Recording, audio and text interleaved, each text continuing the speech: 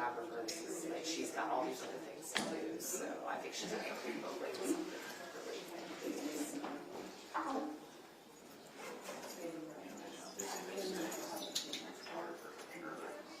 We lost our editor still. We lost our other photographer a few months ago. He moved on to something else. So they've been processing getting someone else, but I'm not sure if that person's totally up to speed yet. So. Well, thank you guys how much I appreciate y'all's professionalism. I'm just supposed to let everybody remember today that whenever we go in recess, we need to raise the camera up and kill the audio. Okay. Is it okay if I move in on the title of the seal like I have right now? Oh, yeah. Is that way back in? Okay, that'll be. Yeah, like this, what you're seeing right here. I'll trust you. Normally I say up. You can look at it here just to let you know. Yeah, as long as I'll trust you. Because normally I say up just so we. You got it. And all I got to do is these attorneys turn here. So these are down, the audio's dead. Right. Yeah. Appreciate it. Thank you very much. No problem.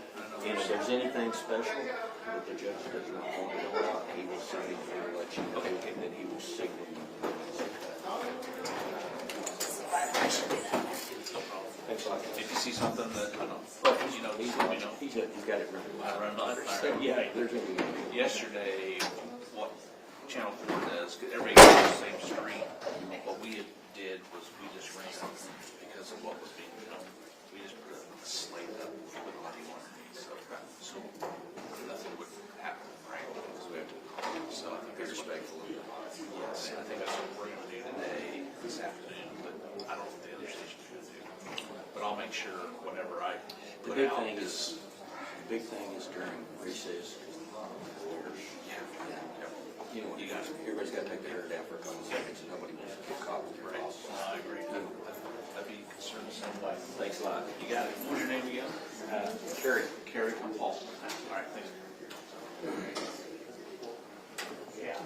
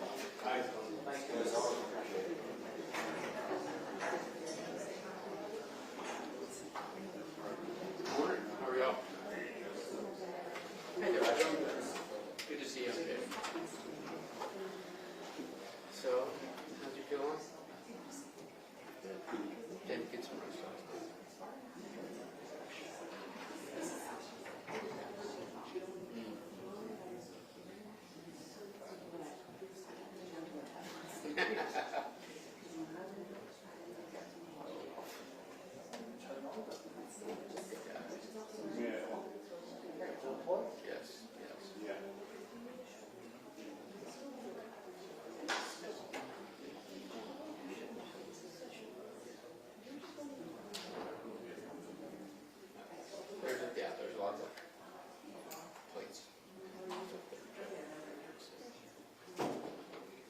Yeah, after next week. Oh, you can't see. Yeah, I gotta see her giving me the.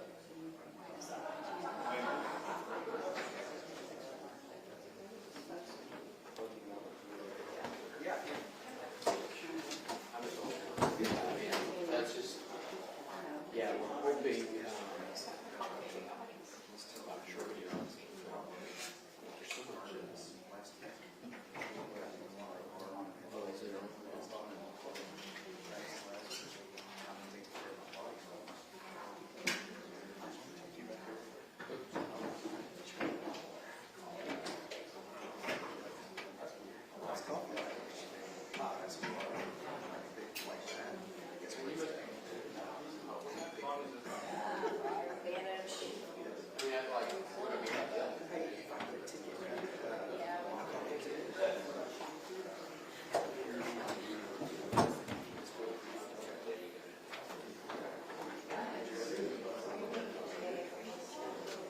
This report's right there.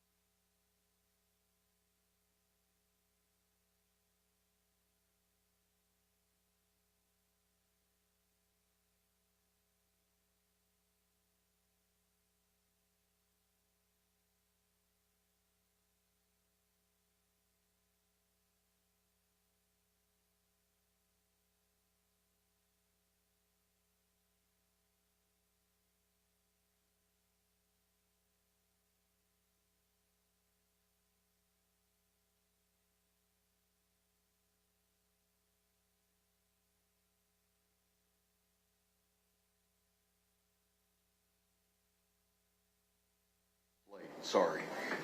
But we are ready to proceed. Mr. Staten, you may continue. Thank you, Judge. Appreciate it.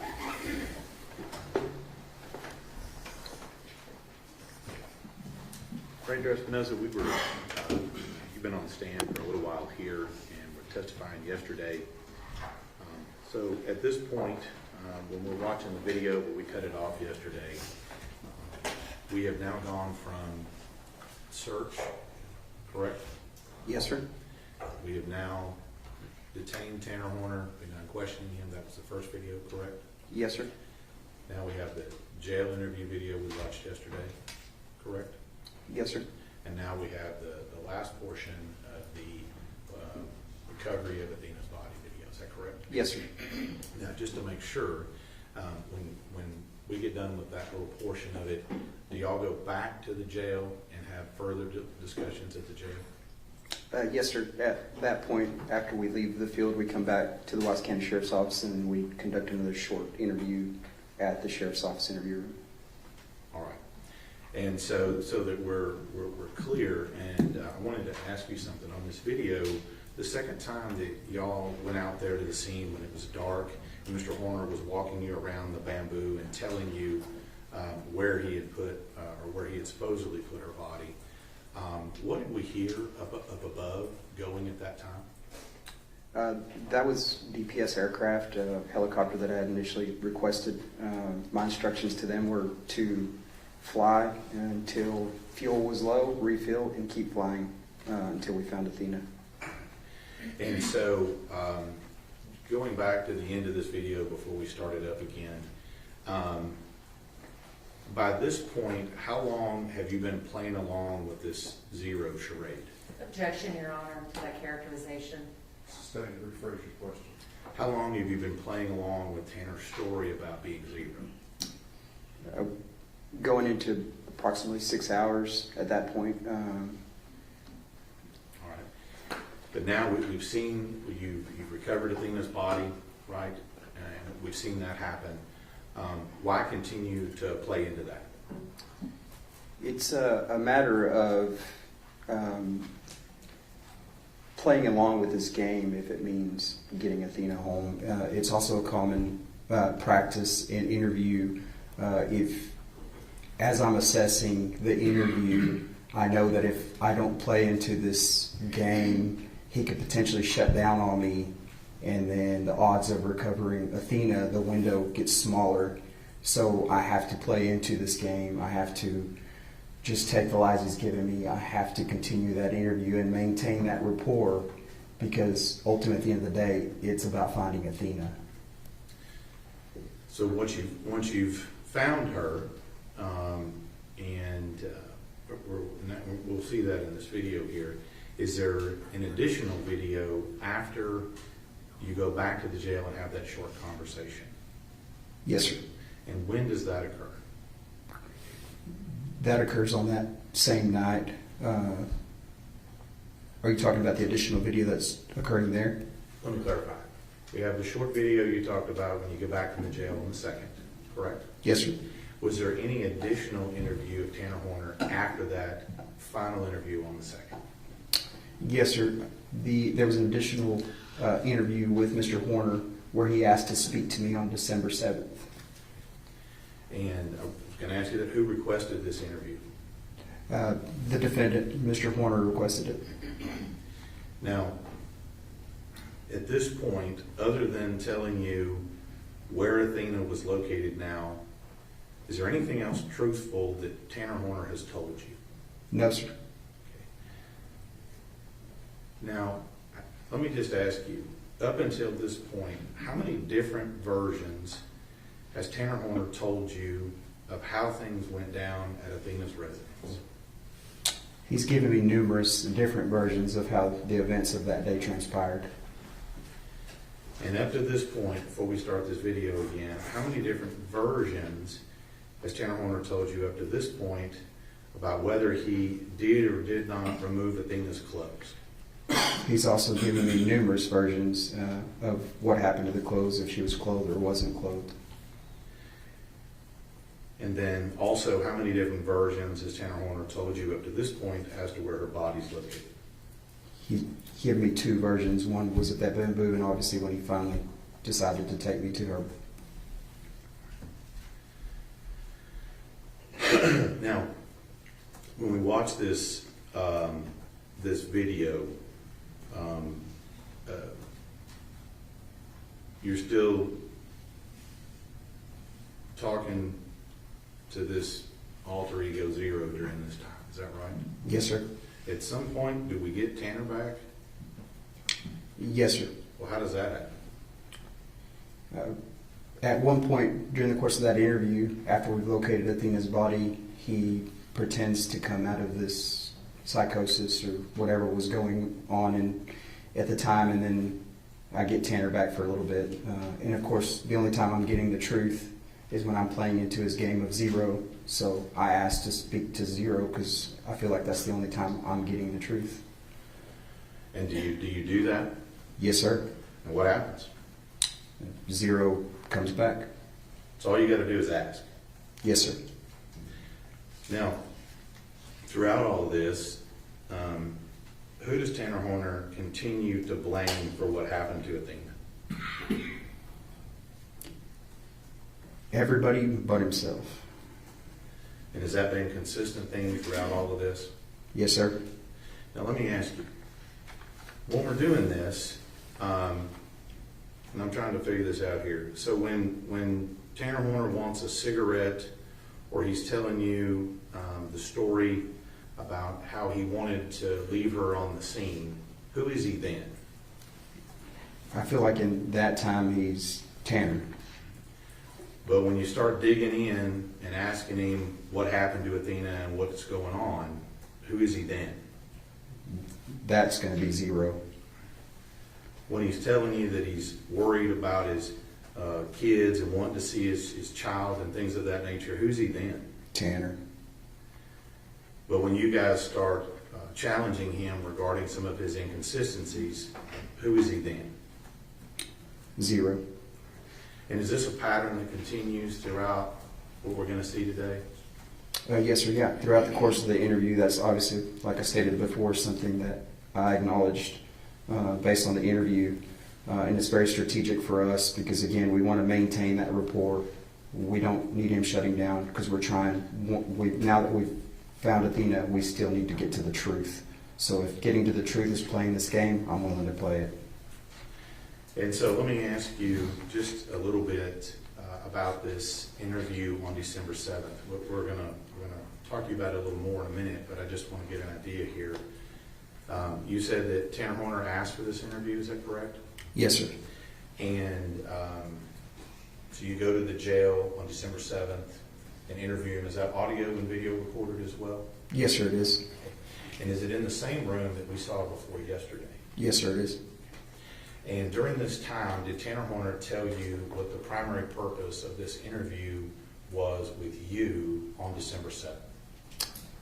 The only purpose of that interview, which I quickly learned from speaking to him, was that he wanted to cut a deal. Judge, can you go ahead and finish the video here? Yes, go ahead.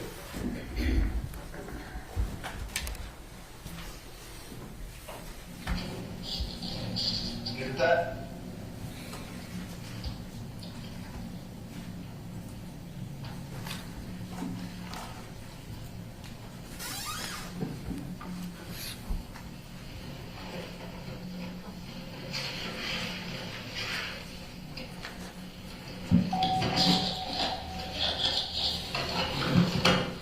Oh.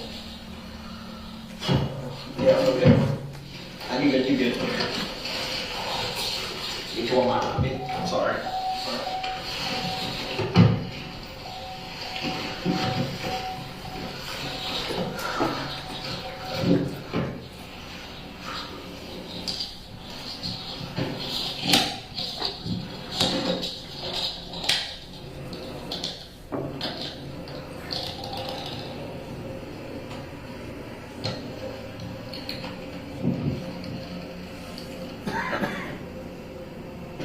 Zero. We were talking about, when it was Hannah talking earlier, about trying to break her neck. Did y'all really try and break her neck? It didn't work. Was it you trying to break her neck, or was it Tanner?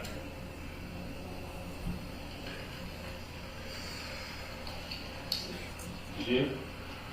Did you choke her from behind like you said earlier? Did she defecate on herself? Did she struggle? Did she try and claw you or anything like that? How's she trying to claw you? Trying to kick you? She actually get a kick on you? She scream at all?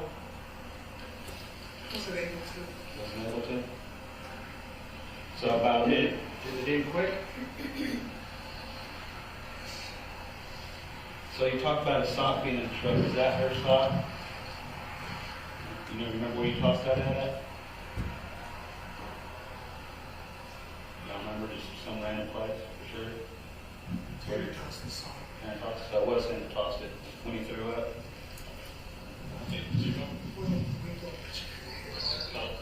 Hold on. Hey, Zero. Very important. What items of her did you take to Tanner's house?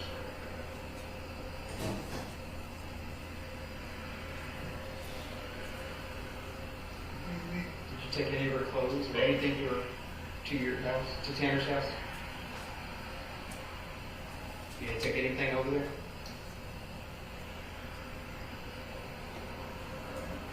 She was wearing her clothes? Oh no, I was throwing clothes all over the highway.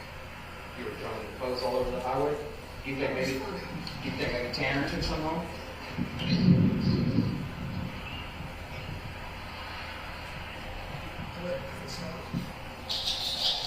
Are you saying you stripped her naked and throw her clothes out the window on the highway? Is that what you're saying? That was funny. You thought it was funny? Did you take all her clothes off of her? Shirt, pants, panties, everything? I left the panties on. Left the panties on? So did Tanner take any of the clothes home, you think? You don't think so? You think Tanner He's not stupid. You think Tanner took anything home? He's not stupid. I think He Tanner might be a had, little bitch, but he's not stupid. I think Tanner made a statement to me earlier that he doesn't shit where he eats. Is that why? That was me. That was you? You don't shit where you eat?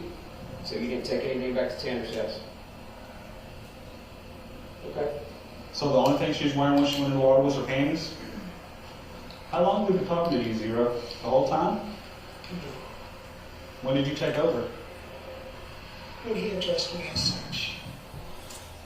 So when we were in the building earlier, it was Tanner talking to us? So if I'd addressed you as Zero from the get-go, you would have talked to me? Probably. It's only respectful. I apologize for not referring to you as Zero sooner, but it clicked to me. Tanner, been talking. I need to talk to Zero. Thank you for talking to me. You asked to talk to me. You wrote on the board. Do you not remember acknowledging that? You were trying to get me to talk to you the entire time. I just wasn't seeing it until I was there on the side of the road. I saw it. I heard you calling my name. I just wasn't listening. Zero. Who's got one more question for you? So her black pants, little pants, they threw at the house. You think? Yeah.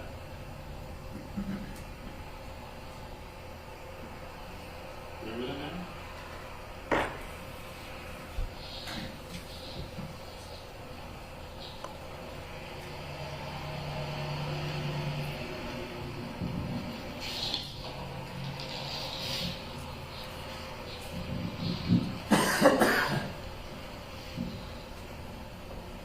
I don't give a give him away. And in the trash at your house? At your house, in the trash? It was just in the trash. Just in the trash, okay. Okay, anything else there at the house? Shut me. You're being truthful. Truthful as a good.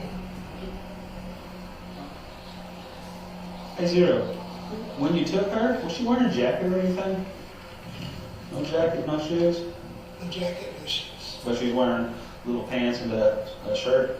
Yes. Was it long sleeve, short sleeve? I think it was short sleeve. Maybe it was short sleeve. What color was it? I don't know. You don't know? It was dark.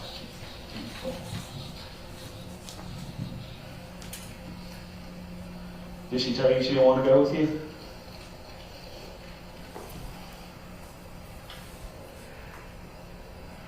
Of course. What'd you tell her? We're going on a ride. She was trying to fight you when you told her you're going on the ride? No. She did keep asking questions. What'd you tell her? She told me no. We're just going on a ride.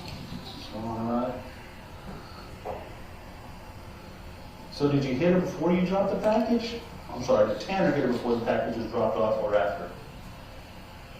I want to talk to him. No, I want to talk to Zero. I want to talk to you. Because you're being more honest, you're being more helpful. I want to talk to you. And I went back to him. I understand? All it took was a quick motion and I'd be able to sign me on that. I don't want to do that. I mean, I don't want you to die. He wants to die. I want him to die, but I want to live. So if he dies, you die. That's not helpful for you. You know what I mean? And you're being helpful for us right now. I really appreciate that. You said it was funny throwing her clothes out on the highway. Which highway did you throw them out on? 114.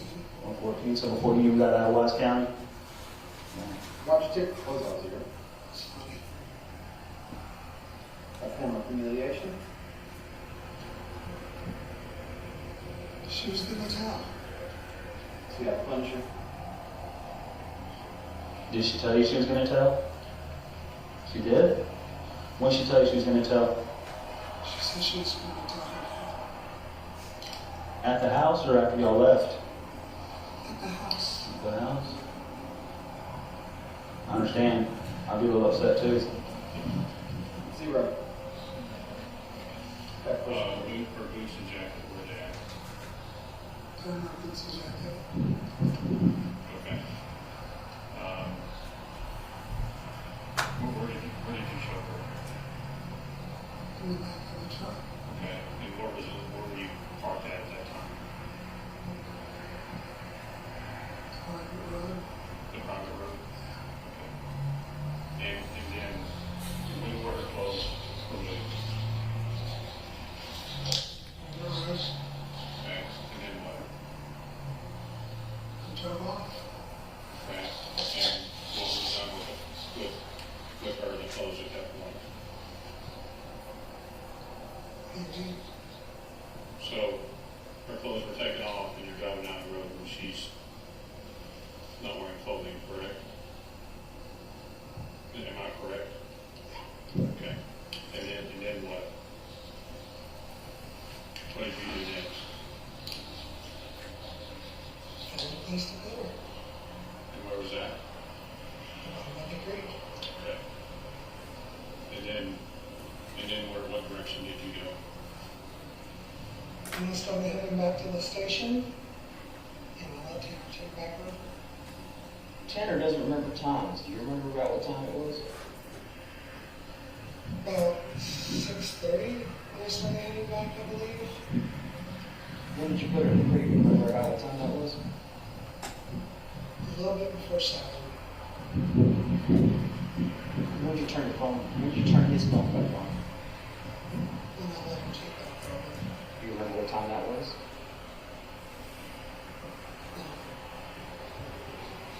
Do you remember being back at FedEx back at his work? No, I went to sleep. You went to sleep, so you don't remember. He went.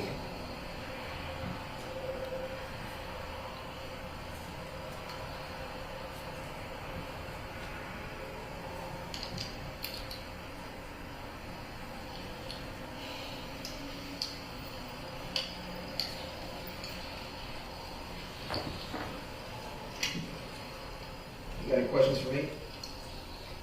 Is that it? No. It's not. I want to get to know Zero for a little bit. Why? No one wants to. I do. I don't think so. You intrigue me, Zero. Does that make sense? I'll leave the video.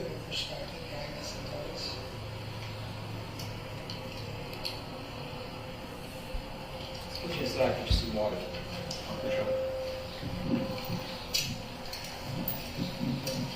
What happened? Mission.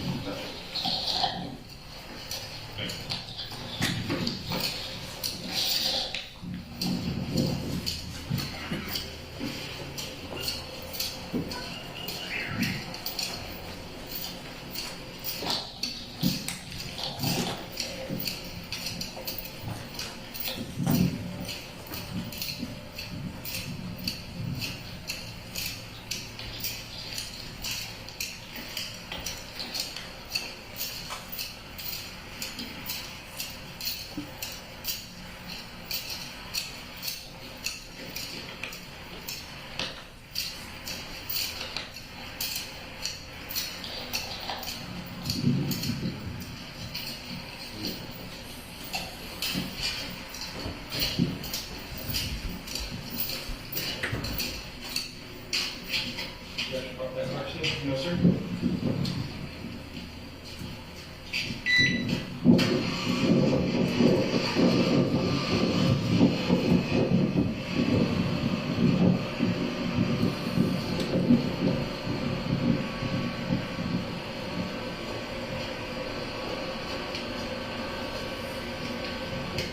Okay, this all the sheriff one that's in.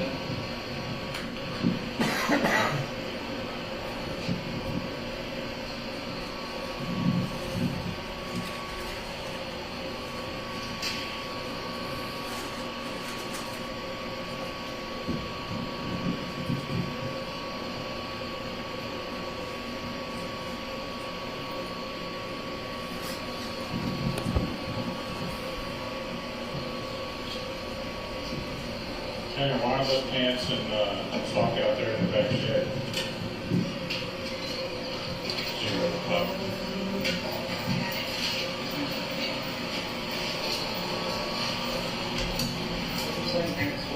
Is Tanner found in the backpack? Tanner found him in his backpack? So 0 put him in Tanner's backpack. You put him in Tanner's backpack. And that's how they got to the house?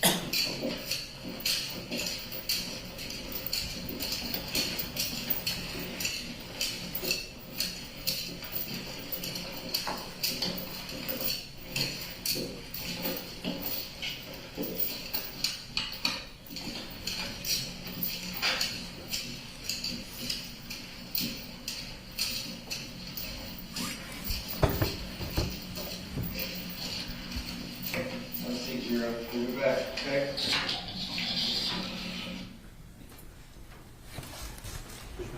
Yes, sir. I'm going to show you what Market States Exhibit 38. Do you recognize that? Yes, sir, I do. And what's that? It's going to be the interview from the Wise County Sheriff's Office interview room, which I've initialed. And that initial again means that you've reviewed it, and is that a true and correct copy of that interview? Yes, sir. And just to clarify, since we've got several videos here, this is the one that we're going to see right after where the video just ended. Is that correct? Correct. Yeah, the body camera stops, and then the interview room camera would take over. So essentially, you'll see the transition. Judge Weedoff states 38. Any additional objections other than those previously mentioned? No further objections. Okay, those objections remain overruled, and State's Exhibit 38 is admitted.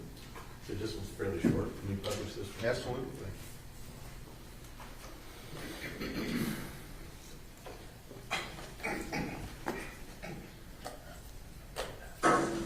should have a look. Okay. I should have a letter on it.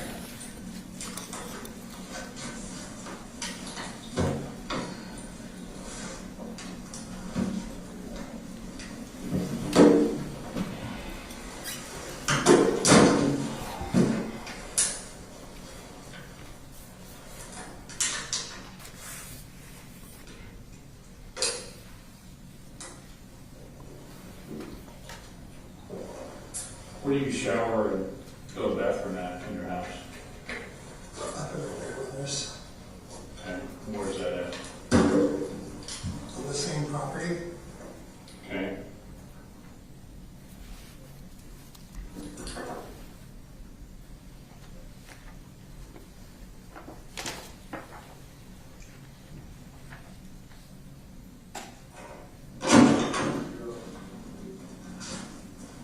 What about the bathroom?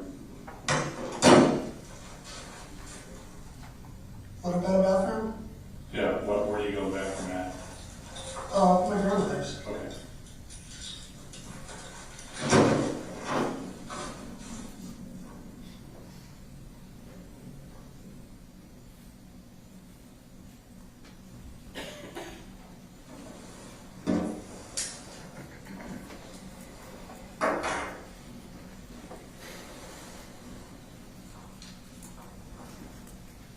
So have you told us everything? What? Have you told us everything?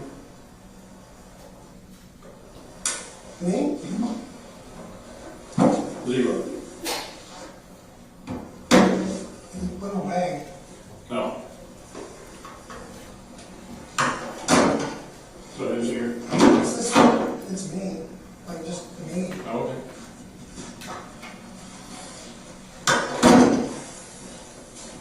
Did you have a little zero? It's not zero. Tanner, Yeah. welcome back. You okay? I'm a little flabbergasted, I guess. Why is that? How's that? Because I was in the back seat watching everything happen, and I'm kind of freaking out. Alright. Is there anything Zero didn't tell us that you can remember? Or were you in and out? I mean, I've been in and out the entire time. He hasn't really let me come out at all. Okay. Since I brought him He out? has like a weird, he has this like weird type of respect because you actually, how should I put it? You addressed him, which I think is, he's, okay. Yeah. He,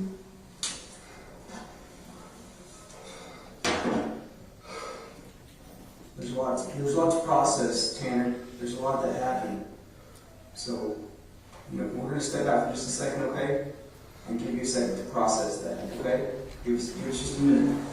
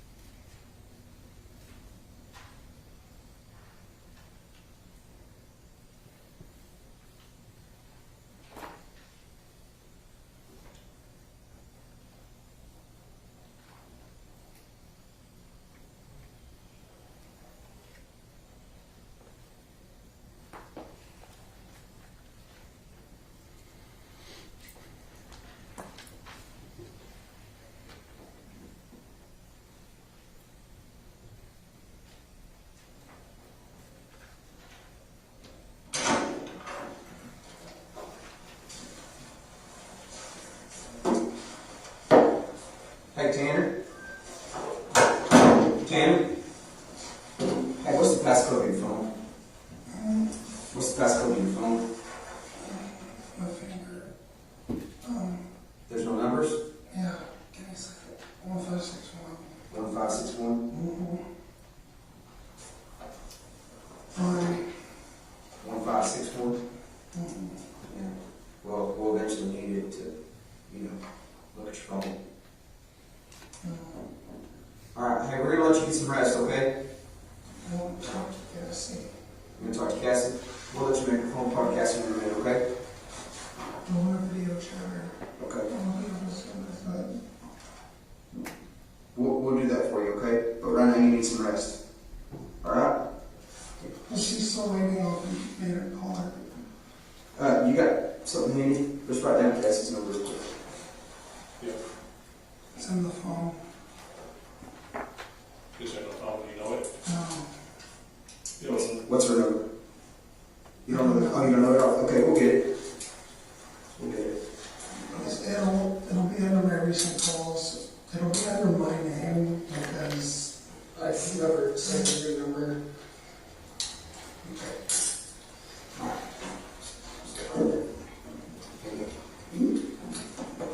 Almost. I used to be able to do that.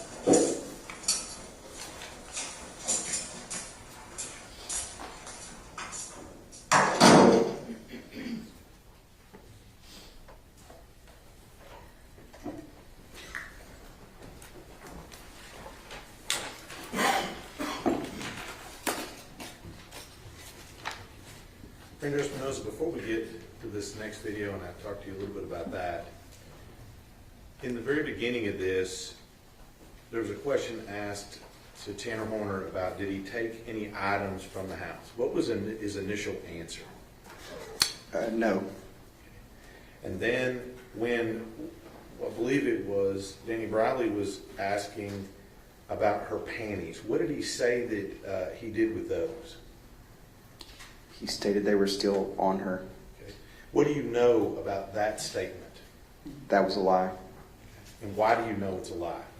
I visually could see her body, and I was privy to information of evidence. Objection, Your Honor, that is hearsay.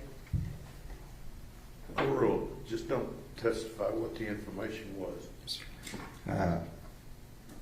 The clothing was located at Tanner's house. Objection, Your Honor, that's based on Sustained. hearsay. That's sustained. Now, let's talk about that. As part of this interview, one of the officers mentions to Tanner Horner that there were some pants located at his house. Did you hear that? Yes, sir. And does then Tanner Horner now remember that there might be some pants at the house? Yes, sir. I believe he stated they were placed into a backpack. And did he state what he had done with the pants at the house? They were thrown in the trash. I want to clarify this here. When asked why he took her clothes off, what did he say? It was about humiliation. Objection, that is mischaracterization. Overruled. You say it was funny? Yes, sir.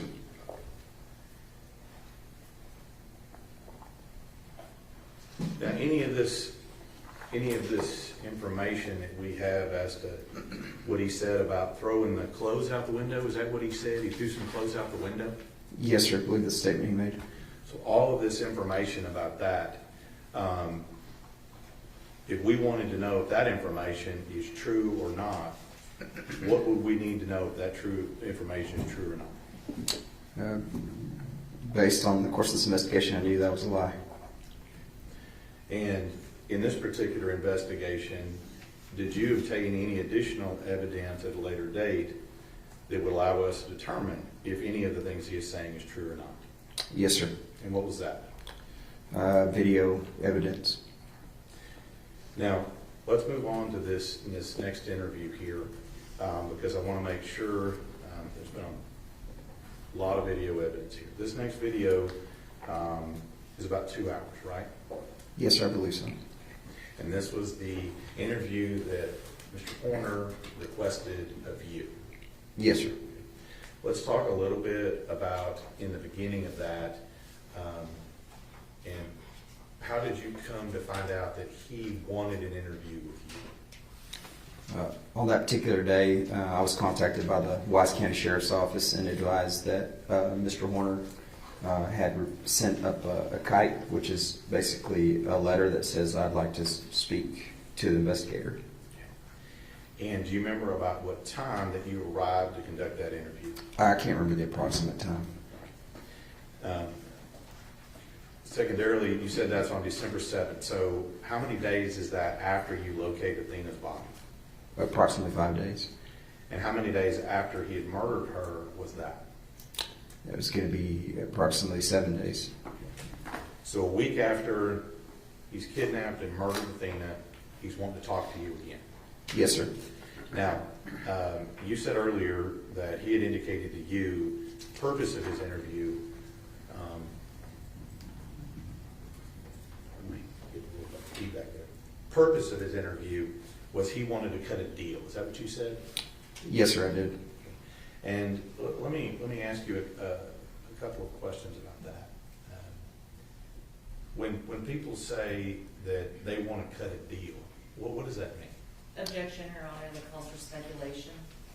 I'll let him answer. Overruled. Basically, obviously, in my time in law enforcement, with my experience, we always have people that want to essentially have us be a conduit to the district attorney's office as far as, if I'm truthful, will the district attorney's office show us some type of consideration or maybe lessen our charge or do something if we're more helpful, which is a common practice that people do in order to reduce their time. And in this case, is that the case here? Yes, sir. And so, as part of this, who arrives to conduct this interview? Myself and Investigator Oliver. Again, same interview room we saw before. Yes, sir. And so on the first part of that video, is that where we see you guys discussing what this proposed deal he has? Is that right? Yes, sir. And then later on, is there also a discussion about Tanner Horner telling you about things, for example, his work history? Yes, sir. That's common in interviews. What we do is, especially on this one, it's more controlled. Kind of things are settled down now. What we'll do is we'll obviously get through the constitutional rights, and then we'll go through some historical questions. Obviously, what you want, and then we wanted to learn a little bit more about him, work history, family history, things like that. And in this case, did you go through that with him, his work history and his family history? Yes, sir. And did you go through his dating history and, for example, his having a baby with Cassie, his girlfriend? Yes, sir. Yeah, that would encompass some of that family history. And were you able to discuss with him, as far as work, the locations and places as where he worked? Yes, sir. Yeah, previous employment, things of that nature. And then also scattered through this interview, is there also still references to this whole zero thing? Yes, sir. Let's talk a little bit about the deal he wanted to cut, okay?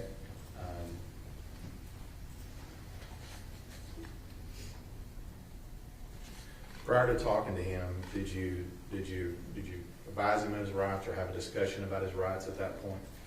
Yes, sir, we did. And he had asked for this interview, correct? Yes, sir.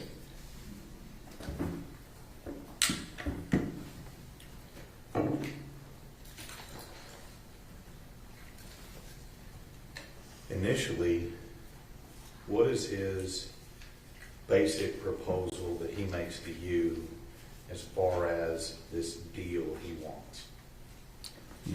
Basically, just a brief synopsis of it is I want to be freed with an ankle monitor. I want to spend Christmas with my family. You guys can monitor me, keep track of me, and I'll fully cooperate in this investigation. So that's his proposal. If you'll let him out, then he'll tell you the truth. Yes, sir. Now, during this time, did you ever agree to anything about that? No, that's another thing. We can't make any promises. We can never do any guarantees. That is not in my job responsibilities, and I am 100% forthcoming with people on that. I can't make you any promises. I actually told him that's not going to happen. And as part of this interview, you said he wants to have Christmas with his son. Yes, sir. And in fact, he says that if he can do that, he'll tell you everything. Is that right? Yes, sir. So you, essentially, he wants you to give him something for him to be truthful about what he did to Athena on November 3rd. That's correct. Now, it is part of this investigation and questioning. Do you ask him some questions during this process about the why and what happened to Athena? Yes, sir, I do. And at all points in this, does he volunteer any additional information about that? No, sir. Usually when we start talking, he diverts back to this deal, refers back to it, and then it's more me essentially trying to pry information out of him. Just, hey, be honest with me, talk to me, tell me about this. And so does this process of you trying to question him and then him wanting you to give him something to tell the truth, does that repeat several times? Yes, sir. Yeah, throughout the course of the interview, you could kind of see how that plays out. And that's in the first part of the interview, correct? Yes, sir. The middle part of the interview is what you're talking about when you discuss all of the history. Is that right? His family history and things of that nature? Yes, sir. And then at the end of this, do you also have another detailed discussion about this whole zero thing? Yes, sir. We speak about it. And let me ask you a couple of questions about that. At any point during all of this, does Tanner Horner ever take responsibility for what he does, what he did? No, sir. And during all of this, do you ask him questions about whether he feels remorseful or not? I do. And at any point, does he directly express remorse for what he's done? No, sir.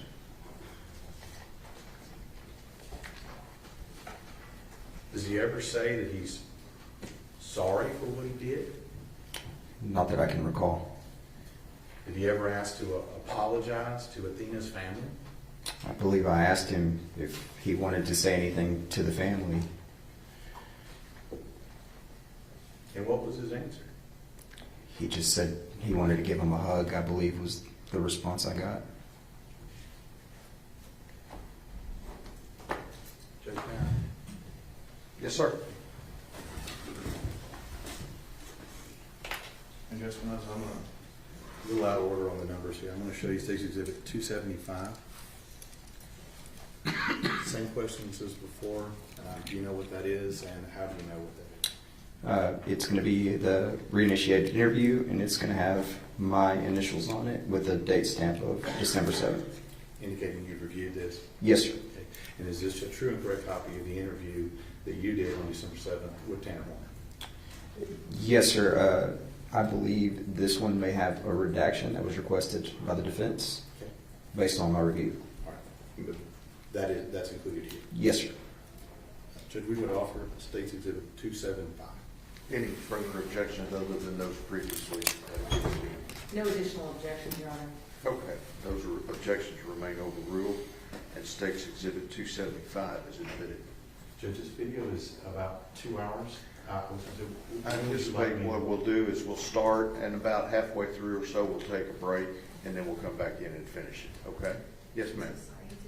You need a break? All right, let's take 10 minutes and we'll get started, all right? 5 after 10, we'll start, everybody.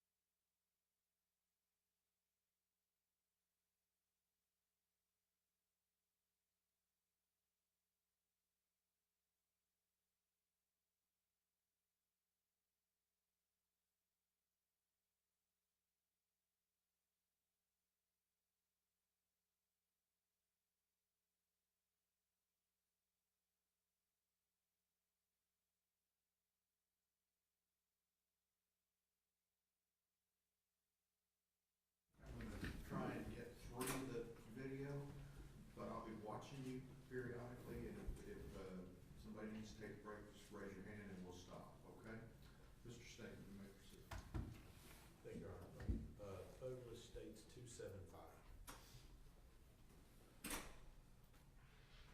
Actually, 275A. Go ahead. That's 27.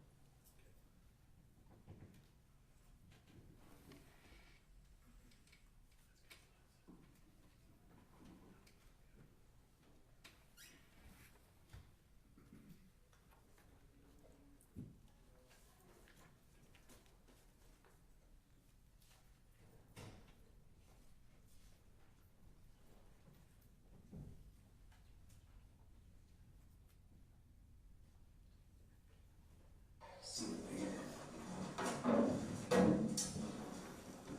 Those off here real quick, and then we're going to go through some formalities, okay?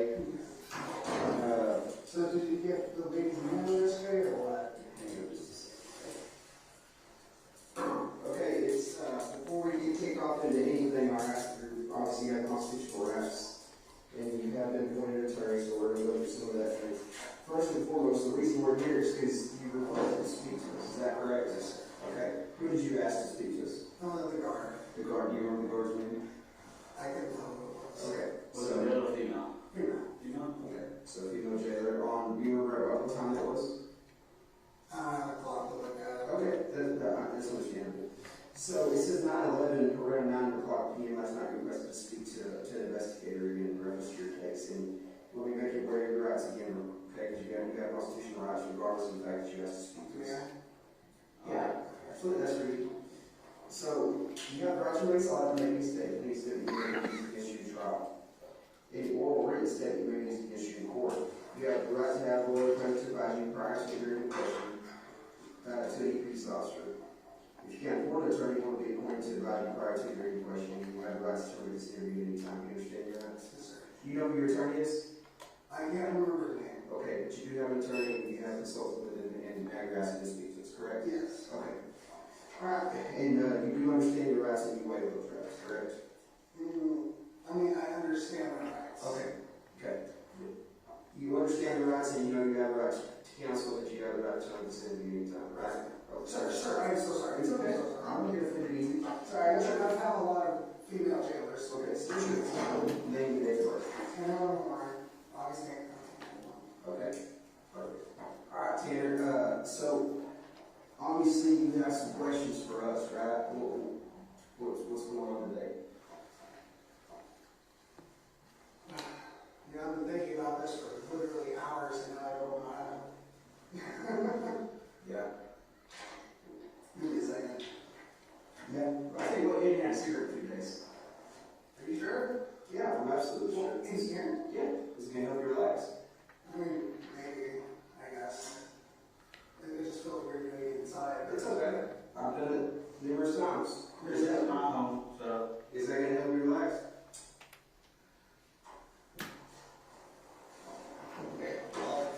So what are you saying about 4 hours?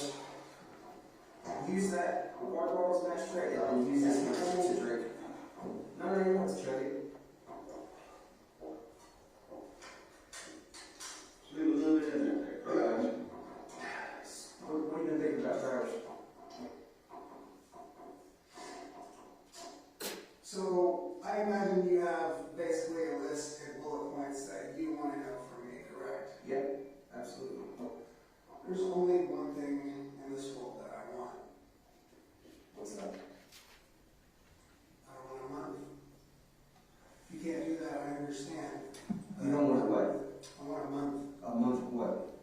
Even if y'all have to put ankle monitor on me, GPS monitors, check off with you, like, if you give me a month with my family so I can have Christmas with my son, Yeah. I'll tell you everything. I'll be completely honest with you, Tanner. If that's beyond your power, I understand. Yeah, no, it's something that I can't even easily think that's possible, but I don't know that for sure because I'm not the prosecutor. I'm not, the courts. I don't know that. So it's above my head. It's a question I'd have to ask.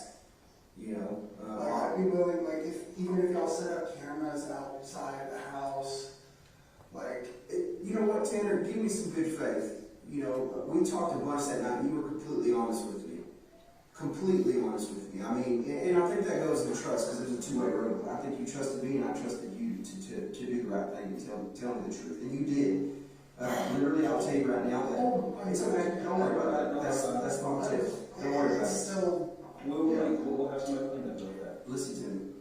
Small details, right? Remember, I kept telling you that night it's a small piece of a bigger picture, right? So you told me the truth, and you walked in. Obviously, in today's modern world and with our capabilities, we can make a lot of things. We can corroborate a lot of things, right? We can put all the pieces together and see if you're telling us the truth, and you are telling us the truth. We've literally, we've got everything nailed down. Even if you go into the store and we get the cleaning materials, all that, we know all those things, right? So a lot of the what has been answered. I think I told you that from the beginning, right? What happened has been answered. What path you took has been answered. Where you put her has been answered, right? That was the biggest thing for me. I think I told you from day one. It's like, just let me bring her home, right? I think that was the statement I made to you, and that was my sole intent. I just wanted to bring her home, and we got her home now. But a lot of why this happened hasn't been answered. And I know that you want some good faith and some things that are beyond my power to do, but I think you got to give me some more good faith on why this happened. Why did this happen? well, the thing is, I'm willing to tell everything, even if you have to make a list. I'll make video entries of every detail of everything. If you can somehow give me a month just to be with my family, that one last month, if you can talk to somebody, anything, that's all I want.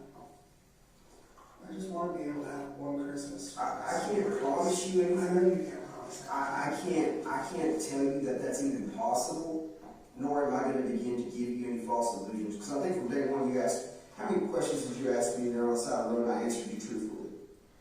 I didn't count. But how many times? You asked me several questions. Did I avoid your questions? No, sir. I answered you directly, correct? No, I appreciate you getting Yeah, and I was truthful with you. about this. What was a two-way road, Tanner? It's that two-way road means that what I expect of you, you should expect of me also.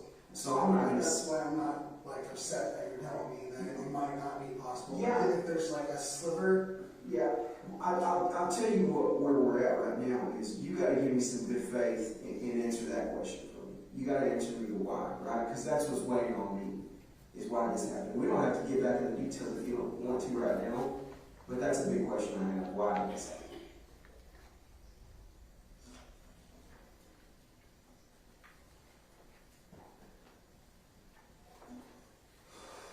Sir, I want to answer everything you have to say. But the main motivation behind me wanting to talk to you is I literally just want to see my son. I understand I that. want to be there for him on Christmas. I want to give him that good Christmas feeling. I want to be able to leave Tanner, answer me this. videos that he can look back on. Absolutely. 100%. If I was in your shoes, I would want to do the same thing. But you got to answer me something, Tanner. You got to give me some good faith, right? Are you willing to do that for me? No, hang on. Listen to what I'm fixing to ask, because I didn't even ask you what I'm fixing to ask. I'm just asking you, are you willing to do that for me? It's the only thing I want. And that'll give me anything you want. Did you know what you did was wrong? Of course. Now, I haven't been on my medicine in 5 days, and it's starting to wear off. I've actually been crying. Do you know what that's like? Not being able to cry for months and months and months. Tanner, are you remorseful for what you did? Obviously, you're telling me you're crying, but I'm a father. I took a fucking...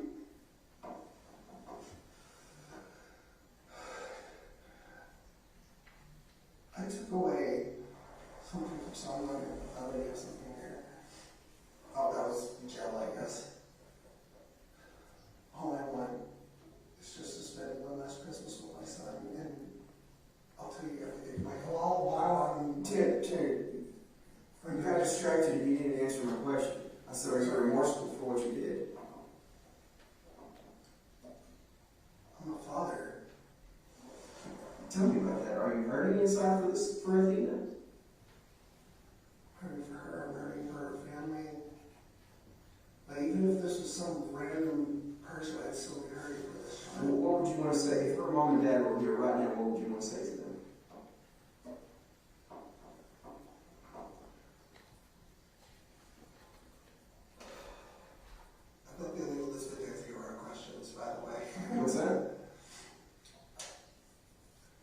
is there a sliver of chance? Hang on, Tanner, and I told you that.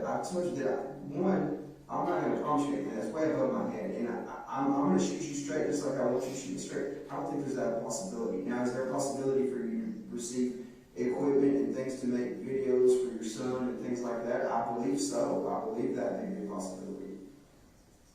Obviously, you're going to get to talk to your family.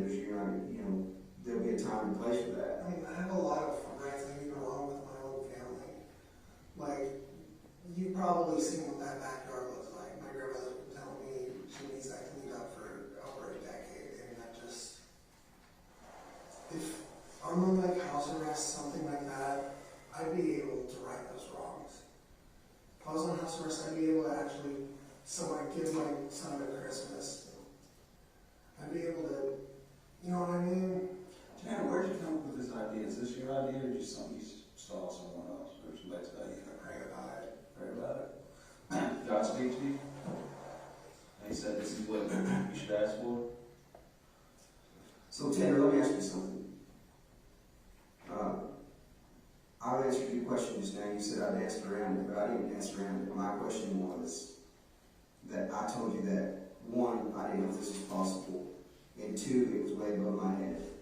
And I'm not going to sit here and give you false hope, right? Because you and I started from day one on shooting each other straight. That was our relationship from the minute we met. And I'm not going to begin to start jacking that up right now and not shoot you straight. So I've answered your question. The only question I have is, and you got to help me out here. You said you were a parent, right? As a parent, my question to you was, if Athena's parents were here, put yourself in their shoes for a minute, what would you say to them? I don't know what I would say. I mean, would you apologize to them? Would you explain why you did this? Or, I don't know what I would say. I would be speechless. What would you want somebody to say to you if somebody took somebody from you?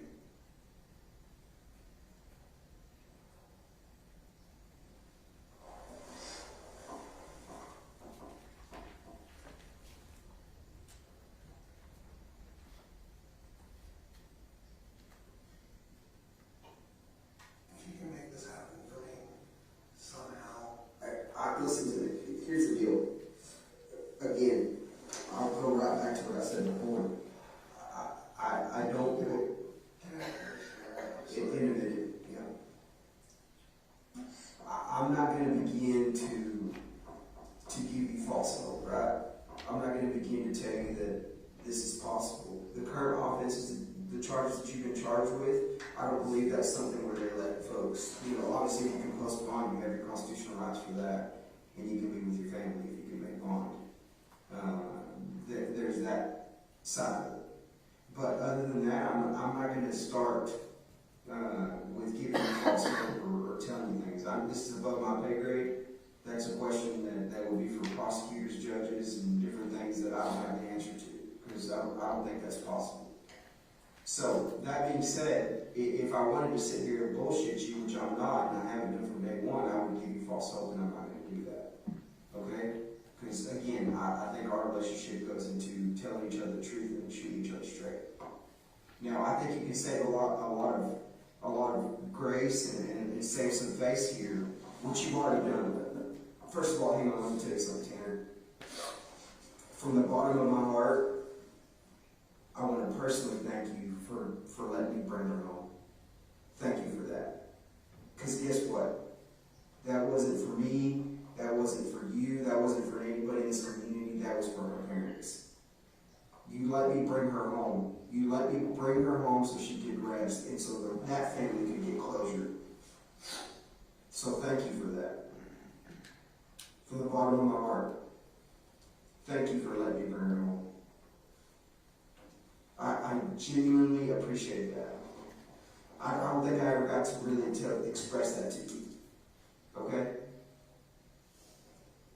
So, again, thank you for cooperating with us.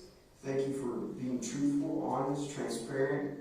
I do see a little bit of remorse on you. I do see a little regret in you. And I feel you as a parent, as a person, because I wear this badge doesn't make me not human. I'm just like you, right? I'm a person, I'm human, I have feelings, I have emotions. Right? Do you understand that? So quit thinking of me as a police officer right now, think of me as a person. And understand the human aspect of this. The human aspect says that we know the what. Now the family needs to understand the why. People need to understand the why. Now we're going to start expanding our casting a little bit further. Now we need to explain to this community why. Now we need to explain to the people why. Officers. This case has impacted everybody tremendously. I personally, Mr. Oliver, investigators that were on the front line, I didn't sleep, man. Days looking for Athena. Do you know her parents' names? No, sir. Her father's name is Jacob. Her mother's name is Maitland. Her stepmother's name is Elizabeth. They want to know why. They're curious as to why this happened. If I don't go to them next time I see them, because their question when I see them again is, why did this happen? We know what happened. We're always going to know the what. We get hung up in the what too many times, but we never understand the why. And you can go play every person I've talked to in the past. And I'm not going to sit here and tell you I haven't worked cases like this before. I have. And every single person's always helped me understand why, because there's always a why. Let me tell you something, Tanner. Last night there was a prayer group for this going on, and Jacob specifically asked me why this happened to us. Why did he get taken? He wants to know. I mean, he's got 2 other daughters, but he'd like to know why. Why this happened. And I couldn't tell him. I looked this man dead in the face and I couldn't tell him. I said, I don't know. He hasn't answered that for me. He doesn't want to talk to you right now. Tanner, I know what you want, and I'll listen to it. And you know, I've been honest with you and upfront with you, and you have been with us as well.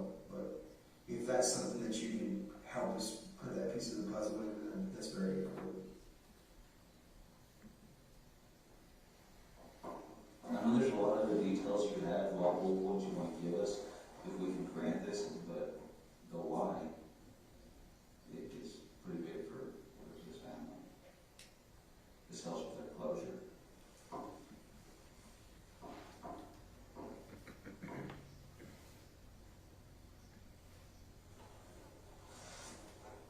Would you be able to talk to a judge? Yeah, you know what I'll do? I'll do is I'll convey what you've told me here today.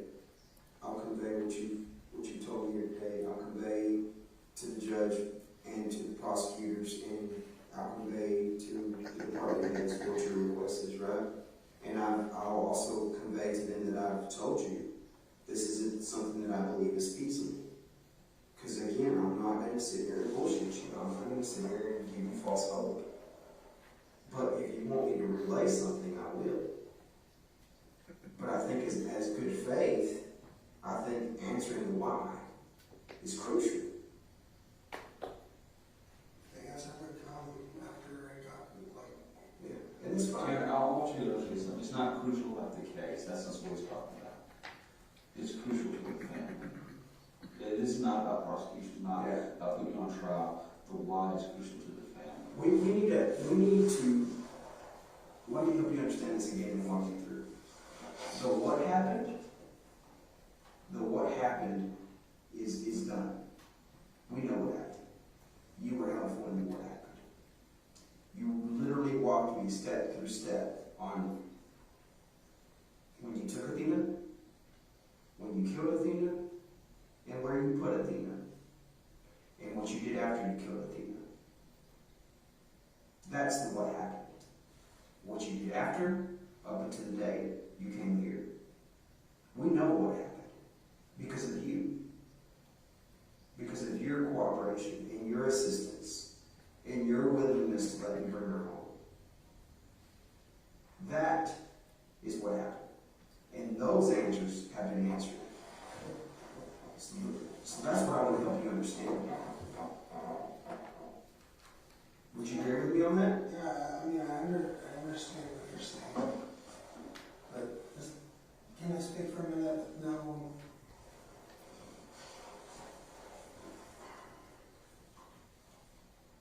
The reason I wanted to do this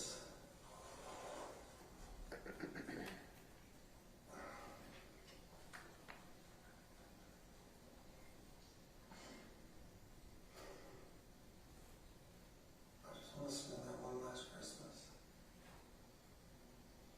I have videos of Christmas morning and waking up, going to go see, like, I go under the tree, see his presents. Videotape the entire thing and have him be able to look back on that. This isn't even really about me at this point. It's about that little boy. I want this because I want to be able to, for him to have something to look back on.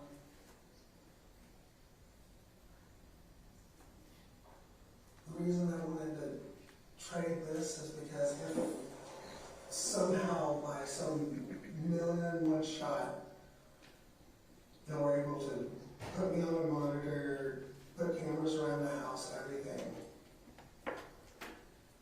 if y'all were able to do that, I would go no contest. All I want is that 1 month time. Hell, not even a month, technically, just end of the year, you know what I mean? That 1 month time, that one last crucial time for my son. I would give up everything. I would say, just throw me in a jail cell forever, I don't care. I would give up everything. I'd give up all my defenses, I'd give up everything. Plead no contest. Give you the information that you want, everything. That's what I want you to convey to the judge. I'll convey that to the prosecutor, to the district attorney of this county. I'll convey that to him for you. But again, I tell you this, that is not like what you're requesting is more than likely not possible. But I'm not going to sit here, and again, you know we can't make we can't make any promises. We can't give you false hope. We can't give you any illusions of what's going to happen. You know what I mean? It's like I'll convey it, but for you, but I can tell you what the answer's going to be. Does that make sense?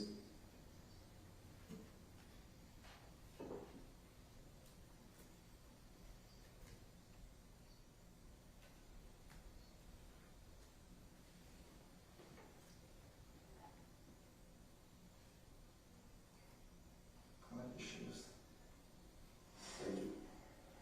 What are your thoughts, Terry? What are you thinking?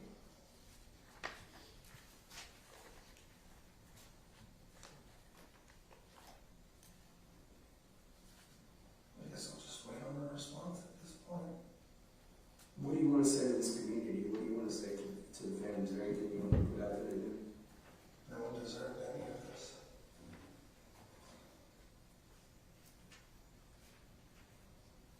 Have you spoken to your family? My mom and my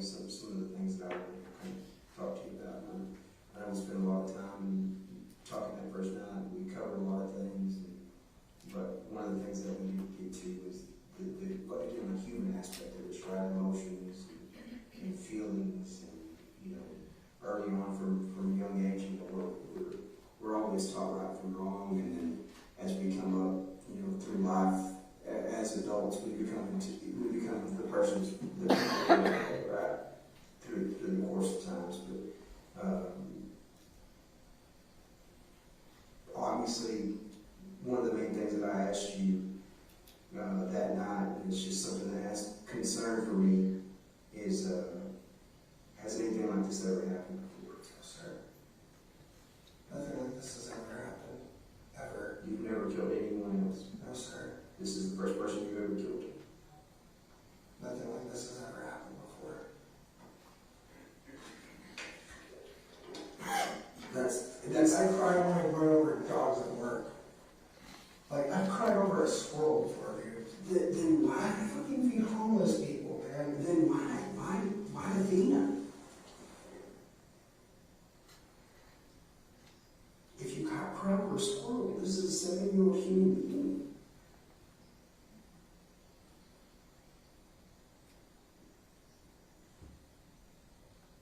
Wasn't me. Now that I haven't been on that medication, I haven't heard from Zero in like 2 days.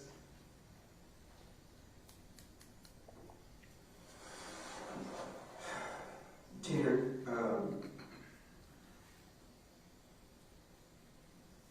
I know you're being a little evasive right now to me about some of the things, rightfully so, right? This is your meeting. You call this meeting. You want to speak to me. I know that you want to put it on your terms, right? But I do ask that you show me the respect that I'm showing you, because this is a two-way street. Honestly, by all accounts, if you hadn't reached out to me today or last night, we probably would have spoken again for a long time. I wouldn't have had the opportunity to sit before you for a long time. It would have been a while. So what I'm trying to do here is not only primarily fill those voids for the family, first and foremost. Feel that void, feel that emptiness, feel that why for them.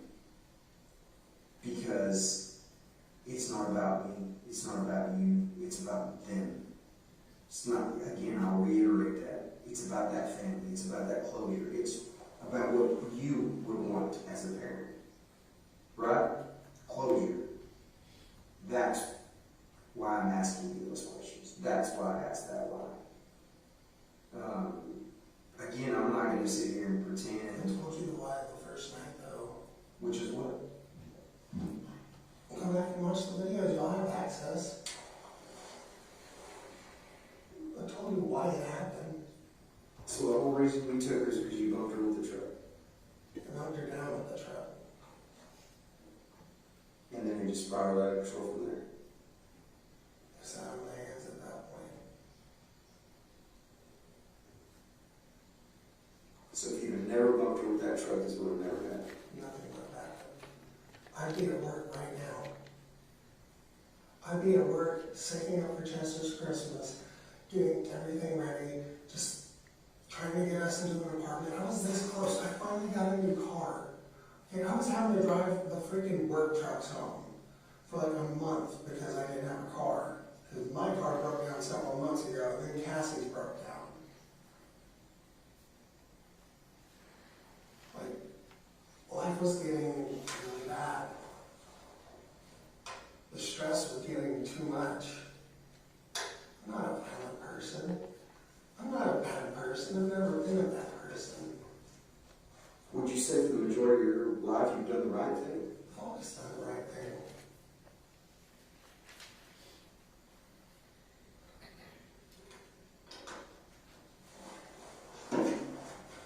I've never been a violent person. I've never been a bad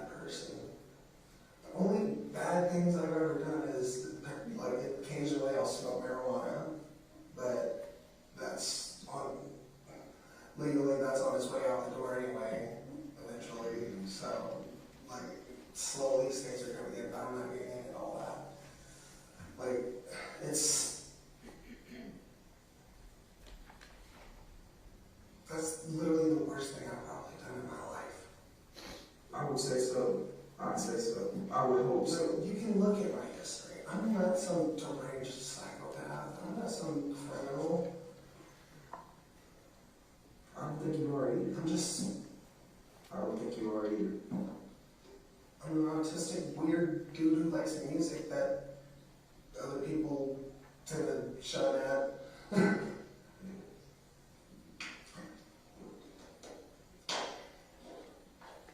Well, musician, dude, I was in a Christian punk band at one point. A Christian punk band. Given, not gonna lie, the vocals weren't the best, but you know. The lead vocals? Oh, no. Oh, yeah. If I were to jump on a kit, your jaw would probably drop. Yeah, it sounds like it just before you put your hands on your knee just now.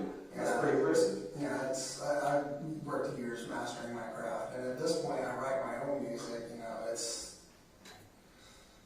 I've written my own music, but I haven't really. Like, I had lyrics and everything, but I never really got to. You know what I mean? Yeah. Put it out. Yeah. I mean, smart, freaking talented musician. You work for a living, being a productive member of society. Yeah. So you can see where that why, and you've answered the why. If you're telling me, you know, if you'd never bumped Athena with that truck, she would have never died. That's the why, right? That's some of the why.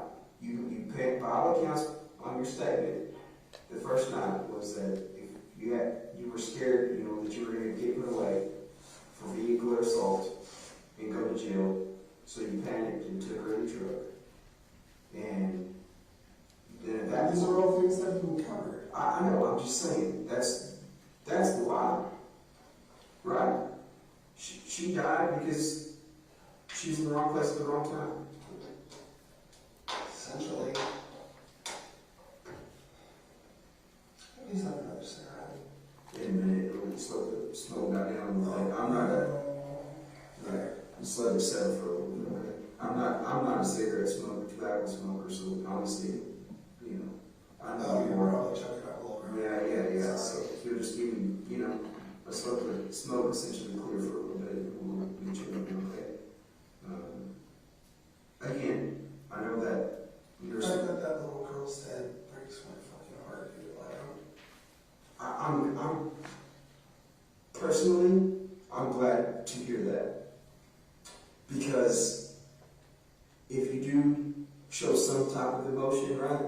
If you do have some type of remorse, that goes a long way, right? As opposed to just a cold-blooded killer monster. If I was a cold-blooded killer, I would have been killing people for years.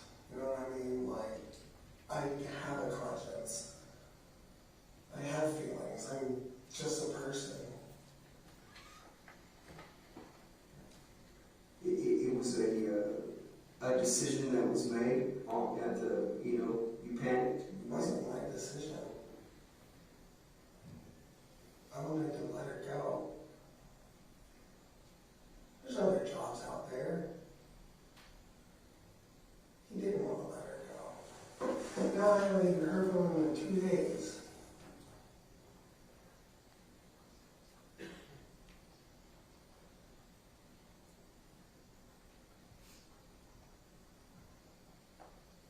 Zero. Oh. What were you doing your eyes like that?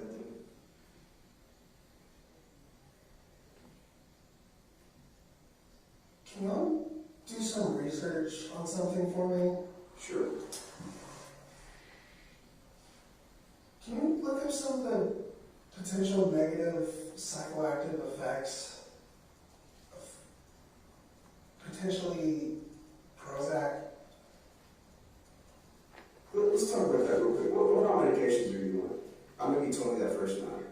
Yeah, I'm on Prozac, Strattera, and... Hang on. Strattera? Yeah. Spell that. It's alright. Prozac, Strattera, what else? And Remeron for times when I can't sleep. I literally only take that one. And Remeron? Remeron, yeah. Remeron? Also known as Merzapine. Who's your doctor? Foreign dude that works at NHMR Penn Square. Do you remember his name? Again, foreign dude, I have no idea how to pronounce his name. Penn Square? Yeah, Penn Where's Square. Penn Square? It's a NHMR clinic in Fort Worth. You mentioned my clinic before. Can you write that down? Penn Square. You mentioned my clinic in Fort Worth. Oh you did the same thing. What's up? At the same time? Yeah. That's a habit of mine. I got caught this week. Broke the same one time, so Oof. gets to hurt sometimes. I do that because as a drummer, like, you can see scars for years and years of playing drums where I just like busted my fingers on freaking snare drum. Do you see any other doctors, Tanner? For him, it's weird because when I started getting back on the medication about 7-8 months ago, I'm guessing, like what ended up happening was I was going through like a suicidal episode, right? And you know, instead of leaving my son here without his father, what I wanted to do was get right. Get some help. So initially I went to Millwood to, you know, because that's where I originally got medication and all that stuff. And they said they had this outpatient thing called eye care. So I went through them, and you know they helped me get back on my meds and all that stuff. So let me go back a little bit. Do you care if I get to know you a little bit better? Just real quick. Yeah, that's fine. Okay, let's just literally start about it. And I'm not gonna interrupt you. I'm gonna let you do your thing. I just want to know, Tanner, where did you grow up? Where were you born? What did you do? Where'd you go to high school? All that stuff. Tell me a little bit about Tanner. I'm pretty much born next to Fort Worth. My dad's a fucking crackhead. Like, if you type in Horner, fucking, pardon my French. If you type in Horner at like Parker County, my dad's name and my brother's names come up a lot. Okay. You know, I try to disassociate from them because. What's your dad's name? Terry Horner. Senior. Okay. My oldest brother, his name is Terry Horner as well. Okay. He's junior. So born and raised in Fort Worth. Yeah. Where'd you go to school?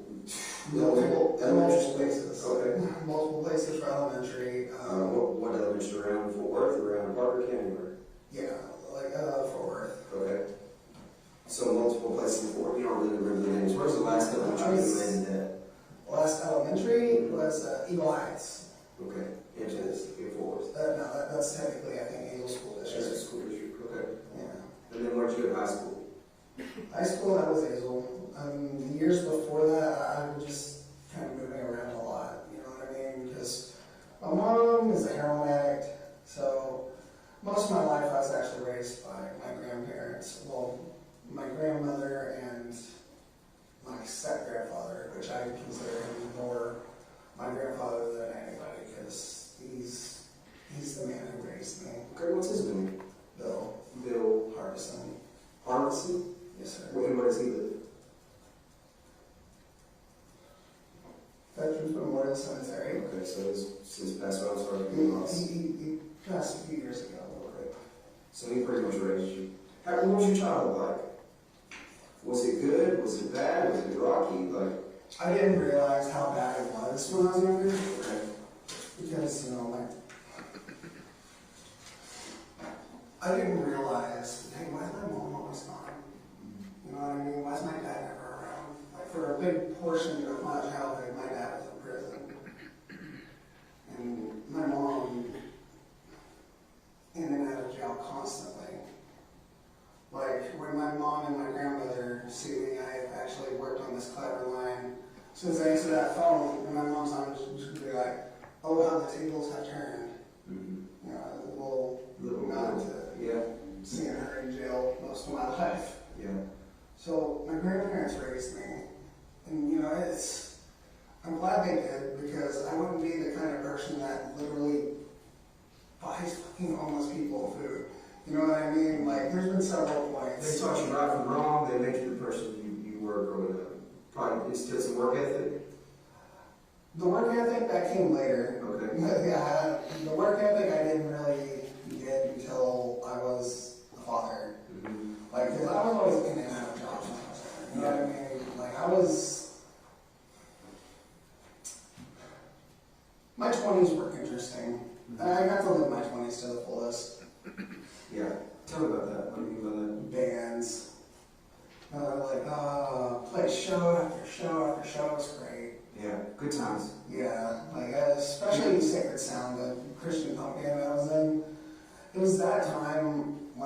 this girl, Nicole. Oh my God. Bunch of crazy. Yeah. Bunch of crazy. That woman stressed me out so bad. What's Nicole's last name? Baca. Baca? Baca, which, Means cow? no. No. Baca? Funny story. So I ended up, I watched the anime, right? You know, like One Piece, Dragon Ball Z, Naruto, all that bullshit.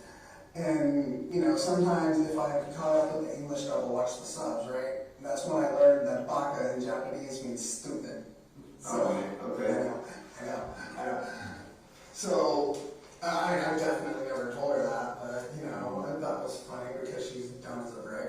You know, she actually, with Sacred Sound, they pretty much gave me a choice, like, hey, it's her, the band, right? Mm-hmm. And I chose her like an idiot. She ended up, I'm not racist, I swear to God, but she did end up cheating on me with 2 different black guys. So, which eventually ended up telling me later on what was really going on. And actually, y'all can send this in a forward. So, she, one of the guys that she cheated on me with, right, she put rape charges against him, right?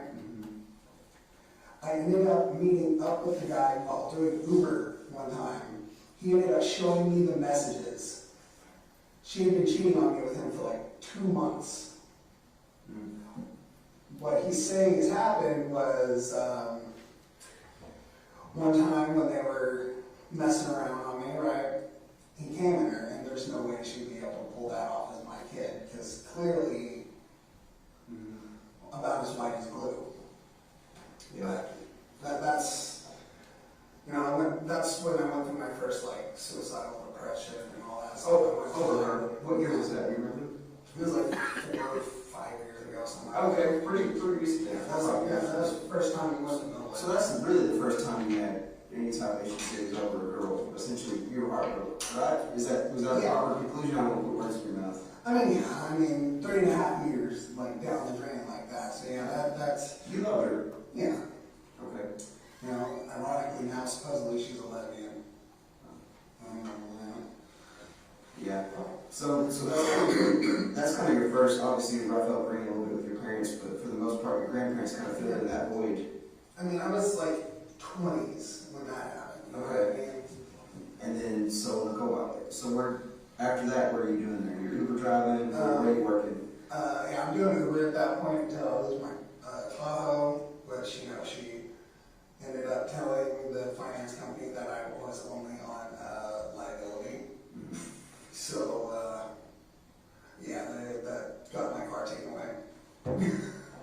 So I was jobless there for a bit, but I was doing pretty good. Like, where were you at? Where were you living at then? My grandparents. Okay. Yeah, it's not until I got on Cassie that I moved out. Okay. With that, I was like 300 pounds when Nicole broke up with me, right? Just because you started eating, kind of depressed, kind of doing that thing, or what? I got stagnant, I got careless. So I got up to like 300 fucking pounds, right? So after the breakup, you know, I get put on medication, all this other stuff, and I'm just like, hey, I'm gonna get myself in a natural routine. So I would wake up every morning and I put myself on the keto diet, which, holy shit, it works. So I would eat 4 sausage patties, 4 eggs when I wake up in the morning. I would wake up at 5 o'clock in the morning, go out in the Uber until like about 5, 6 in the afternoon, right? Then I'd go to the gym, run for I would listen to an entire like music album, and I'd run that entire time. That was my routine for like 3 months. I got down to like 215. Keto literally sheds off your fucking body fat. It's insane. Yeah.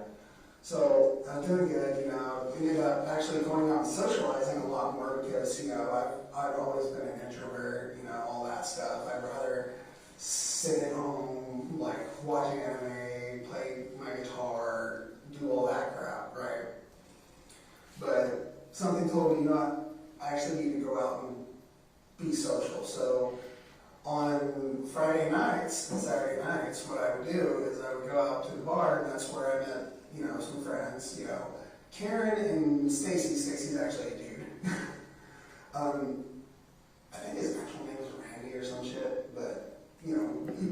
he likes to go by Stacy for some reason. So, I remember his last name. No. Yeah. Funny thing is, he's like one of my best friends, but like, the last name things never come up because it's like, it's Stacy. So you met him at where? Electric Cowboy, which is sadly shut down. Shut down. I remember Electric Cowboy. I remember hearing that. Yeah, it was a fun place, you know. And So you met them all there. Is that kind of like a routine? You have a routine? yeah, we had a routine there for a long time. And Tell me about that. What would y'all do? we just go and hang out at the bar. Like we pretty much ran that shit. You know what I mean? Like we were the regulars. You know what I mean? So we'd all just hang out, do our thing. You know, and that's when, you know, I lost my car and all that shit. So I ended up needing work. So I started working with my cousin Bert and my dad. Okay. Yeah, that's Bert. What's his last name? Rodriguez. Rodriguez. I know, it sounds strange, right? Because I'm white as shit, but yeah, his name's Bert Rodriguez. But I worked for him, and you know, me and my dad worked for him. We do AC work, Okay. which you know, it's fun, but you know, it's hot work in summer. Like we were installers, you know what I mean? We take out units from the attic. Oh yeah, no, that's hard work. I've seen it. I've got some buddies that own a company that do that, and man, they're constantly just sweating their butts off. Yeah, this one time the fucking unit fell out of the ceiling, right? I caught it. Okay, those things were like 200 pounds, so I decided to raise my knees and I caught that shit. I was like, oh god! Hurt my knee like a motherfucker, more than my back, but that's because I actually braced correctly before doing it. But, so after that, I started going more to guitars and Cadillacs because that's where my cousin wanted to go instead, because it was just like, oh, fuck Electric Cowboy. There's no chicks there, blah, blah, blah, that whole thing, you know, like, he was just getting over a separation, which, you know, that always sucks, you know, so he starts going through like a midlife crisis, you know, he gets like a freaking not dirt bike, but he gets a motorcycle, like a Yamaha. Yeah. You know, like he's in his early 40s at this point. You know, and he's sitting acting like he's 20-something. Kind of a little midlife deal, kind of going Yeah, on. So definitely midlife crisis. But you know, I helped him through that because you know he's my cousin. I love the shit out of him.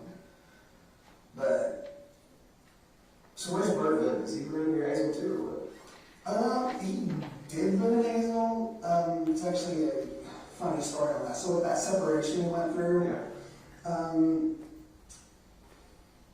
he wanted a percentage of the house, and his girl wanted a flat amount of like, I don't remember what the amount was, you know, but it was a flat amount. And then fast forward through time, and housing goes up. That means his percentage, his money went up, but hers stayed the same because she wanted a flat amount. So, yeah, he came out on top on that one. Like when they finally were just like, hey, let's go ahead and finish this up, because you know, like COVID put everything back a lot. So he ended up getting this huge payout because they had to sell the house. You know what I mean? Like there was no way around it. So I don't know where he is now.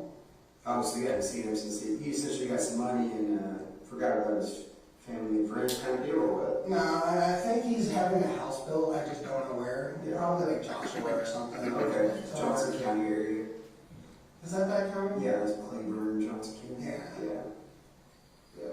But so I don't know where he's at. And as for my dad, last time I heard him, he was telling me, "Hey, I'm homeless. Can I have a place to stay?" But I'm sitting here living with my mom and my grandmother. Like I can't help you out.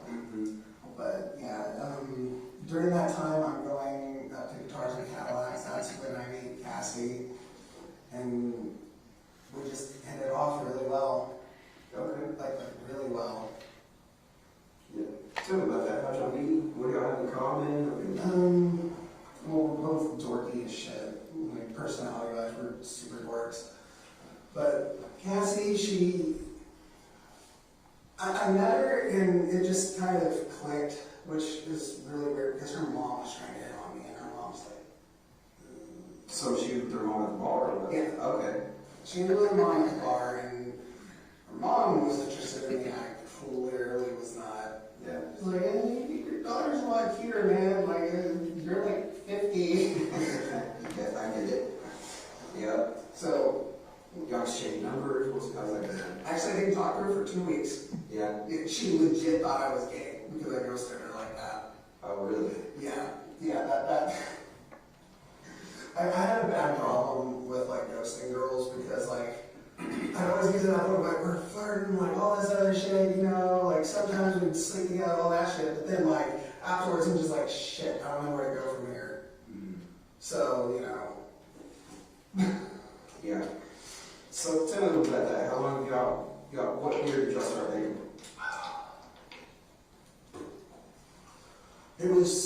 We started, okay, our anniversary is on October 26th. 2000. And our third anniversary was recently. So we're talking 2019 on that. Yeah, like right before the pandemic. Okay. You know, and she had lost her job at one point. Like her mom's always been a bit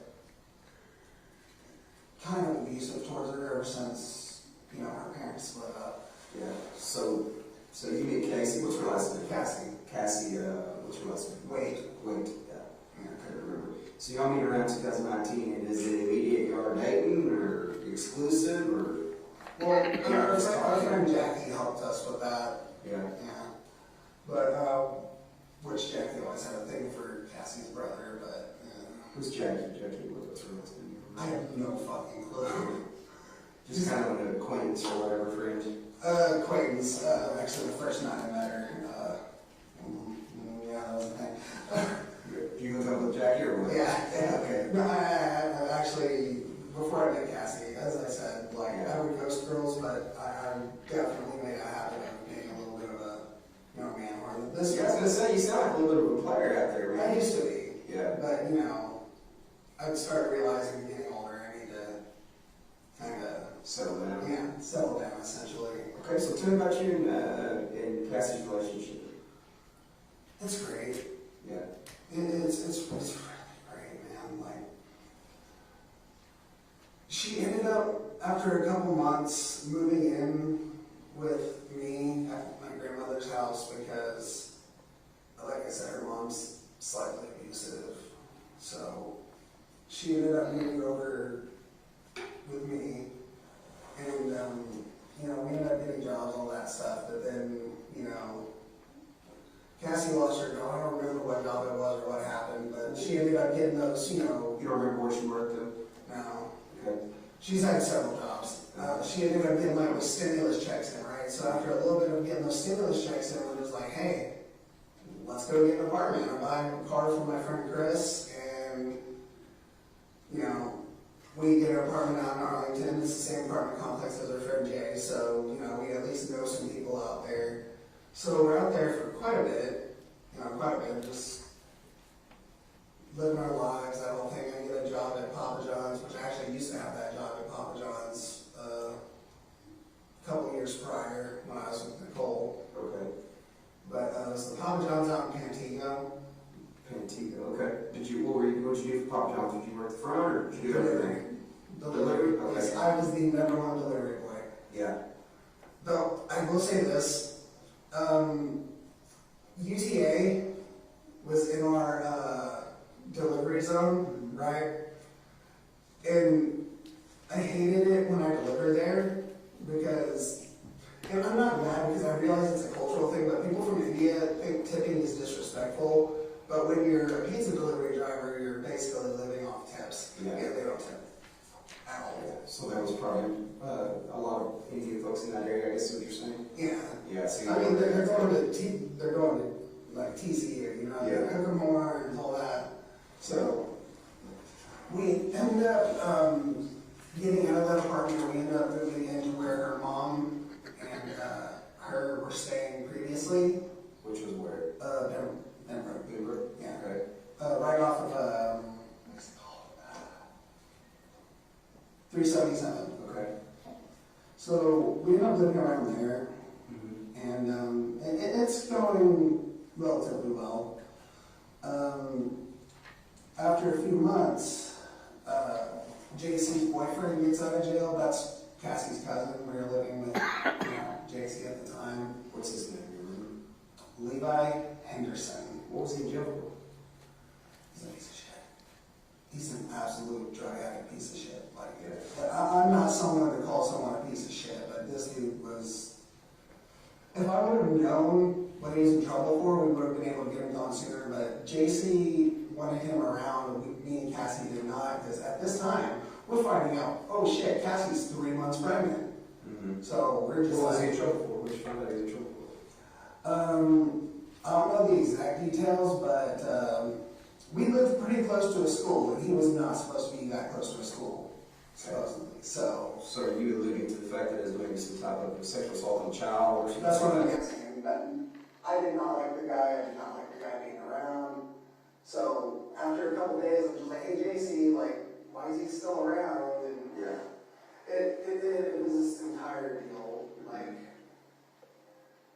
I tried getting him out. Like, I tried forcibly removing him from the property because I didn't want him there. So you don't have physical altercations with each other? Or? I wouldn't say physical altercations. Like, there's one point where he straight up called JC a cunt, and I lost my shit on him.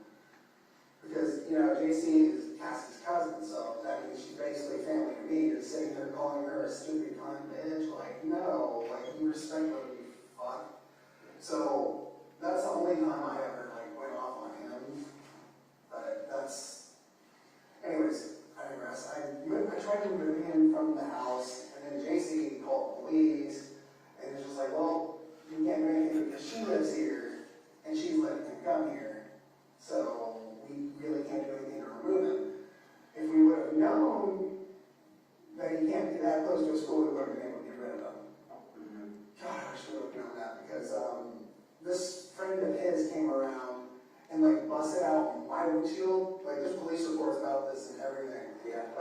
Through work? Yeah. Okay. He busted out my windshield, busted my right window, busted JC's windshield. It was. He came and really tore y'all stuff up. Yeah. I wonder what was the reason? Because he was mad at Levi? Yeah, he's mad at Levi. Okay. Do you know why? That's when we started to figure out, hey, something's not right about this dude other than the fact that he's on drugs. He started sitting there calling him a pedophile, and me, I'm just sitting here what? So I'm not liking it. Yeah. So after this all happens, a police report was filed again, and they actually caught the dude busting on windshields and all that stuff on ring camera. So they get him out finally, but then the landlord sees everything that's happened and Yeah. Tired of the drama on his place? yeah, exactly. So me and Cassie have to find an apartment. So we found an apartment out on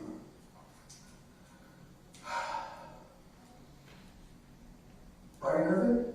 Yeah, Brian Irvin over by I'm trying to remember. It's over by the Sam's Club on the border, all that stuff. You remember the name of the complex? Just trying to get an idea where it's at. Well, they changed the name of it. Yeah. They got bought out by another company. We were doing the Texas Rent Relief thing, and Yeah. by the time the Texas Rent Relief check came in, they changed companies. They got bought out and all that stuff. So they had to send another check, but it all happened too late, so we got evicted. Yeah. So when we got evicted from there, our son was born. He was already born at this point. He's a couple months old. What year was that? It was 2021? Yeah. Your son's 1, right? Yeah. So when was your son exactly born? February 2nd at 6:14. Okay. Yeah. What year though? I didn't mean February. I meant July. July? Yes, sir. July 2nd, 2021. Yeah, he was born at 6:14 at 6 pounds 14 ounces. I will never forget that. What would you name him? What's his full name? Chester Thomas Linmore. The Chester comes from Chester Bennington, the deceased singer of Linkin Park. Okay. And then what about his middle name? The Thomas comes from her brother. The Lynn comes from both her grandfather and you. Yeah. and Okay. But he's got some meaning behind his, Yeah. got some soul behind his names, huh? Yeah. Yeah. His, sorry, can I? Yeah. So, Cassie, bless her heart, like, the months leading up to, Chester being born, we were both working at, what's it called? Australian themed Outback Steakhouse. Okay. Yeah. It was off of 377. Okay. What were you doing for them? I was a dishwasher, she was a server, and, she was pregnant and a server, so she was making more money than me, and I was making like $15 an hour. She's probably making a lot of money because she's pregnant. But, Exactly. I see somebody who's pregnant, I'm always going to tip extra. Yeah, that's such a guilt trip, but at the same time, it's just like, shit, she needs the help. Yeah, absolutely. But bless her heart, man, up until the week she was giving birth, she was working doubles. Man, I don't know how the hell she was doing it, man. That's grit and character. I know it. Yeah. Fucking love that girl. Like, yeah. That just shows her, her character. So. But after her son was born, postpartum hit really bad. And, Where was he? What hospital? Hewley, I think it's Burleson or Crowley, but it's like right off of 35. Yeah. Right there in that little corridor. Yeah. Yeah. So then, you said postpartum hit?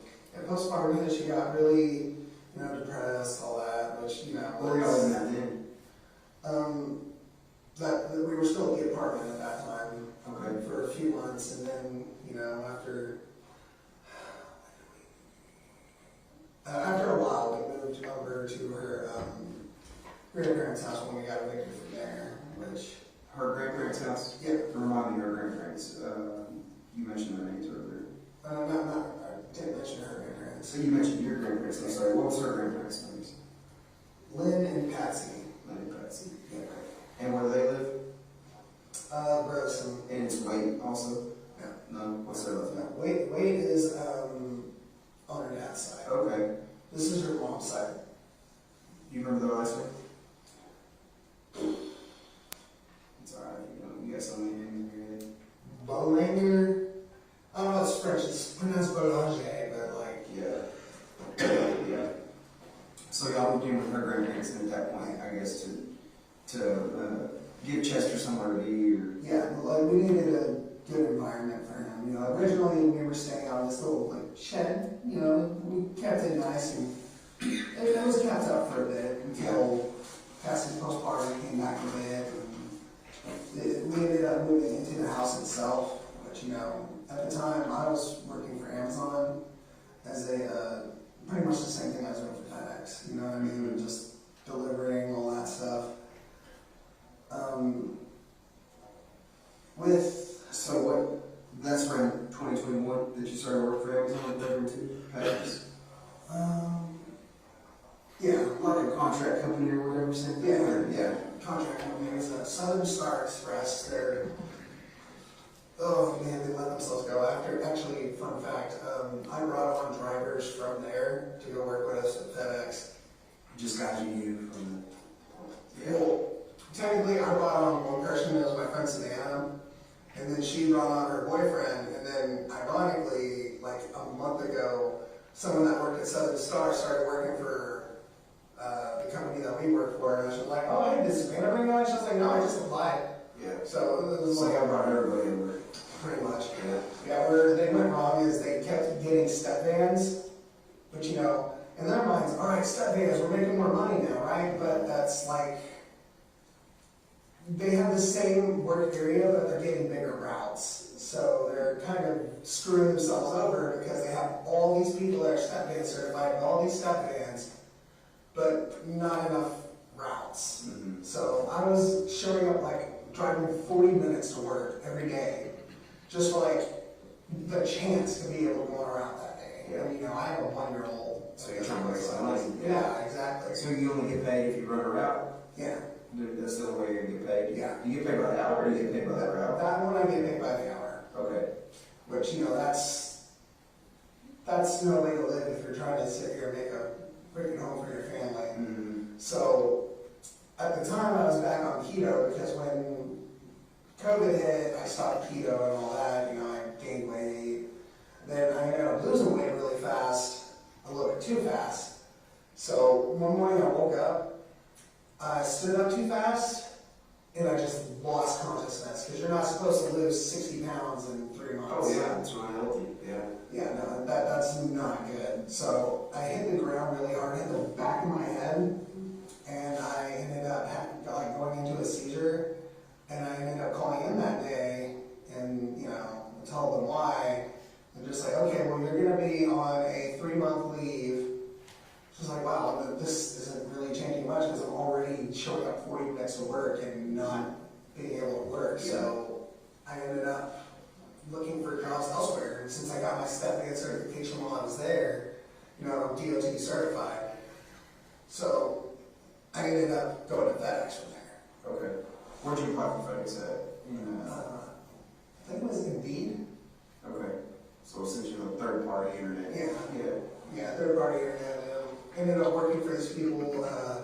When did you start for them? February. February? Okay, so February this year? Yeah. Okay. And what routes did you have when you started with them? What routes? Yeah, or what area did you work for? Hazel. Okay. Hazel, which, you know, was welcome for me because I know Hazel like the back of my hand, dude. Like, I went to Hazel High School. Mm-hmm. So, I would work from like Reno Road.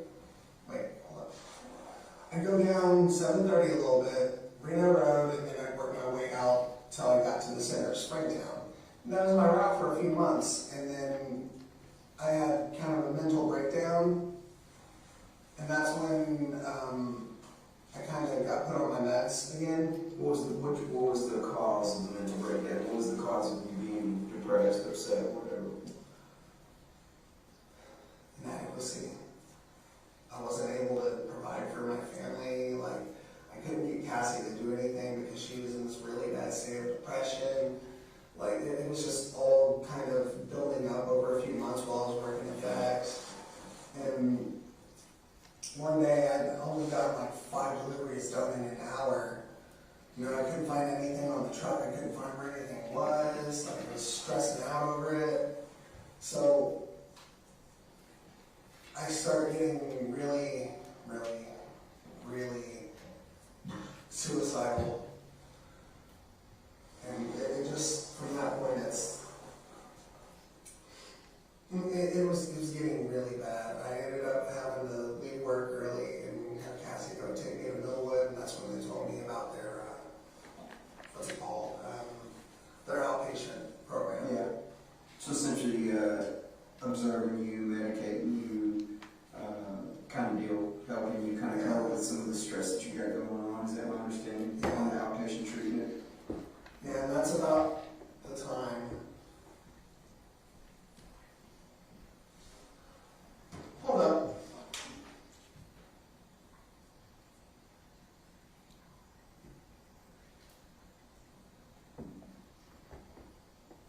Are y'all okay? It's about the time we started popping up. Right around that time? You remember what month that was? So you're talking February, March, April, May, June, July. You started at, you know, FedEx in February. So that's 6 months in.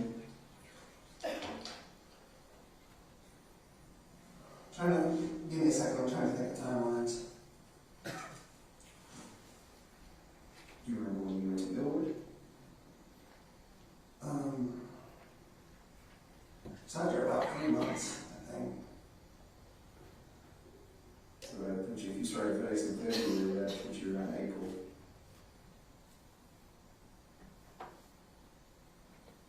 Yeah, about that. It's around that time. Okay. So April timeframe is kind of when you first, tell me about that one. How did that happen? It just kind of, what do you mean? Like, you said that's when you first started coming in? Or you first started seeing zero? Is that what you're referring to? Well, not seeing. Or like hearing? Or? It started off as like almost like a little devil on my shoulder kind of thing, you know what I mean? But then after a while, it just kind of turned into, I was switching back and forth sometimes. Like in times where I was stressed out, I would essentially switch, if that makes sense. Do you think that is maybe more of a coping mechanism? Maybe some way to, you know, overcome your stress and be more assertive and... I mean, it's possible. Yeah. Because, and again, I don't want to put words in your mouth, but, you know, I know some folks that essentially, you know, put up with so much bullshit and have so much stress going on in order to cope or kind of do things different and not be, you know, regular, nice, easygoing, laid-back Tanner. They kick it up a notch so they can overcome and get through some of the hard times, you know? Because it sounds like you were having a lot of coping to do. You were dealing with a lot. You got a 1-year-old at home. You got essentially a fiance. Is that proper fiance or girlfriend or what? Fiance. A fiance at home that's not working and she's dealing with some postpartum stuff. And you're the sole provider. You by all accounts don't have your own home. And she keeps spending all my money. So every time you get a paycheck in, it's going right down the drain. Is it going to good stuff? Is it going to Chester? Or some of it does, yes, and then other parts of it, not so much. Okay.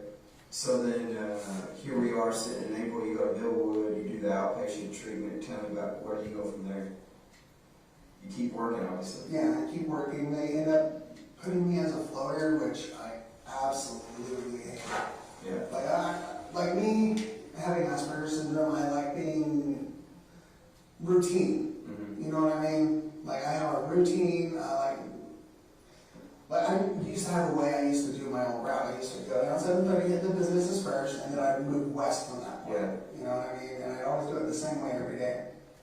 But now they're putting me on like different routes every day. Like since while I was away for like a week, right? So they put someone else on my route, Mm-hmm. and then they became the main on that route. I would only get that route like once a day. Yeah. And Polaris at this time had, let me see, they had Paradise, Bridgeport, let me see what else. All of Springtown, Poolville, which, fun fact, I got chased down by a peacock in Poolville. Yeah. Yeah, I've seen those peacocks in Poolville. I know what you're talking about. Yeah. I also delivered to that nudist colony that's apparently out there. That's I've heard of it, but I've never seen it. Yeah, no, don't even go there. No, like the dude that answers the front is like 400 pounds and like nude as hell, and I almost called the police right there. And like first thing I did was just say, hey, Jason, this dude just answered this door, nude as fuck, and he's like trying to shake my hand. And she's just like, oh wait, you're on that route, okay, yeah, no, that's a nudist colony, you're fine. Please don't put me on this route again. Yeah. Like people being naked freaks me out, but so it essentially it messed up your routine. Yeah. It took you away from your comfort zone. It took you away from, you know, you like that control, I'm the same way, right? I like things organized. I like my routine. I like to do things. When you mess up my routine, it kind of throws me into a little bit of a funk. Yeah, exactly. Yeah, So, yeah, we're dealing with that. I tried getting them to put me on an Hazel route because, like, let's face it, I know Hazel like the back of my hand. Like, the main city Hazel route, it has high volume, but it's mostly residential. Mm-hmm. The only place that was kind of a bitch to deliver to was Walmart. And that's because they wanted their stuff early in the morning, and then they give you twice the amount of stuff, so now you're going to have to work around all that stuff. But that wasn't a big deal for me because I still know how I'm running this route, you know. I get like 50 stops done in like 2 hours by doing all the residential shit. You need the fastest routes to everything. Yeah. Yeah. But I know how to get it done so I can hurry up and get home. Because since I wasn't getting paid by the hour, my goal is hurry up and get done. So if you weren't, you were getting paid by the route on that one? Yeah. Okay. FedEx I get paid by the route. Okay. But they just keep putting me on these like stupid, like, okay, now you're on this route today, now you're on this route today. I never knew what to expect. And then that's when they ended up having to sell some of their routes to this new guy, Richard Davis. Y'all probably talked to him already. Yeah, I haven't personally talked to him, but yeah, trucks, right? The guy that owns the routes you're currently doing. Yeah. Yeah, okay. Supervisor for that. Well, he's the business owner. Business owner, yeah. But the reason they sold me over to him was because they were trying to push me out towards those routes. Mm-hmm. Which, you know, that irritates the piss out of me because I, coming from Amazon, like, condensed routes, you know what I mean? Because, let's face it, like, I gained weight because they keep putting me on routes that I'm sitting most of the time versus running shit to the door. Mm-hmm. But it was disheartening, but, you know, in my mind, I'm just like, hey, I have a kid, I have to keep providing, I have to keep doing what I have to do. So, it was just kind of frustrating, I guess. Okay, so how long does that go on? When did they sell over? When did you catch these new routes on this side? I don't remember when that was. I don't know. I actually don't know. A few months? A few months. Not too terribly long. Yeah. So, now you got these new routes, you got this new business. How are you doing at that time? What's your...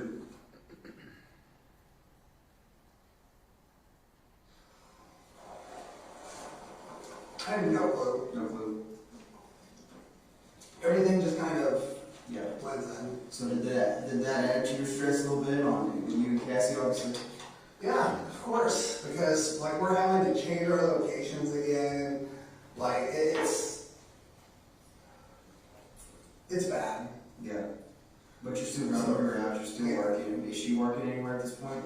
No. No, she's I mean, she's using my GrubHub account to go get money every once in a while, but it's gone by the next day. Mm-hmm. So at least from this point, she's at least providing money for her own dumb shit. Mm-hmm. Like, dude, she'll go and do Grubhub to order Grubhub later. Yeah. Gotta love that girl, but that's so dumb. But, sorry. And Grubhub is just like delivering food. Yeah. Yeah. Yeah. I always have a backup plan work-wise. Mm-hmm. So, we're at my grandmother's for like a month, and then, you know, my grandmother's house in general is just not a clean place. Mm-hmm. Like, they have like several little bitty dogs running around all over the place, and it's just, there's shit everywhere. Like, it's not a good place for a boy that's about to start walking. Yeah. You know what I mean? So we moved to the shed, and, you know, that shed is where I was during all my high school years because, you know, I'm a teenager, I like privacy, you know, and I have a little brother, that whole thing. So we moved back to the shed, and I cleaned the shit out of it. But then I started noticing spiders. And I'm not just talking about like, oh, it's a little house spider. No, like I saw like 3 brown recluses within a 10-minute period. Mm-hmm. And, you know, having a baby, that's... It's a no-no. Yeah, that's a big no-no. Yeah. So, we really didn't have a choice in the matter, but we had to let Chester go with her family. Okay. And did they want him? Did they want Chester? Yeah, Yeah. given the circumstance, like wolf spiders, like brown recluses in general, like I was bit by a brown recluse in the 4th grade. It was not fun. But from that, we were just, it was bad. Mm-hmm. Like, because now, like, I'm separated from my son. Like, Cassie's not doing anything to help. So this is into, now we're talking about current events. Yeah, like last 3-4 months. Okay, so then Chester goes to Cassie's family, and you're still living with your grandmother's. She's Grubhubbing it, you're FedExing it, you're kind of just living life, right? Yeah, and at this point, we're both just kind of developing a relationship with Zero at this point, because Cassie knows him pretty well at this point. What do you mean by that? How does she know him at that point? To her, she's basically dating 2 people, and Cassie herself, she has multiple, but she gets that from her grandmother, her Bacha. So you're saying she has multiple personalities? Yes, sir. Okay. But I only have the one. She says I have 3, but I don't. I haven't seen evidence of the 3rd. So at this point, we're just kind of, it's getting bad.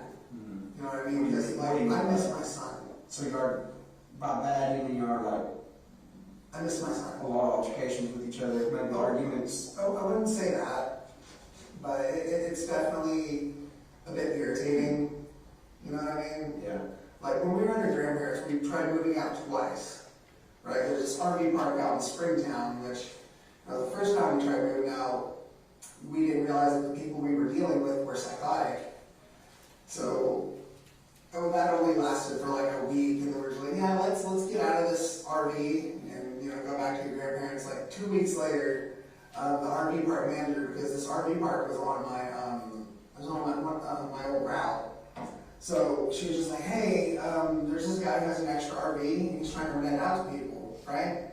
So we get there, and we have about as much space in this room, and the air conditioner's not working, and then my car breaks down. So the only car we had at this point was Cassie's car. So fast forward a little bit, since we're only running on Cassie's car, I'm the one who's always going to work and then coming back home, so she's not doing Grubhub anymore because she doesn't like waking up in the morning. Yeah. So you are sharing that account just as you're kind of money. yeah, I let her use it, but which I really need to talk to her about that, because that you have to file as a 1099 for that. But so I'm the only one working there for a bit, and then her car breaks down. Right, and her family's all blaming it on me, but honestly, she could have been working in general. But for like a month, I'm sitting here, driving, like the freaking work truck's home. Yeah, and they allow you to do that, obviously. Well, Richard's allowing us to do that because the dude's got a heart goal. He really does. Yeah. But he, after a while, I started noticing they were putting up signs, right? And it was for $18.50 an hour for package handlers. Cassie, I'm just like, hey, look at that. She's like, you know what? That's a lot of money. Yeah, I'll do that.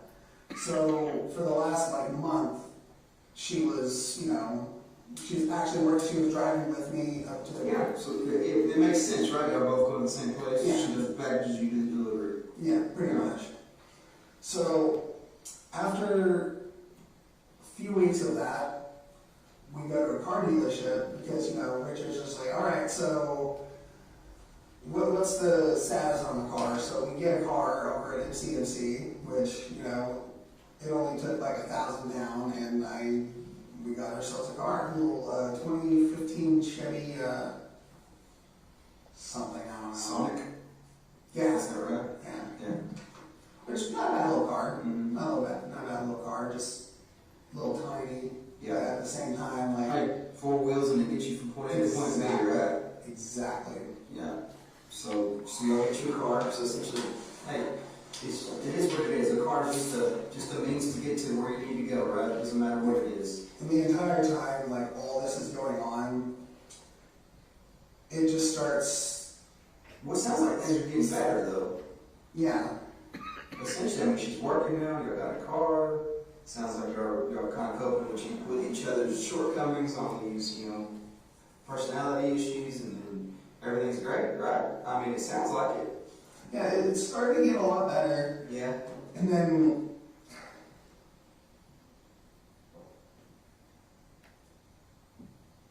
the last 4 months, though, Zero becomes a little bit more prominent. He starts, ever since, I want to say about 2 months before we moved out of our grandparents' house, becomes a lot more prevalent. He's. Describe that to me. What do you mean by that? He's coming out more. He's taking over a lot more, which at the time I really didn't mind because a lot of the times I'm just sitting here bored as hell, driving these long ass routes for sometimes it's 15 minutes in between one stop and another. You know what I mean? It gets tedious. So I didn't mind him coming out a little bit more. Plus, dude gets random. Like I'm listening to a lot of metal and all that stuff. Like his technique's different. I don't know how to describe it, but so I'm starting to do a lot better. We're doing a lot better. I'm starting to understand a little bit more about this other me, essentially. Cassie's starting to understand a And I guess lot more. you describe that as like you're there, you're present, but you're not present. You're essentially not controlling. So there's different states, I could say. Like, say it's a car. So if I'm the one driving, it's just normal. You know what I mean? Sometimes I'm in the back seat, and that's when Zero's driving, and I'm just kind of along for the ride. Essentially, yeah. And then there's other times where I call it being in the trunk, where I have no idea what's going on. Because there's been times where I wake up and I have no idea how I got there. Like this, for example. Like this right here. I woke up like going through my grandmother's backyard, and I don't even know how the hell that got there. I don't know what happened. It just kind of, it's like I want to say blackout, but like sometimes I can you can recall. Sometimes I can recall like later on, like when I'm like dreaming, stuff like that. Yeah, because with Athena you could recall the majority of it. I mean, so that makes sense. That night I kind of had a nightmare, and I thought it was a nightmare until I found the pants in my backpack. Okay. I thought the entire thing was a nightmare. Okay. So you saw it, you remember it, but then when you found the pants, you knew it didn't happen. Is that correct? Essentially, I thought it was just a bad dream. Yeah.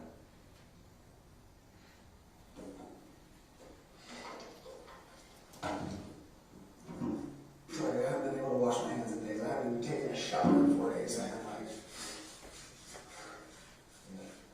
Well, when you stop doing silly stuff like that, it's you know.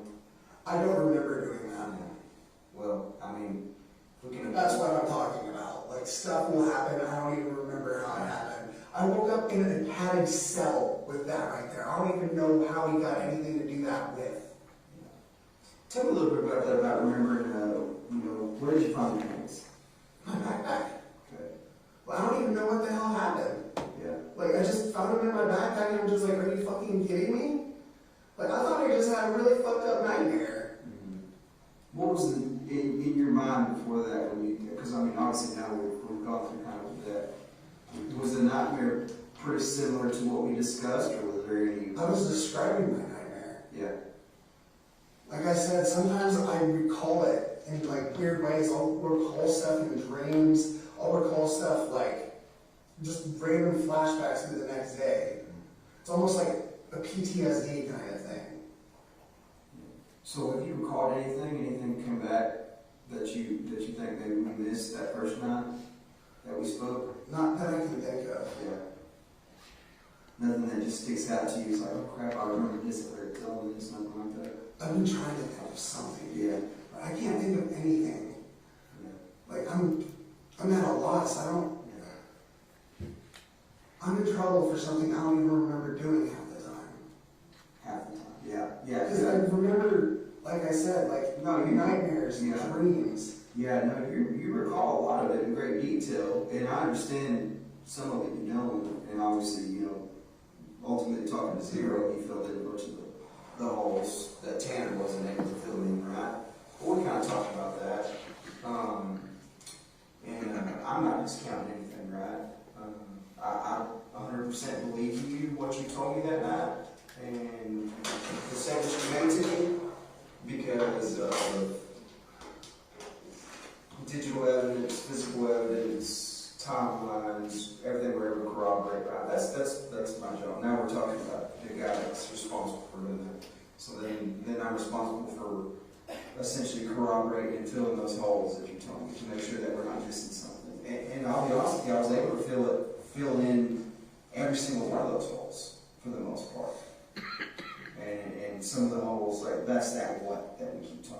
that we keep bringing up, right? But then it's just some of that why that comes into it, you know. And I know we touched a little bit about it, but, you know, obviously if the child was sexually assaulted and you said no, you were pretty adamant about that. That no, I don't have any visions, memory of any of that. any type of sexual assault. No, sir. Nothing like that. No, sir. Yeah. You know, and obviously, yeah, medical examiners and folks that'll determine that. Yeah. I'm not a doctor. By Yeah, I'm not too worried. I'm pretty sure you didn't. Yeah. Like, I'm 98% for sure. 98%. Thank you. I'm Yeah. sorry. I'm like halfway thinking about a cigarette right now. That's why I'm just like, I'm just 98% sure that. yeah, because I haven't seen anything. Yeah. I haven't seen anything in my dreams. I haven't seen anything like at all. Yeah. Yeah, no, and I trust you on that. I believe you, because I'm going to revert back to whoever I was talking to, whether it was you or Tanner, that both of you guys are completely honest with you. Both, 100%. And I think that goes, I'm going to go ahead and credit that with that throughout your life, throughout the series of events in your life, that's a two-way road with you. You're going to give what's given to you. Am I wrong about that? If somebody disrespects you, you're more likely, it sounds like, to disrespect them. If somebody... Not even to that point. Yeah. Like, I have a lot of patience with it. Yeah. But there's certain lines that when it's crossed, it's crossed. Like, for instance, my mother-in-law putting Cassie and my fucking son in danger. Yeah. Like, that's a line you don't cross. Yeah. So I tend to believe, you know, if you're telling me you didn't sexually assault her, she wasn't sexually assaulted, I believe you. But I'm not the doctor, right? So if the doctor comes and tells me that she's been sexually assaulted, then obviously I have to go with what the doctor says. Yeah, But you're not 80% sure that's not going to happen. That's not going to be. I'm sure that's not going to happen. Okay. I believe you.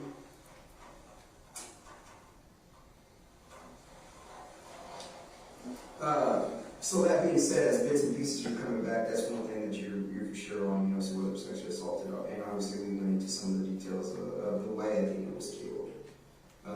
You know, that was Tanner telling me that, because you remember that pretty vividly. You know, obviously... I had nightmares about it for like 2 nights, man.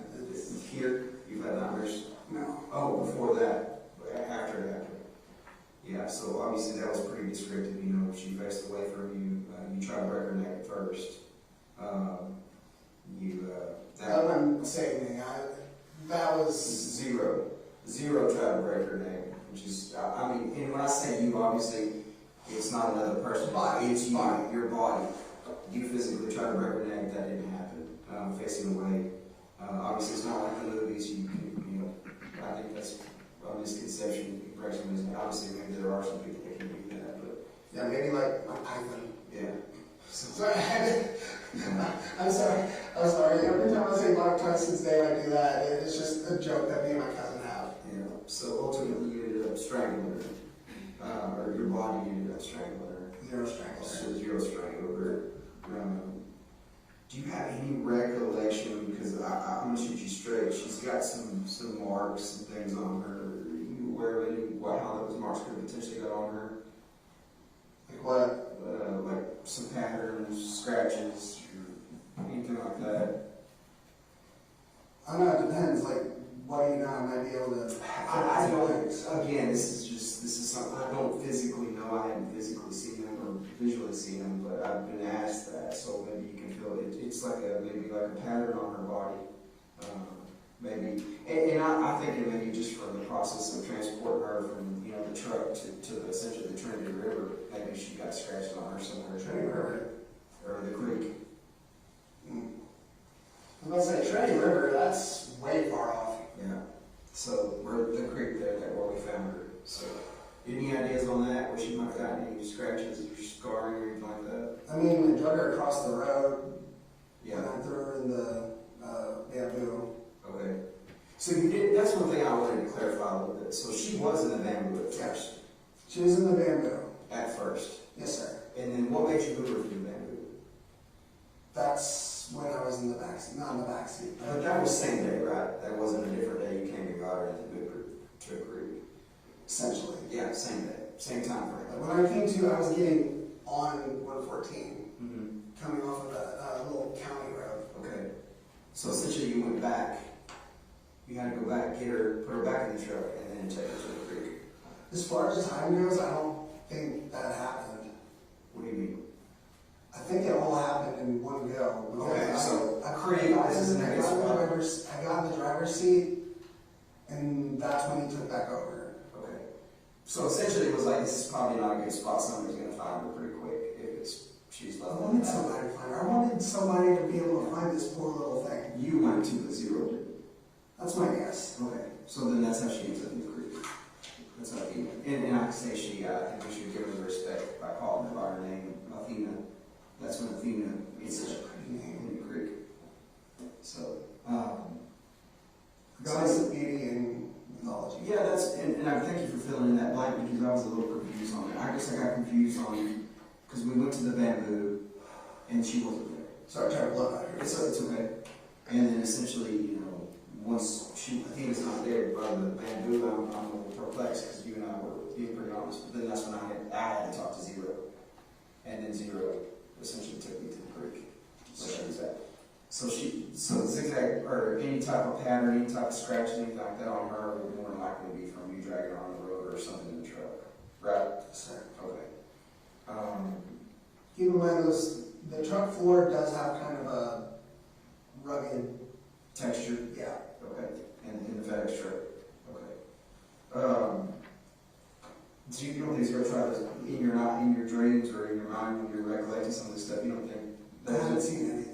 Nothing as far as like trying to smother her or anything like that, just strangling her? Sir. Okay, that was it? Sir. Okay. And strangling Athena, I'm sorry. Again, I just want to show her the respect, you know, by calling her by her name and not minimizing who she is. It's a person. Yeah, it's a person. That's a child. Yeah. So, and it is a child. So, and at that point, explain to me a little bit about the clothes. What do you think is the rationale behind taking the clothes? I know it was essentially it was a humiliation factor for Zero. Is what I understood, to humiliate her. Is that It might have been like throw off trails, some kind of thing. I don't know. okay? Essentially, put the clothes somewhere else, and then it's kind of like the story about the green van, right? So to throw us off. So if we find clothes somewhere, then it kind of throws us off. Is that your train of thought? Maybe is that what the thought was? That's my theory on it. Yeah. I don't know 100%. I haven't talked to Zero in a couple days. Okay. It makes sense, right? I mean, to me, it makes sense. Obviously, you did tell us that the green man was to throw us off, right? So essentially, seeing somebody. So now the clothes, it only makes sense that if you take the clothes. When the first time that I talked to the people from the FBI, when they saw me when I was dropping off some packages at someone's house, I was in the back seat for that. Mm-hmm. When we realized who that was, Zero took over on that. Okay. So threw them off. Yeah. I think he had access, like, we share the same mind. Mm-hmm. And he has access to our memories. Mm-hmm. And my dad used to have an old Astro van, and I think that's where he got that from. Okay. Just a repressed memory, essentially, so to speak. Yeah, and he had the missing panel off the. Yeah. And that was very descriptive, so that's what, obviously that's something that was, you know, stuck out to me. It was very descriptive of the way the man is described. But it only makes sense. So do you remember what article, obviously you found the pants in your backpack at the house, at your house, right? Do you remember where any of the other articles of clothing went? I know we talked about a sock that maybe was thrown out on the side of the road. Can't think of anything else as far as that I goes. can't think of anything. No, sir. Was she completely nude when she was thrown into the creek? I believe so. Okay. So she had no more clothing on her person? No, sir. Okay. But you don't remember particularly any other signs of injuries, anything that you can remember or recall in your mind, in your memories of any other injuries that she had on her? Not that I can think No. of. Yeah. So, we recall a little bit, and I want to talk a little bit about that because I don't want to minimize the actual act. It's like, obviously, get her in the truck and find that dead end road, which we drew up here, right? Let's get to the dead end road and kind of instruct her to face away from you. And then try to strangle her neck, strangle her, and then she did defecate, and urinate on herself, right? Was it? Yeah, you recall that. Is that maybe the reason some of the clothes came off? Was she that defecated, or is it just straight to humiliated? You think? Is that zero was? Reread that? So do you think maybe the clothes came off because she defecated on herself, or because it was just to humiliate her? I don't remember there being any defecation on the Oh, clothes. okay. I think Zero stated, or a memory that you recalled, was that she had potentially got a bowel movement. I remember part of what I threw up. Part of what I cleaned up was throw up. Okay. The other part was poop. Poop? Poop. So that's defecated. Essentially, she was it her poop? Yeah. Okay. And then the throw was yours. Yes, sir. Okay. So essentially, once you think maybe she was obviously the clothes was taken off in the truck, and then some of it was put in your backpack, but you don't remember all the other stuff went. Sure, I said that. Okay. But just looking at it, it only makes sense. I think you're on the right track there. Maybe to throw us off, throw law enforcement off. Yeah, that's my theory on it. Yeah. So obviously early on, your grandmother was it already on your radar? Obviously, it's all over the news. You kind of seen it. My grandmother sent me a message about it, like, dude, this is not where you're working. Like, you know anything? I was just like, I don't really know anything. Like, yeah. And you didn't talk to anybody about it? No, sir. No. You didn't mention it to anybody? You didn't tell anybody what you did? Nothing? No, sir. No. It was just you and Zero. Nobody else had a clue about it? Yes, sir. Okay. What do you do at that point when you find out? This is kind of like an oh shit moment, right? Like, this is real. What's your train of thought? What's your direction? I think I was in denial. Mm-hmm. I think a lot of it was denial because, like, I would never have it in my heart to do that. Did you think about calling law enforcement at that point? Did you think about doing anything like that? I thought about it. I didn't know what to do. Yeah. When you thought about it, what did you think about doing? What was your thoughts? You had events and things going through your head, right? Because we're human, right? We're human. We're natural. You're going to have that human emotion as a parent, as a son. You're going to have some type of emotion or some type of thought of, well, what do I do next? I didn't know what to do next. I just tried living my life. Yeah. Just pretend it didn't happen. Right? And that's human. I didn't like the motion you just made, but yeah, I'm sorry. I apologize if I offended you. Yeah. So essentially, human nature, right? Human nature to me is like sometimes I'll screw up on something. It's like, crap, I'm going to forget that it happened because I'm upset with myself. Right? essentially. Yeah. Is that the human? That's the human in us, right? Saying, hey, I did something wrong. If I can move past it, then, it didn't happen. Not even that. I didn't do it, but he did, and that's what fucks with me. Yeah. I'm wondering who the hell's been in my head this whole time, because for a long time we've been cool, we've been tight, like, me, him, and Cassie have all had conversations together. Did you think about telling Cassie any of this? No. It would break her heart. It would terrify her.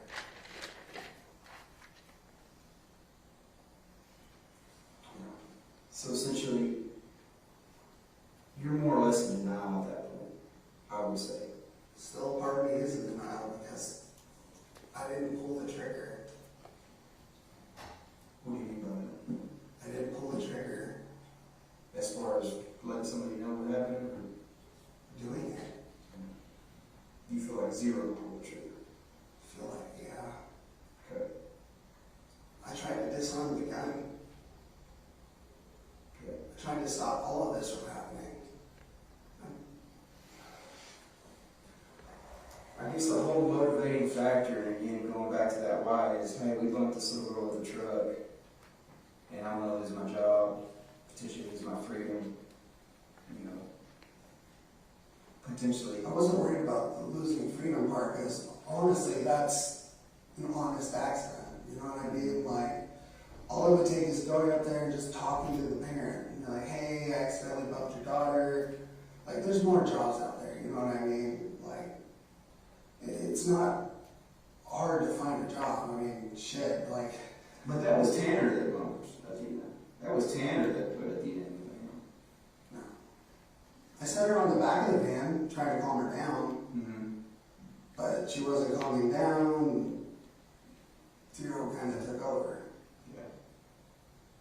So when Zero took over, do you remember that, or can you see that? Or did he put his hand over her mouth? Did he physically restrain her and put her in the van? How did that go down? He told her, just get in the back of the van.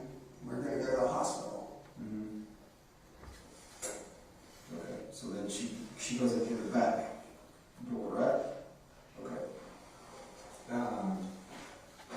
And then of course we walked through this map. You kind of remember drawing that, don't you? Yeah, just kind of where we went on that day, leaving the house and then coming back out, going around and finding that day in the room. And that's obviously where she was killed on that day in the road. And then private road, I'm sorry. So after that private road, after she's killed on private road, we go back out, we go up that main road to the bamboo, where the bamboo was at. What was the? Number 123, they cross over 46A, 4699. Cross over 51. Yeah, over 51, 4699, and back into Boyd and then back to the creek, where essentially, her body was left. And then after that, you go to the Love's convenience store, and then you ask them for cleaning material, which we obviously corroborate that. What kind of cleaning material did they give you? Do you remember what kind of spray they gave you? Just some sanitizing spray, I'm guessing. It said sanitizer on it. Okay, so just some generic spray. Paper towels, the brown paper towels, white paper towels, something like that. And then you kind of clean the poop and the vomit out of the truck, right? And that was approximately, according to my time. Do you remember what time it was? I think we have a time stat there, it was around 7. 7. You were there at that Love's. So, and obviously this is the time span, we believe, approximately from about 5:45 to 7. So it wasn't an extended amount, period of time, it wasn't a long, drawn out thing. It happened pretty quick. Do you recall at all any times in your head, or do you remember seeing it fall or anything? I know there was a little bit of inflection there on the phone. Was the phone completely turned off, or did it legitimately die throughout the thing? I'm guessing that he turned it off. I don't know if it just died or if he turned it off. I only noticed when I plugged it in, it had really low battery. Okay. So it was off at some point within that time frame, and then it was plugged back in and came back on. And you had it. Is there anything else you recall that kind of sticks out to you? I think I can think of. Yeah. And obviously, Investigator Oliver has been, kind of letting us chat up, and I know he's probably sitting over here thinking of 1,000 things he wants to ask you. Is there anything in particular? I know we covered a lot of details, so you may not have anything you want to ask, but. Not right now. I knew there was some stuff that you kind of cross over some of these things and cross them off my list for me. You said that one of the things that got me is that you said you're in the backseat sometimes, you're in the trunk sometimes, talk about Zero and everything like that. And Cassie said you have 3 personalities. And she says I have 3, but I've never personally seen any evidence of the third one. She given a name to the 3rd personality? Not that I know of. Did she give any particulars on their personality? Nice, mean, any descriptors? Not really. There's been times where she'll just say, hey, you have a 3rd person up there, right? And I'm just like, no, I don't. Because I figured of all people I would know. You know what I mean? Like, it's my brain. I figured if I knew there was someone else in there, I would know. You mentioned earlier too, I guess you're aware of the FedEx cameras, that there's FedEx in that FedEx, cameras in that FedEx truck. Yeah. Okay, and you know how they operate. Yeah, they operate on, if you make any, they record if it's like you're speeding or if like you may take a turn too tight, something like that. That's what I'm guessing. Yeah. And, because you made the comment earlier that we'd be able to see it on the cameras anyways. Yeah. I guess you're aware that, you know, the cameras can be accessed without any type of, you know, impact or anything like that. That I didn't know. Okay. Tanner, do you think Zero told anybody about this? Because you said you did. Do you think Zero told anybody? I don't believe he did. You don't believe so? Is that tattoo on your forearm? I mean, that, no, tell me about that. That's actually how we came up with the name for him. So this is a Christian metal band named Under Oath, and the O in Under Oath is, you know, the O with the line through it. Mm-hmm. So that's a Christian rock band? Yeah, Christian metal band. Christian metal band, yeah, excuse me.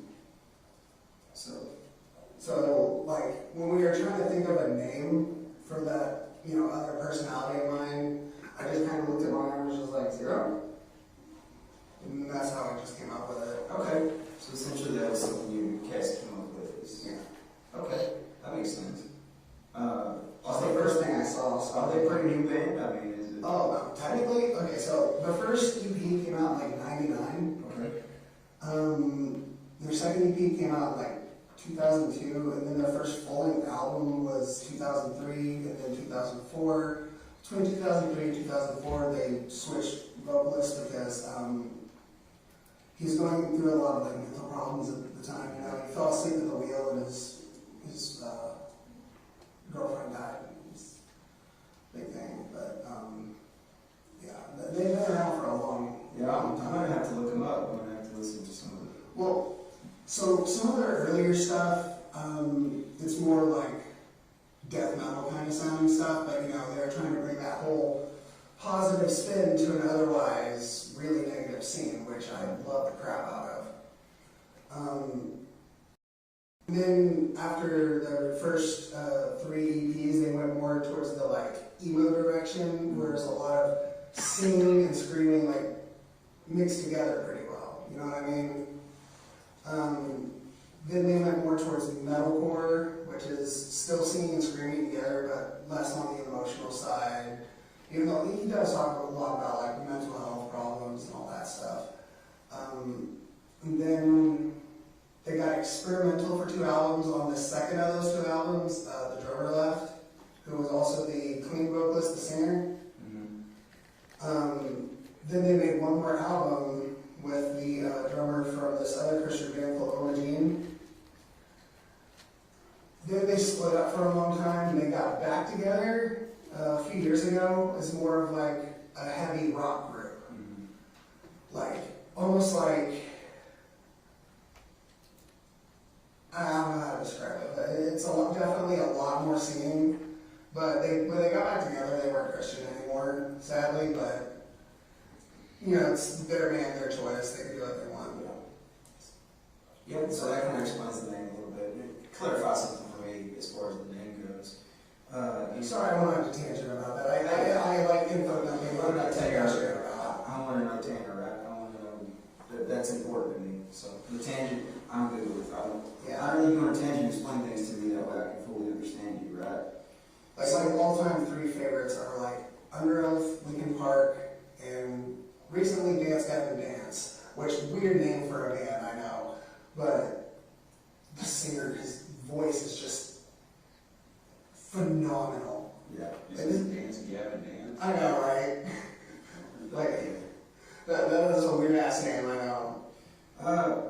You know what? I got this on the tip of my tongue before I forget. You know, we talked the other day a little bit about, you know, you spoke to Athena. You kind of remember that. You recall that when I was talking. Bits and pieces. Like when we were talking to Athena, me and Zero were also arguing. Mm-hmm. Over what to do next. Yeah, like I was trying to be like, you just put her back and forget the whole fucking thing. Yeah. Like, you know what I mean? But he seemed adamant.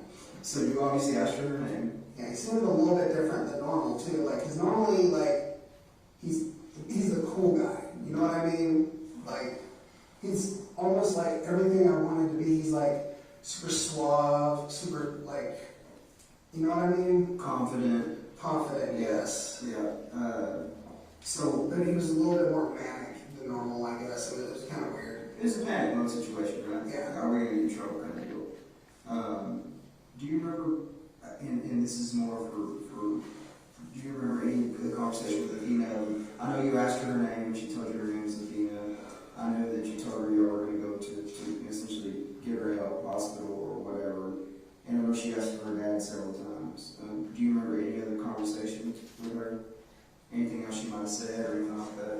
I remember there was a point where me and Zero were getting verbal, like outward verbal versus inside the head verbal.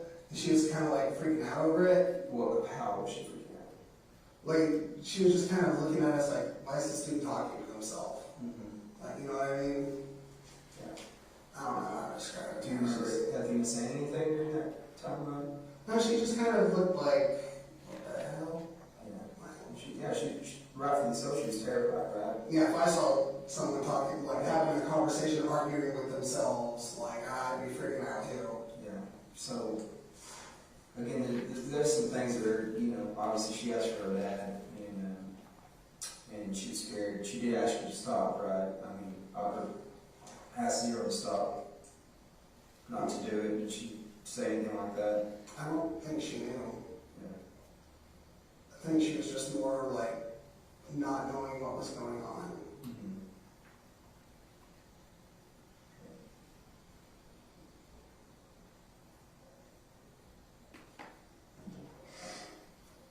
Need some more water? Yeah. Sorry. I think it's more stress than anything. That and I have to, like, when I ask people for water while I'm in that fucking padded cell, I'm sitting there waiting for like. I've got a case of water, so if you want to, let me know, I'll get it for you, okay? When I'm sitting there asking people for water, like, everybody there looks at me like I'm a monster. Which, understandably so, given the circumstance, but I'm not a monster.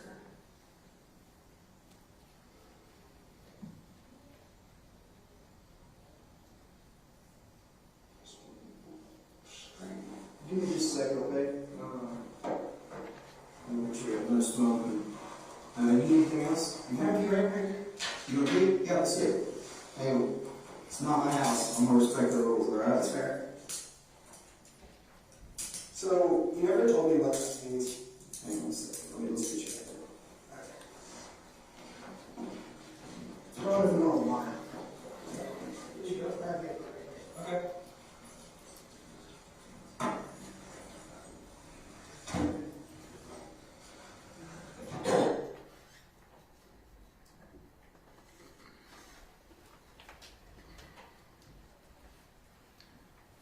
Do you have further questions to ask Ranger Espinosa? I do, Your Honor. All right, let's break for lunch. Your lunch is here, and we'll start back up at 1:15, okay? So we'll enjoy your lunch. All rise.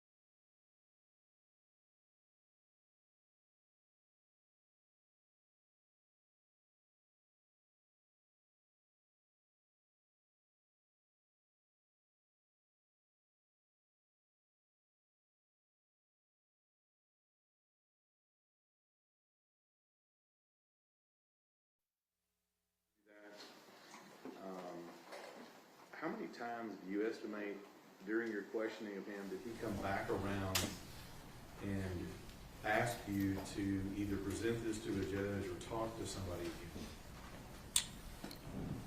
Approximately 5 or 6 times during the first course of that initial interview, he would always redirect to asking that question. And I noticed in here when we were talking about this, he presented what his terms were, his price, I think is what he said, for this, and conditioned it, if he was able to get this, he would tell you the truth. Is that what your understanding was? Yes, sir, that's what I understood. And absent meeting that price, he wasn't going to tell you the truth, right? Correct, sir. Objection, that's a mischaracterization. Overruled. So, once you get done talking about that,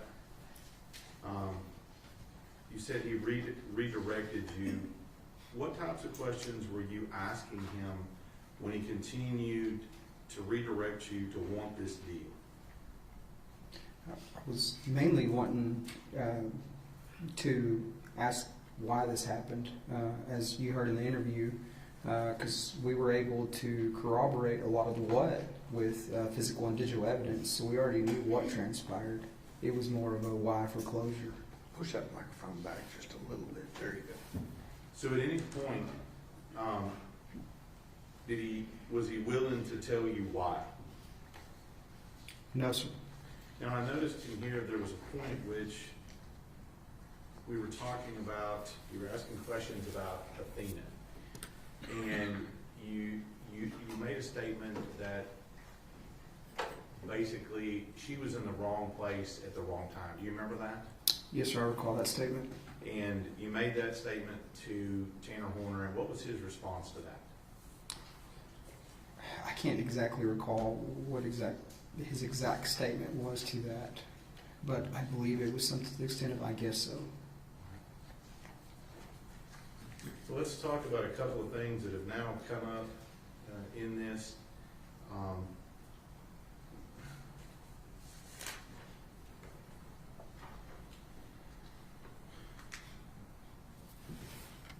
I noticed in here that Tanner Horner mentioned something to you about wanting to take her to the hospital. Do you remember that?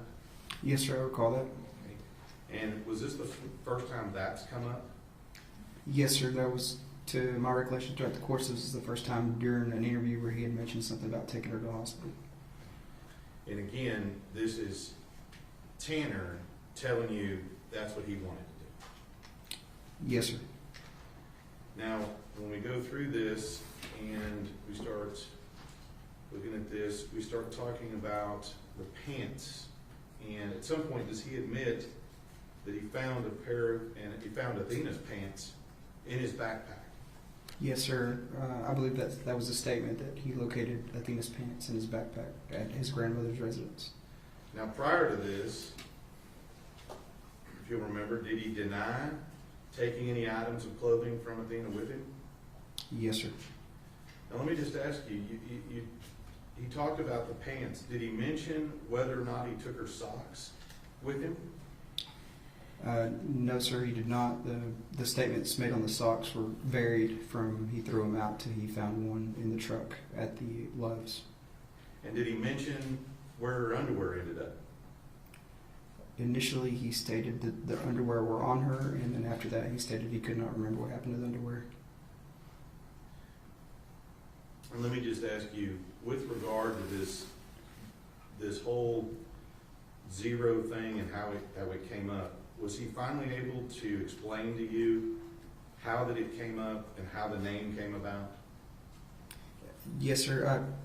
As you heard in the interview, I got a few statements from him essentially about the name, where the name originated, which was based off a tattoo, a Christian band. Then also got some clarity on something that he and his girlfriend discussed about her having personalities, him having personalities, and that's how they came up with the name Zero, and that's how they referred to it throughout the course of that interview. All right. Let's move a little bit, if you will, now that you've done that final interview. Is your involvement in this investigation over? No, sir. What types of things are you doing once you've now found Athena's body, you conducted this interview on the 7th?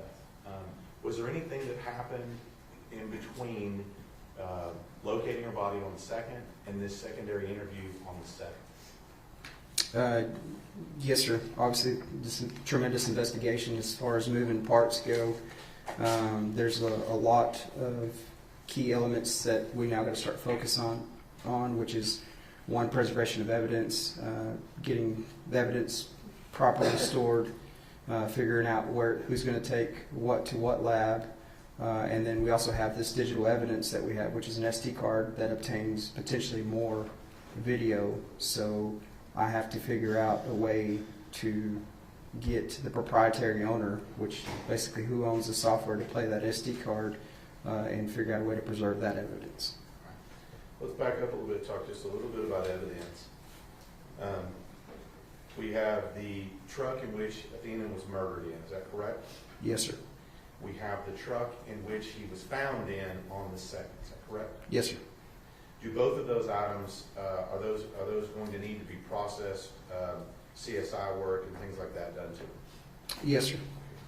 And then you also said that there was a search done at the Horner home in Lakewood, is that right? Yes, sir, that's correct. And in Horner home in Lakewood? And you didn't conduct that search, right? No, sir, they were just conducted in my direction. All right. And then we have social media, DNA, things of that nature that are all happening, is that right? Correct, yes, sir. And then, I didn't ask you this before, was there an autopsy performed on Athena? Yes, sir, there was. And do you remember who the doctor was that did that? I believe the chief medical examiner now is Dr. Dwyer. Okay. And so we talked about evidence, so all of that is, would you say, in process when we're working on that, is that right? Yes, sir. Yeah, like I said, a lot of moving parts, a lot of things moving forward, a lot of things that we need to get doing. I've literally been working on this case along with the district attorney's office for over 3 years. So let's talk a little bit about some of the items that needed to be tested. Were you involved in, once the forensic, the CSI stuff was done on the vehicles and all of that was done, were you involved in getting that evidence from Wise County to the lab? Yes, sir, I was. Okay. And why would you, being the lead ranger, be involved in getting it from Wise County to the lab? One, it's chain of custody, so everything that goes in, evidence-wise, DNA-wise for testing, it's one person handling it. I grabbed it, took it to the lab with essentially a submission that says what needs to be tested for what, which would be trace evidence, DNA evidence, and different things like that.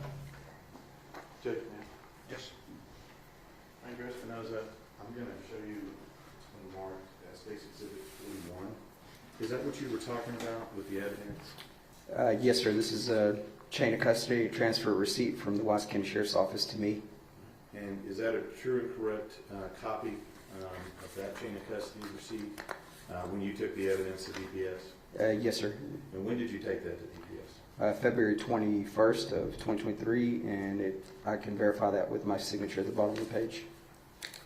Judge Whitoffer states 41.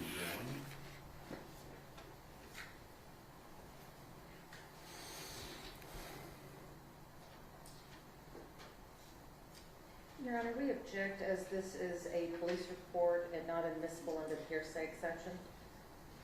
Let me see, 41.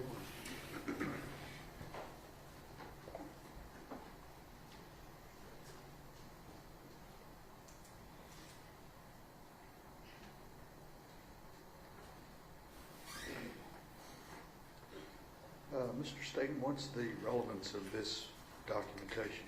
This is the evidence, that he took from the lab and then picked up from the lab. It's not a police report. Right, your objection is overruled. State's Exhibit 41 is admitted. Thank you, Your Honor. Additionally to that, you mentioned, and I think we talked about this a little bit before, mentioned an SD card And we'll talk to some other people about the SD card, but are you aware that there's an SD card in the FedEx truck where Athena was kidnapped and murdered? Are you aware of that? I am aware of that SD card. Like I said before, we knew it contained video evidence, digital evidence, because we'd already obtained it. So I was already in the process of going to North Carolina to meet with Velociter in reference to that SD card. Now let me ask you, when we say an SD card, and I'll show you the card, the evidence here in just a second, but is this what we would consider just to be like a normal, like an SD card, like we would see in a camera or something along those lines?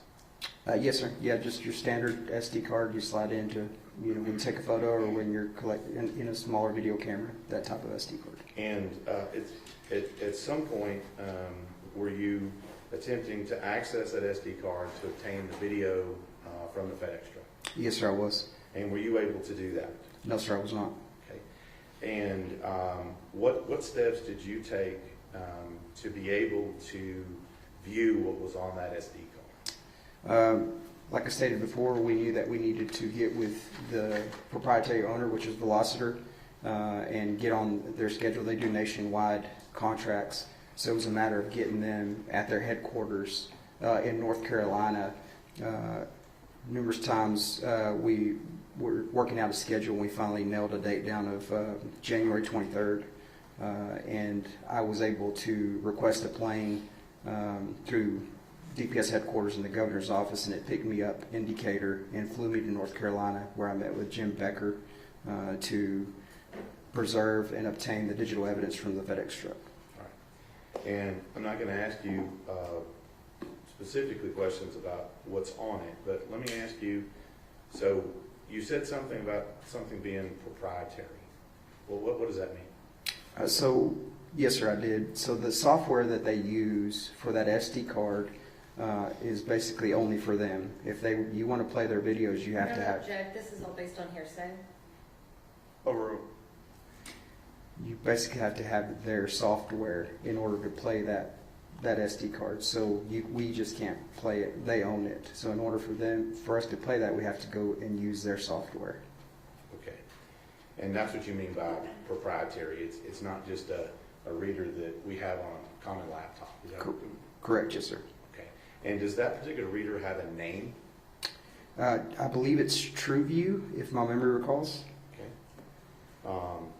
But we could get Jim Becker to talk about that. Is that right? Yes, sir. Yeah, he's the brains. He provided me the software, provided me the video, and then that allowed us to play it. And so, and again, I'm not going to ask you directly about it, but once you had the proprietary software, okay, once you had that, did you get that when you were in North Carolina? Yes, sir. I flew there, obtained it, stayed until we had the evidence, secured it, made sure it played, and then I flew back to Wise County from North Carolina. So at that point, you got the software, and now you can see the entirety of the video on the date in question. Is that correct? Yes, sir. Judge? Approach. Yes. I'm going to show you State's Exhibit 116. Do you recognize this? We'll take a look. Can you tell us why? Yes, sir, I do recognize it, and it does have my initials and a date stamp. So let me ask you, is this State's 116, is the SD card contained within that? Yes, sir, and also contained within is jump drives, which the video evidence was actually transferred to by Velociter. And so all of this, this is what you picked up from Wise County? Yes, sir. And then this is what you took to Velociter, and this is what you brought back? Yes, sir, that's correct. And that's your initial and signature on this? Yes, sir.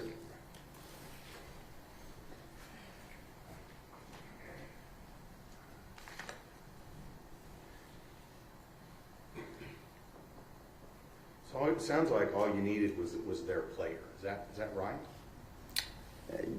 Essentially, yes, sir. Okay. All right. So we've made that happen. You've gone to the crime lab.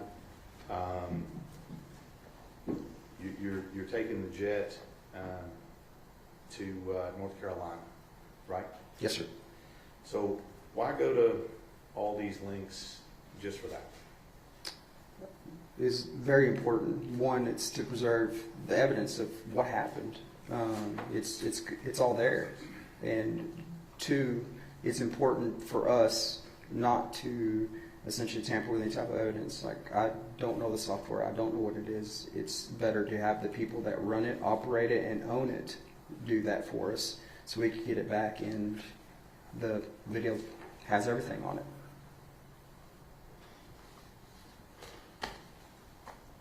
Ranger Espinoza, I want to thank you for the last couple of days of your testimony, evidence in this particular case, and thank you for your work on it. As well. Cross-examination. Yes, Your Honor. Ranger Espinoza, while we're talking about the SD card, who removed and recovered the SD card from the van? That would be the CSI group, which would be with ERT and the Wise County Sheriff's Office.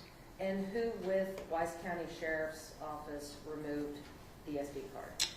I would have to check the chain of custody on who actually removed it and placed it into evidence. So you don't know how many hands that went through before it was placed in evidence? No, ma'am. Because I did personally not do it. You had said that you had to go to North Carolina in order to have this card reviewed by the software engineers. Is that right? Yes, ma'am. Okay, so who at Wise County, or I'll even make it a little broader, who attempted to play that SD card prior to you taking it to North Carolina? Only to my knowledge, when it was checked out of evidence, it was only Patrick McGuire with the FBI and myself while speaking to Velociter. But at some point you knew that someone had tried to play that card and were unable to. I had no knowledge of that, no, ma'am. And the reason you took it to North Carolina was because it was not able to be played on a regular reader. That's correct.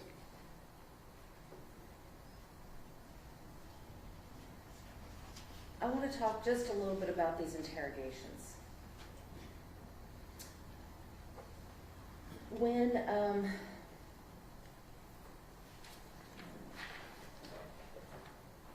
Tanner was first arrested and was first taken to the Wise County Jail, you had the moments in the car where you were talking to him. But at that point, you had not read him his rights, had you? No, ma'am, I had not.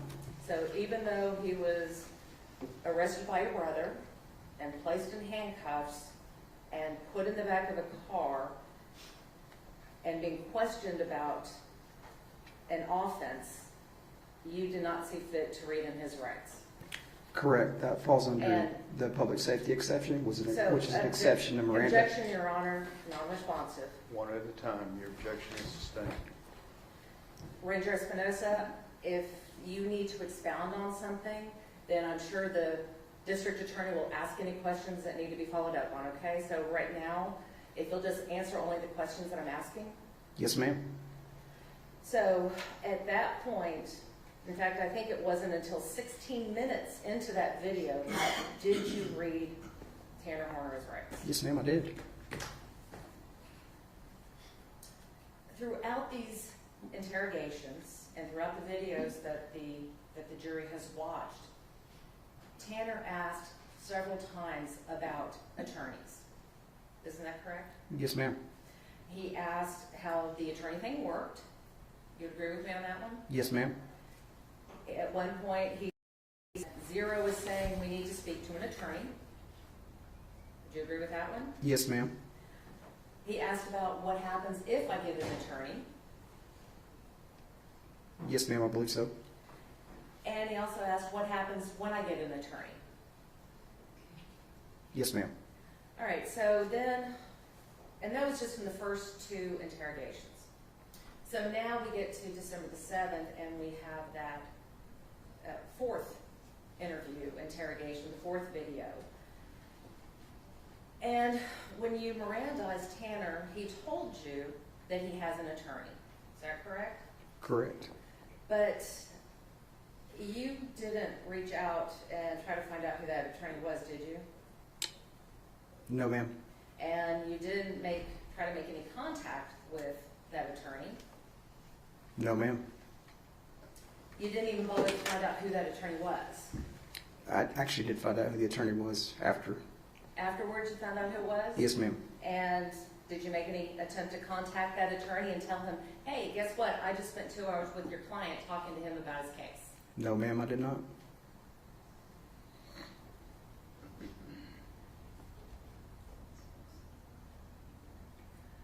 Ranger Espinosa, you had testified earlier that Tanner had reached out to you on December the 6th of 2022. And this was about 4 days after his arrest, right? I received the notification on December the 7th, but you're correct. The actual timestamp, I believe, was 9 p.m. on the 6th. Were you aware that the night that he reached out to you, he had cut himself in his jail cell? Yes, ma'am. I believe I asked him what that was on his arms. Now, during your interrogations, Tanner talked to you about his history of self-harm, didn't he? Yes, ma'am. And you had learned through these interrogations that he had several suicide attempts. Yes, ma'am. By his statements, I was able to corroborate those. And the most recent suicide attempt was while in the custody of Weiss County Jail, correct? You'll have to tell me about the day, or... So, were you aware that he attempted suicide in the Weiss County Jail in May of 2023? Yes, ma'am, I was. Throughout the interrogations, Tanner also spoke to you about his suicidal ideations. Would you agree with that? Yes, ma'am. So, you learned that he had previously tried to hang himself, Yes, ma'am. and you also learned that he had also suicidal ideations before his arrest. Did you not? Yes, ma'am. And you learned that he had current suicidal ideations. In other words, he was still feeling suicidal at the time that you were speaking with him. Judge Object, that's cause for speculation about what Tanner Horn was feeling. Suspect. Well, isn't it true, Ranger Espinosa, that Tanner asked how you can stop him from hurting himself? Yes, ma'am. I believe that was his statement. And didn't he also ask you to just shoot him in the head? Yes, ma'am. And in fact, didn't he ask you on several times, can you just shoot me in the head? To the best of my recollection, he only asked me once to shoot him in the head.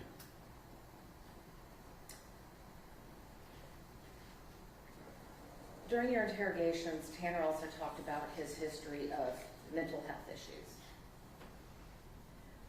Is that correct? I don't know about the mental health issues, but yes, he talked about some of his issues. Well, he talked about being hospitalized in a mental health facility, did he not?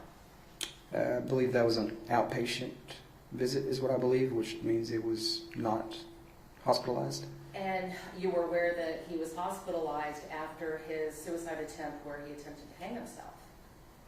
I don't recall that one. I believe in May of 23 he was, but I don't know about the other one. And you did know that he was had received medications? Yes, ma'am. I believe we discussed some medications during the course of that interview. You also learned during your interrogation that Tanner has Asperger's. I believe Asperger's was mentioned by him, but I had no knowledge that he was diagnosed with Asperger's. So you knew by report from Tanner that he had Asperger's? I don't know if he has Asperger's. He just said he had Asperger's. You learned about the hospitalizations.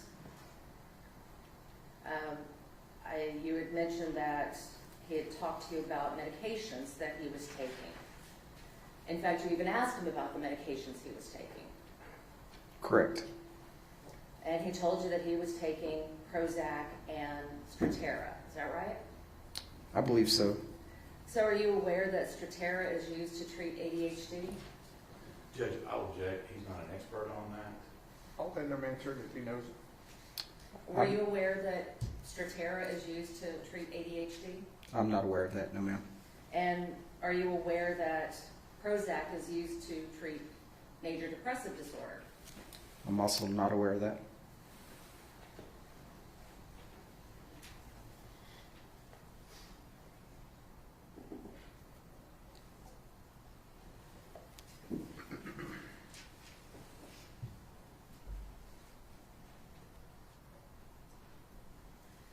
During these interrogations, well, let me back up. You testified to the jury that you did not think that Tanner expressed any remorse during all these interrogations. Do you recall that? Yes, ma'am. But you would agree with me that he told you several times that he felt bad about what had happened. And he may not have said, I feel bad, but he expressed his emotions about what had happened. Yes, ma'am. I did not believe him. Objection, Your Honor, non-responsive. Sustain. Yes, ma'am. He expressed that when you had said, he had been talking about what had happened, and you go, that's all right. And he says, no, it's not all right. Do you remember that? Yes, ma'am. I recall that. And your response to him was that, no, it's all right for you to talk to me. That's what you were referring to, right? About it being all right? Yes, ma'am. I believe so. And then based on Tanner's response, he was telling you that it was not all right to hurt a child. Yes, ma'am. I believe that's what he was implying.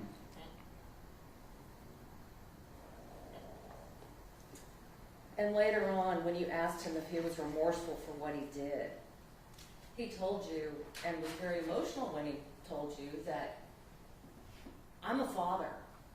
I took something away from someone. Do you remember that? Yes, ma'am. I do. And when you asked him about what he wanted to say to the community, do you remember his response to that? No, ma'am. I do not recall.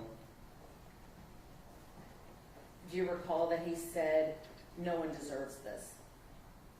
Yes, I do remember that.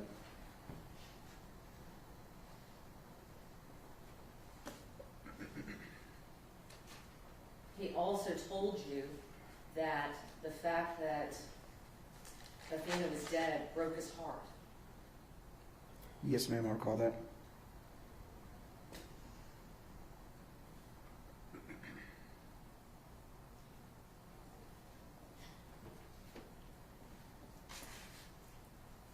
Ranger Espinosa,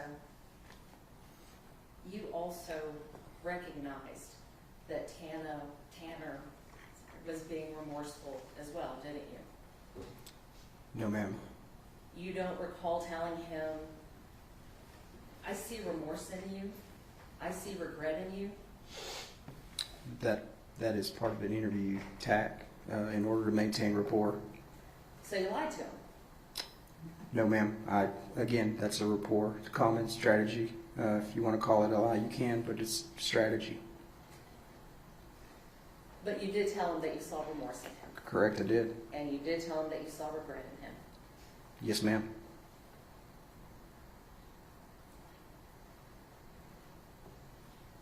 During these interrogations, Tanner was being cooperative with you. Yes, ma'am. And at times you even praised him for his cooperation. Yes, ma'am.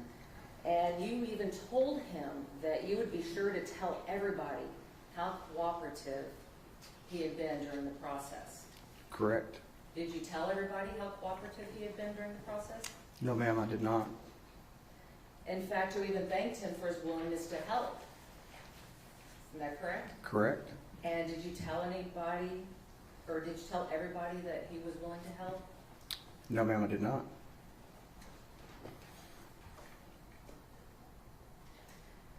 You testified on direct that Tanner was not being truthful throughout the interrogations.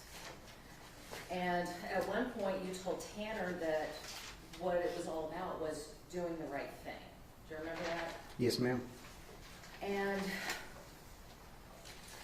for you, doing the right thing would mean confessing to the murder. Is that right? Yes, ma'am. Tanner confessed to the murder, didn't he? Yes, ma'am. And for you, doing the right thing meant helping law enforcement to recover the body. Do you Yes. agree with that? Yes, ma'am. Tanner eventually helped you recover the body, did he not? Yes, ma'am, he did.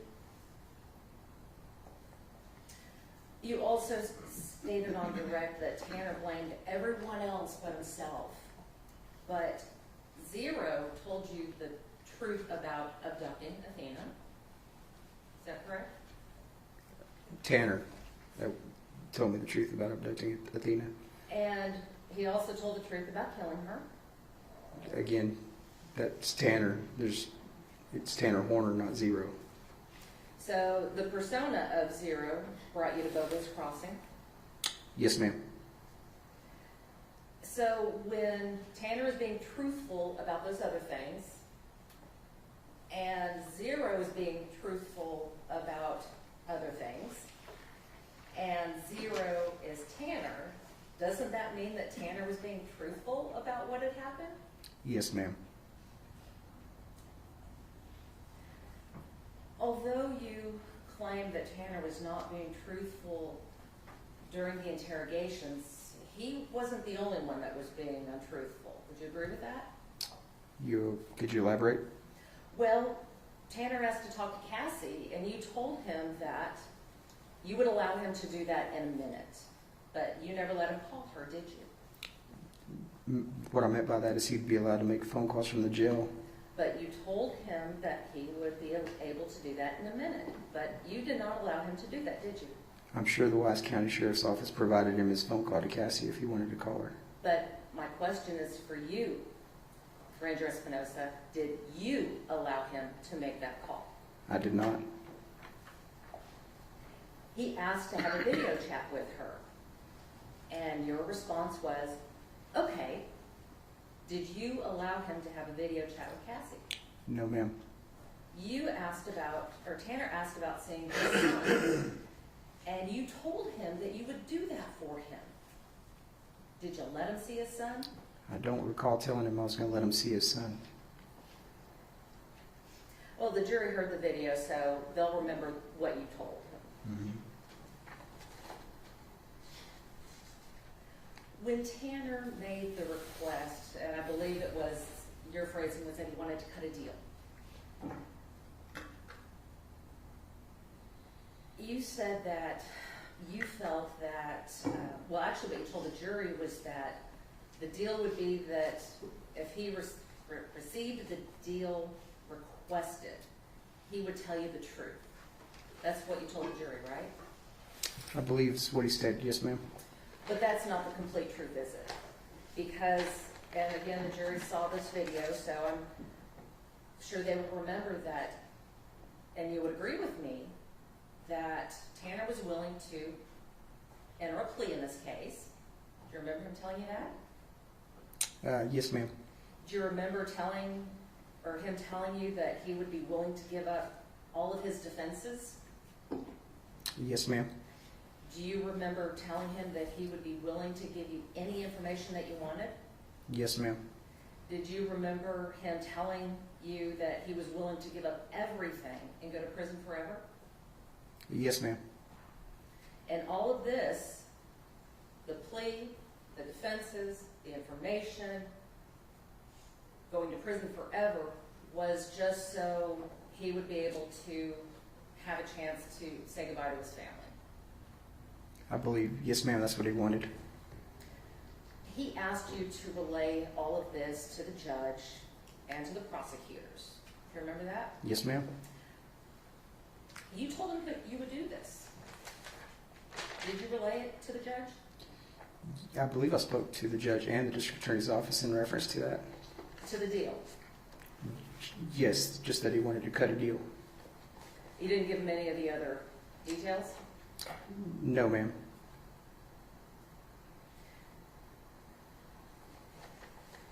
When did you speak to the judge about this? And which judge, well, let me back up. Which judge did you speak to? I believe during the course of that week, I informed everybody about the reinitiated interview, and I mentioned of Tanner wanting to cut a deal where he was released on an ankle monitor with video surveillance, which is not possible, and I told him that was not possible. So, Well, you're not the prosecutor in the case, are you? no ma'am, I'm not. And you told Tanner that you couldn't give him legal advice, right? Correct, I'm not going But now you're making a legal conclusion about what is and isn't possible. Do you agree with that? Yes ma'am. Again, I told him it is above my pay grade. That is a decision for the district attorney's office. And you said it's a question that you'd have to ask. Correct. So the question I have is, and you just said that you talked to the judge about it, which judge did you talk to? It was mentioned to Brock Smith When? during that time frame sometime.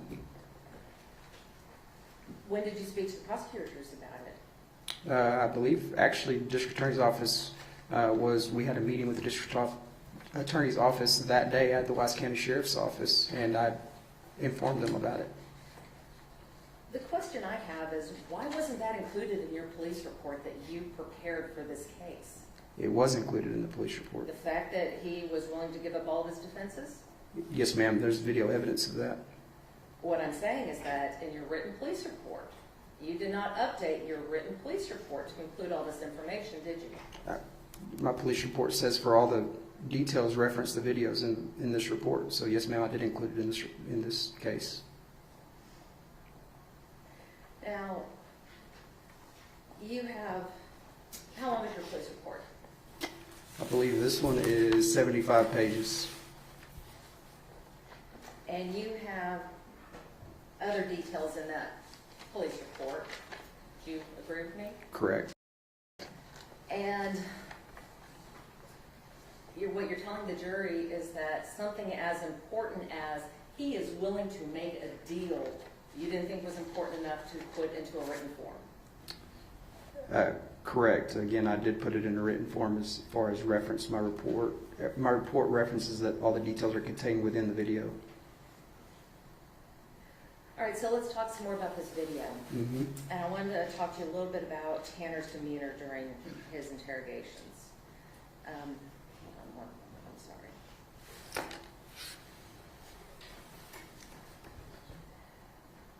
You would agree with me that during all of the videos that were shown to the jury over the last couple of days, that it was obvious during some of those videos that Tanner was easily distracted? That's a matter of opinion. Well, you testified earlier that he became distracted and you would have to redirect him. Do you remember that? No, ma'am. I actually stated that he would interrupt to talk about his deal, and I would have to redirect him back to what we were talking about. So when he was distracted by the gel that was in your hair, when he was distracted by your shoes, you were able to redirect him back to the information that you were interested in, right? Yeah, I was definitely able to keep communicating with him. Yes, ma'am. You would agree with me that Tanner was polite to all the officers? To the best of my recollection, yes, ma'am.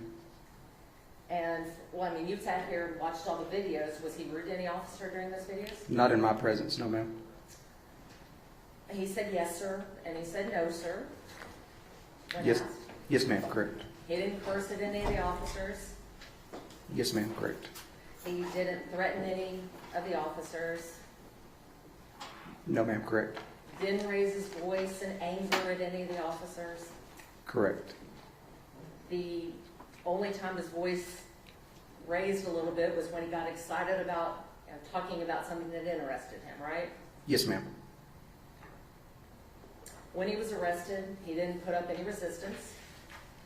Correct. When you took him out of the jail, he didn't put up any fight or any resistance. No, ma'am. When you walked him around the bamboo forest, he didn't try to run or escape. No, ma'am. He was respectful to your authority, was he not? Yes, ma'am.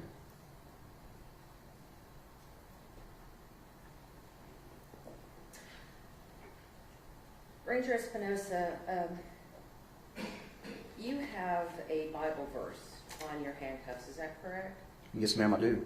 That's Romans 13:4. Yes, ma'am. And you would agree with me that Romans 13:4 says, "For he is the servant of God, an avenger who carries out God's wrath on the wrongdoer."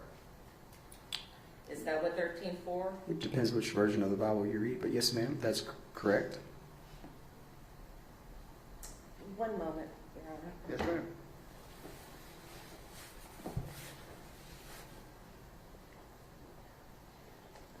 I have nothing further, Your Honor. Redirect. Thank you, Your Honor. I'm going to try to get through this here. This fourth interview that you conducted, who requested it? Tanner Horner. In this fourth interview, when you go in there, you said before that he wanted to cut a deal. And that was essentially, he wanted you to cut him loose on some kind of monitor, and then he would tell you the truth. Yes, sir. Correct? Now, all of this stuff that Ms. Anderson went over with you about his suicide attempts, mental health, all of the things that are in there, that all came from Tanner Horner, correct? Yes, sir. Now, this is the same Tanner Horner who told you that Athena's body was in the bamboo Yes, sir. and took you on that 3 or 4 hour boondoggle out there trying to Objection, find Your Honor, to the characterization. Overruled.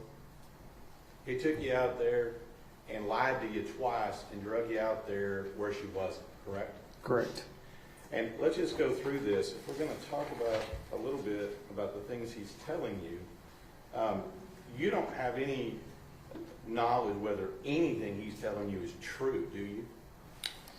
I have knowledge that it's all lies based on evidence that I had.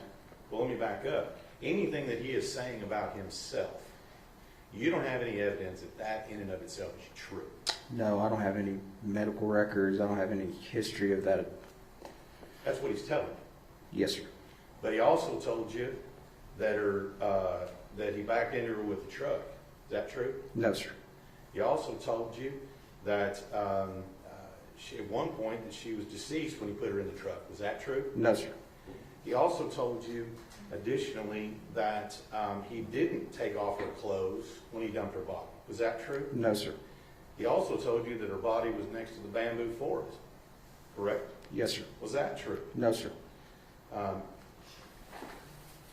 So essentially, you told him several times when during these interviews that you had faith in him and confidence in him, and was he was telling the truth. You remember that, right? Yes, sir.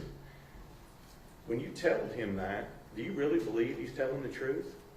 I know he's not telling the truth because I've already seen the video and I already have physical evidence. I know that he's lying to me the entire time. So when you're telling him that, is that just to keep him talking? Yeah, that's called maintaining rapport, so I don't lose the rapport and then essentially lose finding Athena. So when we're talking about this, and we're going through this bit of information, you asked him if he felt remorseful, did you not? Yes, sir, I did. You had to ask him what it was he would say to the community, did you not? Yes, sir, I did.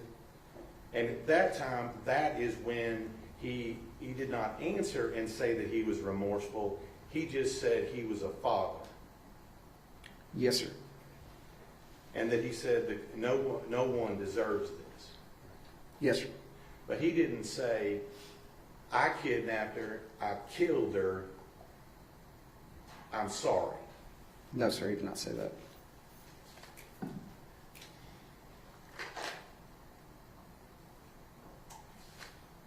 So when we talk about whether or not Tanner Horner was truthful about what happened, you were asked a minute ago if he was truthful in telling you that she was placed in the bamboo. Is that right? No, sir, he's not truthful about saying that. You were asked if that was truthful. Is that truthful? No, sir, it's not. As far as whether or not there were any clothes taken from the scene, was he truthful about that? No, sir, he was not. So how are you to believe anything about him as a person if literally the entirety of his statements to you have been lies? I couldn't believe anything that he was saying. And in fact, when he's lying to you throughout this, you said you knew he was lying, Yes, sir. but you kept him talking. Yes, sir. And throughout the entirety of all of this, yes, he is being cooperative, Yes, sir. except that he's lying. Yes, sir. He is being cooperative, except he's trying to divert you from the truth. Objection, Your Honor. Leading. Sustained. When you sat down with him in that fourth interview, he wanted you to pay a price to buy his truth. Objection, Your Honor. Let me hear the question. Go ahead. His statement to you was that was his price to get the truth. Yes, sir, that was correct. Objection, that is a misstatement of the testimony. He Jury. never said the truth. The jury will recall the testimony.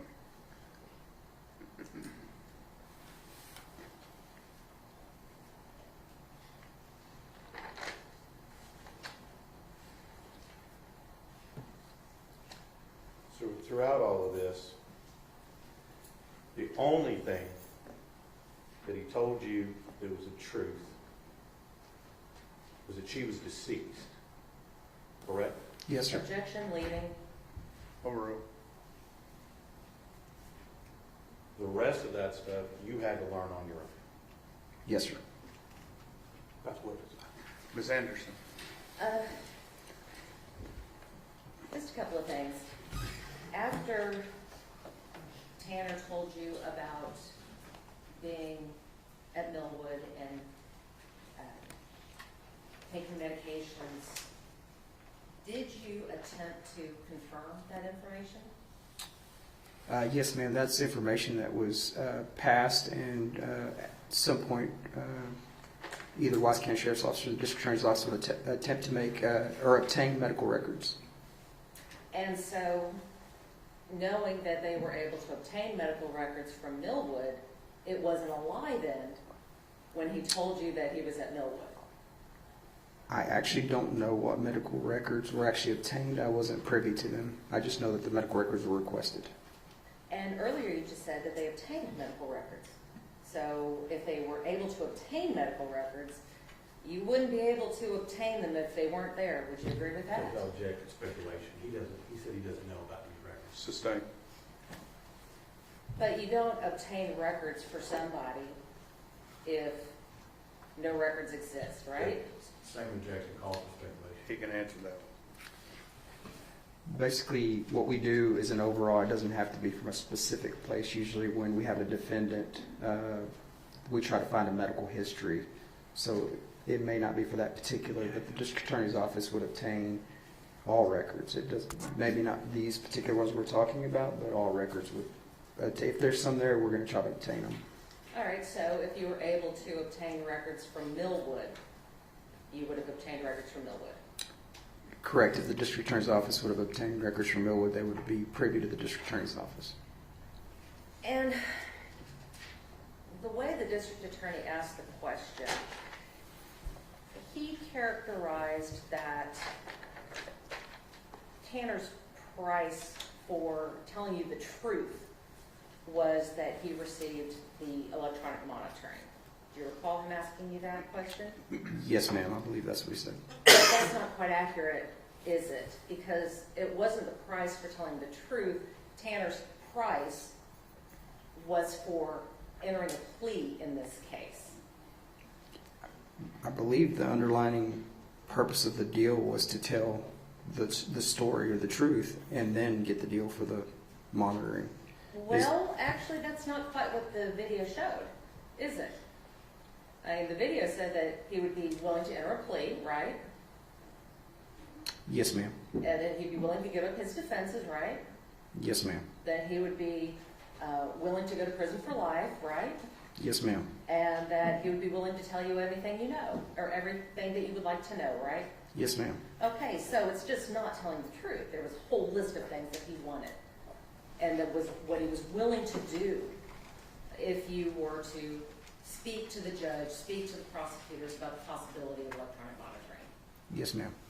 Nothing further. Mr. Singh? Just a couple questions, Your Honor. Thank you.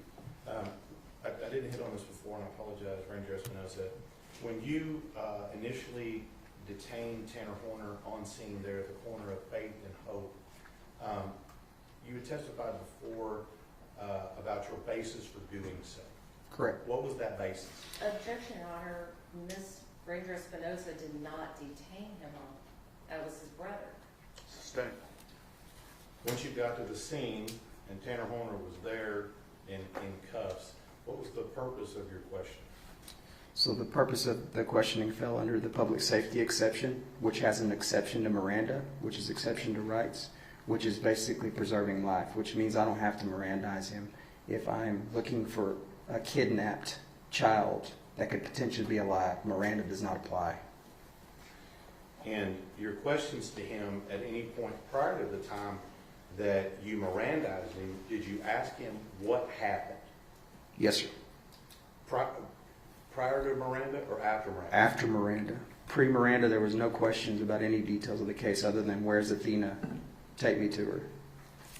And in fact, he attempted at some point to tell you what had happened, and you stopped him from talking about it. Objection, Your Honor, this leading. Sustained. Rephrase your question. When you got in the truck, what did Tanner attempt to tell you about what had happened?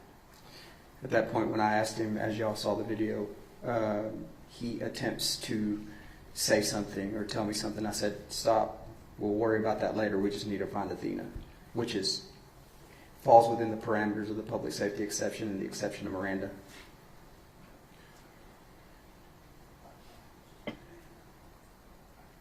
And at that point, was he under arrest or just detained? At that point, he was detained. And then once you read him his Miranda rights, at that point, was he under arrest? He was.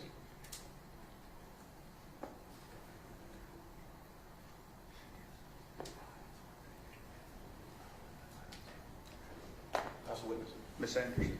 No, Your Honor, I'm done. May Ranger Espinosa be excused subject to any potential recall? Final statement. No objection. Thank you, sir.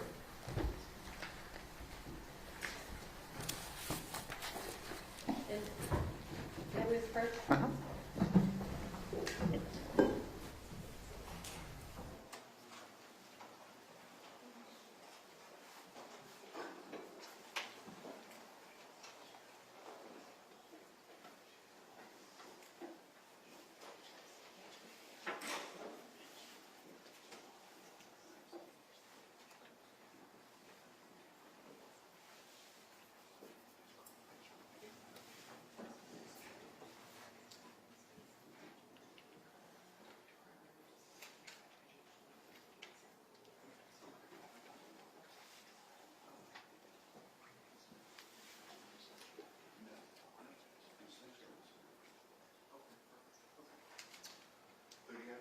Taylor Page. I'm sorry? Taylor Page. Taylor Page. Maybe I'm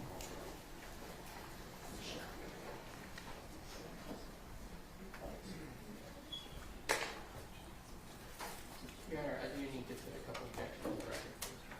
I'm sorry? I need to put objections to the testimony on the record. Do you want You the need approach that. to do that? Do you do it in the presence of the jury or outside? I don't think it'll hurt. It's whatever you want to do. If you want me to approach, I can do it. Go ahead. No, you can go ahead. Your Honor, I think I would like to renew the objections we made at the 702, 705 hearing. In addition, I would like to object. There are 48 potential FBI agents involved in this case. The FBI, per their policy, we requested those personnel records, which could be potentially exculpatory. They denied access to all of those. I believe that's a violation of the Michael Morton Act. I would ask that the court refuse to allow any of the FBI agents to testify in this case based on that. They require about a 2E letter for you to get their personnel records. We went through the process of doing that, and they denied us any of those records.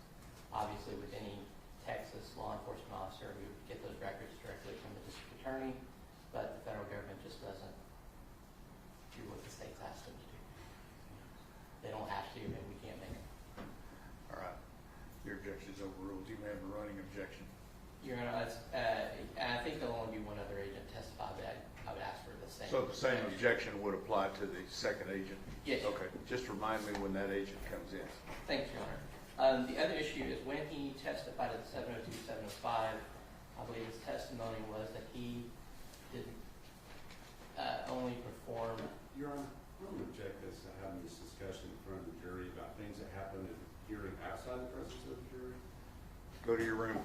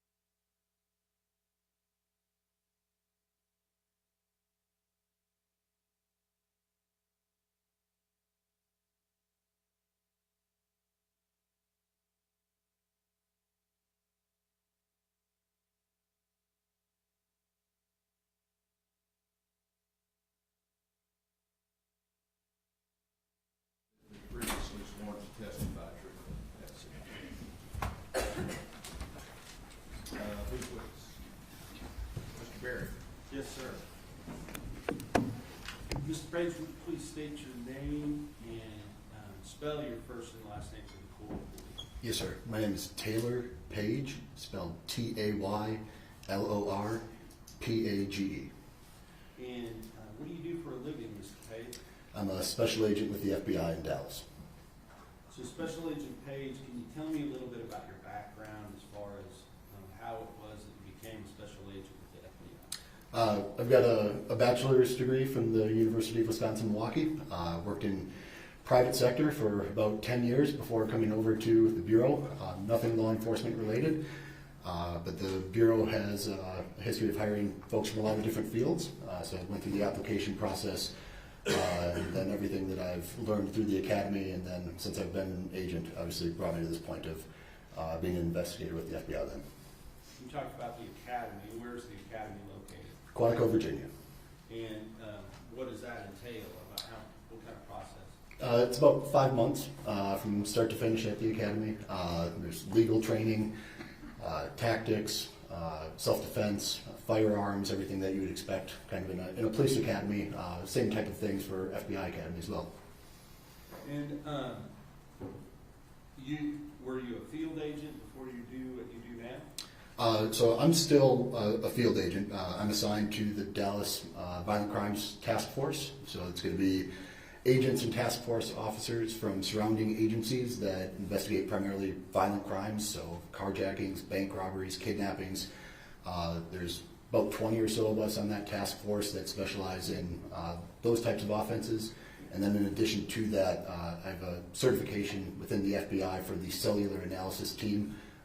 And so part of my role is to serve in that capacity as well. Okay, and the cellular analysis team, does that have some type of a special acronym that goes with it? Yeah, so Cellular Analysis Survey Team, or CAST, you'll hear it often referred to. Okay, and tell me what do you do? You said that you work with these different types of violent offenses, including kidnappings. What does the Cellular Analysis Survey Team do? So the CAST unit is different than the Violent Crimes Task Force. So I happen to be a CAST asset that just sits on that Violent Crimes Task Force. But this CAST unit within the FBI, again, there's about 100 or so of us spaced throughout the country. We specialize in the analysis of cellular records. And oftentimes, to your question, if there is something like an Amber Alert or a mass casualty event or something that requires a big law enforcement response, if there's something that's going to have a cellular component to it, a lot of the times you're going to see a CAST asset that gets dispatched to that command post or that location. And we're talking about command posts. Explain what you mean by a command post. So a command post is oftentimes set up by law enforcement in response to usually a threat to life type situation that's occurring. It's oftentimes set up in an area very close to where the actual crime may have occurred. So while our office is in Dallas, if there's a situation that occurs in a different part of North Texas, we may send a command post or establish a command post in an area nearer to that so that the law enforcement response can be centralized to that immediate area. And how is it that you do that? Do you pitch a tent out there? How does it happen? So the FBI has a mobile command post. Several agencies I know around North Texas also have mobile command posts. It's a giant semi-trailer that will pull up to the scene, and it allows us access to some of our equipment and technology that we would otherwise have at our headquarters division that isn't necessarily always available right there in the field. But again, it's a good centralized spot for the law enforcement response to be concentrated.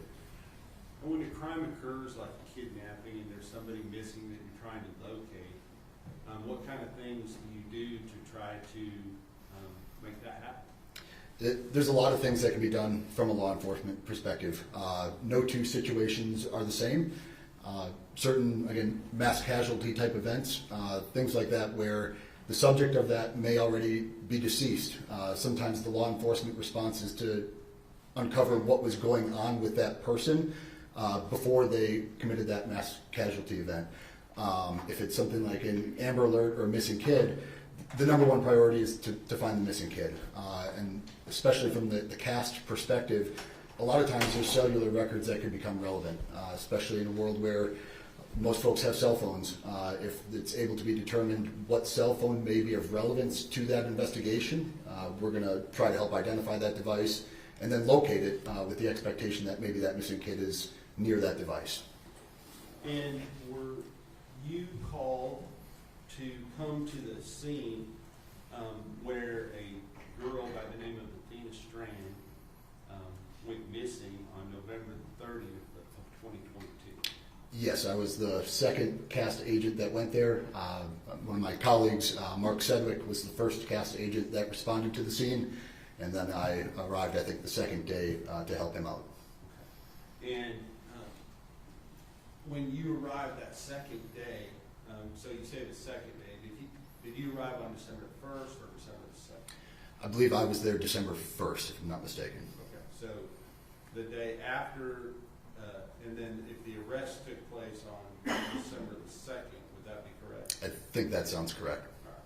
So as agents, you and Mr. Sedgwick, or Special Agent Sedgwick, are you collecting certain information that you can then analyze? Yes. Again, it's all dependent on what's happening in that particular situation. If, again, there's cellular records that appear that they're going to be of relevance, we will reach out directly to those cell providers, so Verizon, AT&T, T-Mobile, and try to explain to them, hey, here's what we've got going on, and we'll make what are called exigent requests for information. So things that are not accompanied with a warrant at that time. There is an immediate threat to life that's going on, and we're trying to mitigate that as best we can. So we make the request in good faith to those cell providers that, hey, we believe these records could be helpful in locating or identifying this missing person. Now, in this particular case, was the child still missing when you arrived? Yes, sir. And was there any knowledge one way or the other as to whether the child was still alive or not? We had no indication of her status at that time. So did that qualify then for these exigent requests that you're making to different phone companies and different social media carriers, things like that? Yes, sir. And I mean, there's a commonly known or a common term that's out there called geofencing. Can you kind of explain what that means? Yeah, so geofencing, just the general concept of a geofence is that there is a particular area where something happened. And then if you draw basically a radius around that, say 400 meters, you could potentially identify devices that fall within that radius. It's done in order to identify possibly unidentifiable persons that may have been present in that area by way of cellular connectivity oftentimes. Certain geofences are not only related to cell phone connectivity. There's other types of geospatial geofences that can be done that may be GPS related. But the general concept of it is just that there is a known quantity or a known event and then a radius that you want to establish around that area to identify the devices that were present in that spot. And are you able to limit that to certain times and parameters? Yes, sir. Okay. And did you do that in this particular case? We did. Okay. Now, when you go to the scene out there, or really any scene of a missing child, who are the first people that you are often tasked to look at and look at their mobile devices? Usually it's the parents or close family that may be living with that person. So a lot of times it's not even necessarily that that person is a suspect per se, but you also want to get corroboration for statements that those folks may be making to law enforcement. So if a parent says, I was at work all day, if you get the phone records for that person, you could pretty easily identify, depending on how far away they live from their work, you could potentially identify that, yes, they were at work that day and their statements are consistent, as opposed to someone whose phone was not near their office that day, then maybe the statements that they made that they were at work could be more concerning. And was that done in this particular case with regard to the missing child at Athena Strand? Yes, sir. I believe Special Agent Sedgwick started that process. Okay. Now, when you got there and you became involved in this process, was there another phone number that was identified as being a potential point of interest that y'all wanted to obtain some records related to? So there were a couple things that took place. We did a geofence to T-Mobile, and there was a device that was identified within that geofence. That device became of interest for us. Second to that, there was a phone number for Mr. Horner that was also identified, and that became more relevant as the command post situation started to unfold. Okay. And with regard to that, did you obtain these exigent records related to that phone number for Mr. Horner? Yes, sir. Okay. And based upon reviewing those records, are you able to determine whether the device that is generating those records is moving or not moving based upon your analysis of that device? We can usually get to a pretty quick conclusion about whether a device is movement or stationary based on those records. Yes, sir. And with regard to this particular device, did you find that this device was at times stationary? We did. And that then it would move some and then be stationary again for certain periods of time? That particular device associated with Mr. Horner, yes, as well as the device, the second device that was within that T-Mobile geofence. We saw consistent movement and stops for both of those devices. And are those two devices moving at the same places and stopping at the same place? Generally, yes. That would be my overarching conclusion, that they were generally moving together. There are subsets of information within there where there would be gaps of information for the phone number associated to Mr. Horner that the other device in that T-Mobile geofence could kind of fill in the gap of what those movement times might have been. But generally, for the time period that we were looking at, both devices appeared to be moving together. Now let me ask you this. If the person turns off their... Yeah, can we approach? Yes.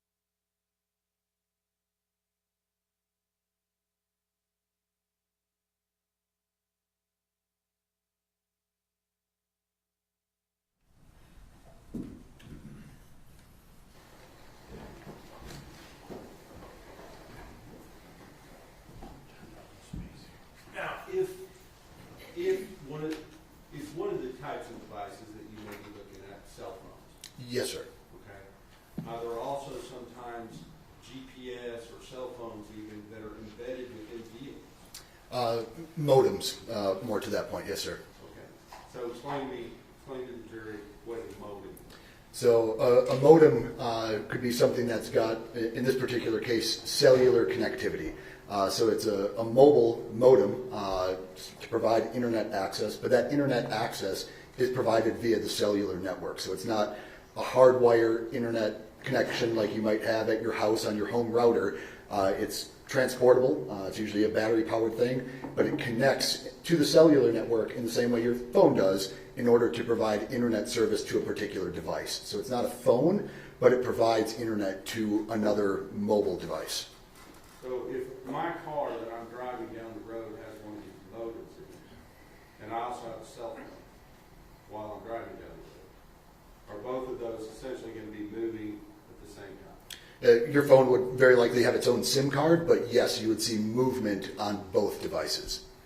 Okay. And if then I turned off my phone, or I took the SIM card out, or whatever it was that I did, would then that keep that particular device from communicating with the cellular network? Yes, correct. If a cell phone were powered down, you would see a gap in communications with the network during that time period.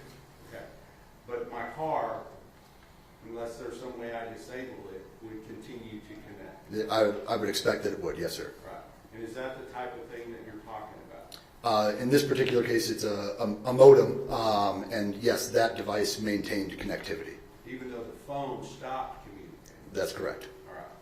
And so, based upon the information that you were receiving for these two devices, were you able to determine potential points where maybe searches might need to be done based upon areas where these two devices were stopping and stationary for some period of time? Yes, sir, we did. And were you familiar with the location? I'm not asking you to give an address, I'm asking if you know the location where Athena Strand body was ultimately located. I don't know the exact address, but I am familiar with it. Yes, sir. And based upon the information that you had from these two devices, did you target that location as a place that needed to be searched? We did. Okay. And was that information communicated through the command post to officers in the field prior to her body ever being located? It was. Now, many officers were all called to look in a particular location during that same period of time, correct? That's my understanding. Yes, sir. And so was there enough bodies to then go out and look at all these different areas where you're saying we need to look here, we need to look here, we need to look here? It can become a big strain on resources when you're trying to dispatch law enforcement to multiple spots. So to answer your question, I don't know exactly what personnel were assigned to which area, but again, we did identify the location where her body was ultimately located as one of the areas to be searched. And that location was actually identified in advance by some period of time of when she was actually located. Is that correct? Yes, sir, that's correct. But because the resources were diverted to a different location, that area was never able to be searched prior to her body being located. Is that right? I don't think it was searched thoroughly. The area that we identified was a body of water, and obviously if the body is not readily viewable on the top of the water, and especially given certain times of day, darkness would be a factor in that as well. So yeah, if you don't have adequate personnel to do a proper search of that spot, you may not find what you're looking for at that initial search. So if officers had been available to thoroughly search that location. Objection, speculation. Let me hear the question. Is it your opinion that if officers had been available to thoroughly search those locations, that her body could have been located earlier in the day? Objection, speculation. Sustained. With regard to your work, you said you were working with Mr. Sedgwick, is that right? Yes, sir. And he is also a member of this CAS team. Yes, sir. And then, does the CAS team often, in preparation for a trial like this, or to sort of analyze the data that you have, do they prepare something called a CAST analysis? We do, yes, sir. Okay, and tell me what a CAST analysis is. It's oftentimes going to be centered around cellular records, as you might expect, but then it's going to have information related to activity of the cell phones that are cellular devices that are being analyzed, and then that activity is going to be mapped in concert with known events related to a particular crime. Just because the mapping of a phone or a cellular item itself isn't necessarily meaningful unless you have locations of relevance as it relates to the crime that's being charged. And are there potentially other devices that could be used to corroborate the modem in the vehicle as well as the cell phone? Yes, sir. Okay. Would package scanner potentially be something like that? Yes, sir. Okay. Would geolocation data on a video be something like that? That would also assist in that, yes, sir. And so if those things also corroborated those points of data you already had, that would be something that might go into the CAST analysis. Yes, sir. Objection, Lee. Don't lead your witness. Now, with regard to this particular case, was a CAST analysis done? It was. And who was the officer that did that CAS analysis? Special Agent Sedgwick. And with regard to your part in that, did you act as a technical reviewer of that? A peer review, yes, sir. Okay. And, but it would be Agent Sedgwick that would be the one to actually present that analysis, correct? That's correct. Pass the witness. Cross-examination. Good afternoon. Afternoon, sir.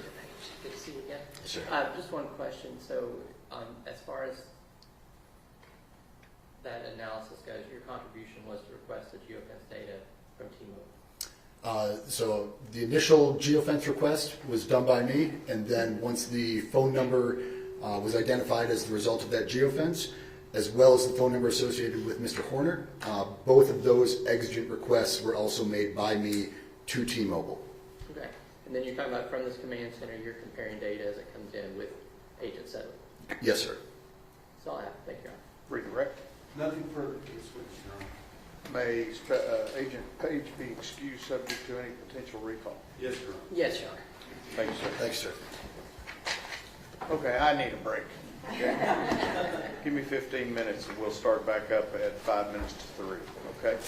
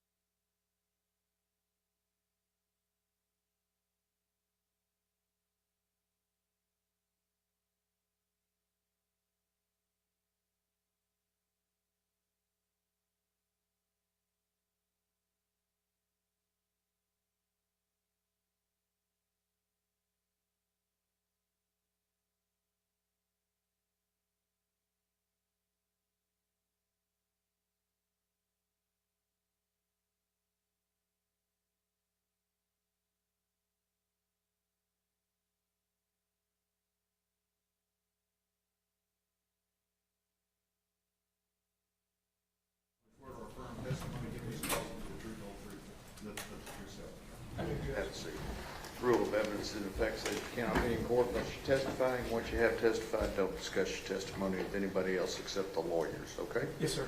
First and last name for the court reporter and spell it for her, please. Bruce Sherman, BruceSherman. Ms. Dool. Thank you, Judge. Good afternoon. How are you, ma'am? Do me a favor, push that mic back just a little towards the way. Yeah, there. Okay. Yes, sir. Can you go ahead and tell the jury how you are presently employed? I'm a lieutenant with the Texas Department of Public Safety. And what do you do for that? I'm in our Internal Affairs Division. We call it the Office of Inspector General. Okay. Now, back in December of 2022, how were you employed? I was a Texas Ranger for the Department of Public Safety. So the same overarching thing, but a little bit different. Yes, ma'am. All right. How did you become a ranger? I started with the Department of Public Safety in 2007, and as a highway patrolman out of the academy, and I was a trooper around several places in Texas. I started out down in the Beaumont area, and then I've been in North Texas since 2008. I worked in Denton for a little while, and then I was in Rockwall before I went into the narcotics service in our criminal investigations division. And I conducted investigations into drug trafficking organizations for about 3 years before I went to the Rangers. And how long were you a Texas Ranger? From 2017 to 2023. So not long after this case, you made a move. Yes, ma'am. All right. How did you initially become involved with the investigation and the search for Athena Strand? Yeah, the initial call that I got to be involved was really for a support role. I got called by one of the Ranger lieutenants. It was actually not from my area, but covered the Wise County area. And he just requested for me to come out and offer some sort of support. And so I responded to kind of the command post, if you will. I don't remember the exact location, but I remember there were a lot of people doing a lot of different things. Is that normal for, I guess, a large scene to have multiple rangers involved? Yes, ma'am. Do you recall about how many other rangers were out there? You know, when I got there, just a handful. I would say, you know, somewhere between 4 and 6. But I know that there were others out in the field that were tracking down, you know, potential leads, following up on things. Some of them had gone home to take a little break because they'd been out there for countless hours. And so just the ones that I saw, there was a handful of us out there. Was this an all-hands-on-deck situation? Yes, ma'am. And you mentioned a lot of people. Was that a lot of other law enforcement agencies besides the Texas Rangers? Yes, ma'am. Do you recall who all you saw when you arrived? Yeah, I know the Federal Bureau of Investigation was out there. A lot of what appeared to be civilian personnel, people who were out there just waiting for an assignment. They wanted to help, and they were there to just offer any kind of help that they could give. But a lot of civilian support, but also a lot of law enforcement support as well. Athena Strand went missing on November 30th of 22. What day did you actually get involved?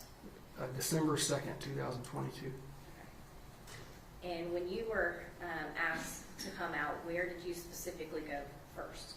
I went straight from my duty station out in the Garland-Rockwall County area, straight to that command post again. I don't remember the address or even what city it was in, really. I can see it in my head. I just don't know exactly where it was at.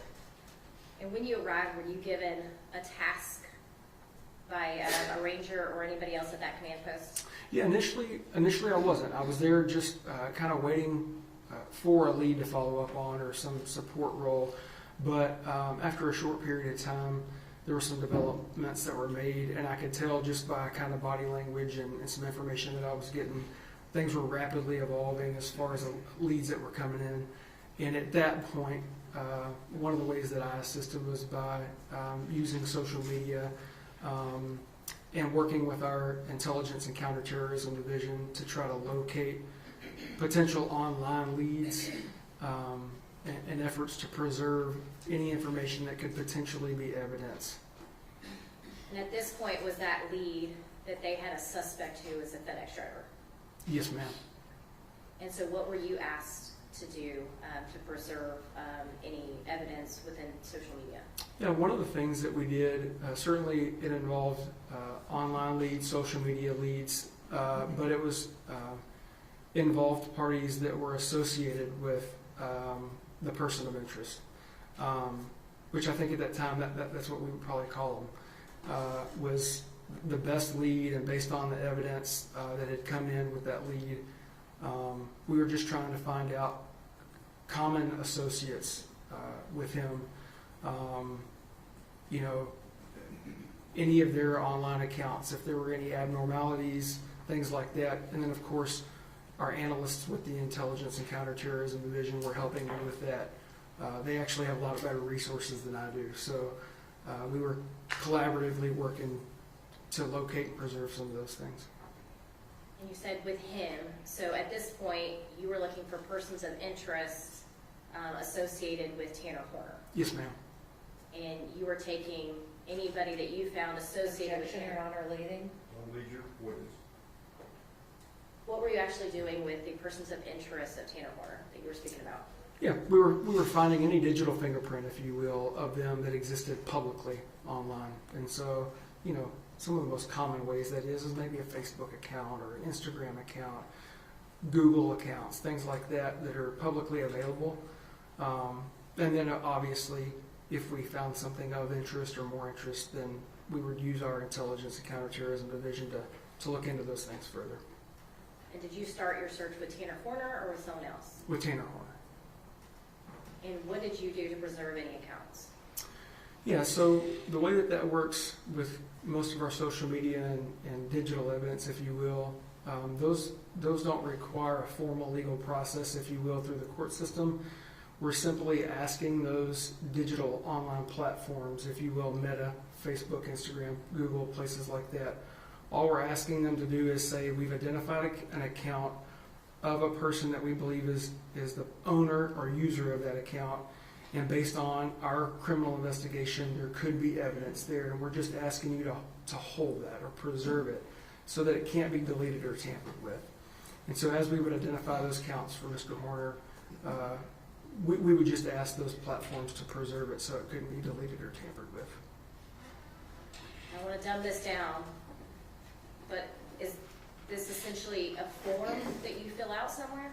Digitally, yes, ma'am. So what we do is there's what's called a law enforcement portal, and so once these platforms have confirmed and vetted us as law enforcement investigators, we have a portal we can go into, and we can use that portal to tell them what kind of crimes we may be investigating, but the accounts that could be associated with it at our request to preserve it. This puts a hold on the account where it preserves the information. Is that what you're trying to tell us? It's the same, rephrase your question. What is the actual, what is Facebook, Meta, Google, whomever you're sending these to, what are they actually doing to preserve anything? Yeah, so as far as we'll just use Mr. Horner, because that's the example we're using, he would never know, nothing changes for his account, doesn't freeze, it doesn't hold. It just means that if he goes in and tries to delete or tamper with some sort of potential evidence that's there, it can't disappear. It's there. And so if we followed up within a 90-day period with a legal process, which would require probable cause, then we would still be able to have that evidence that can't be tampered with.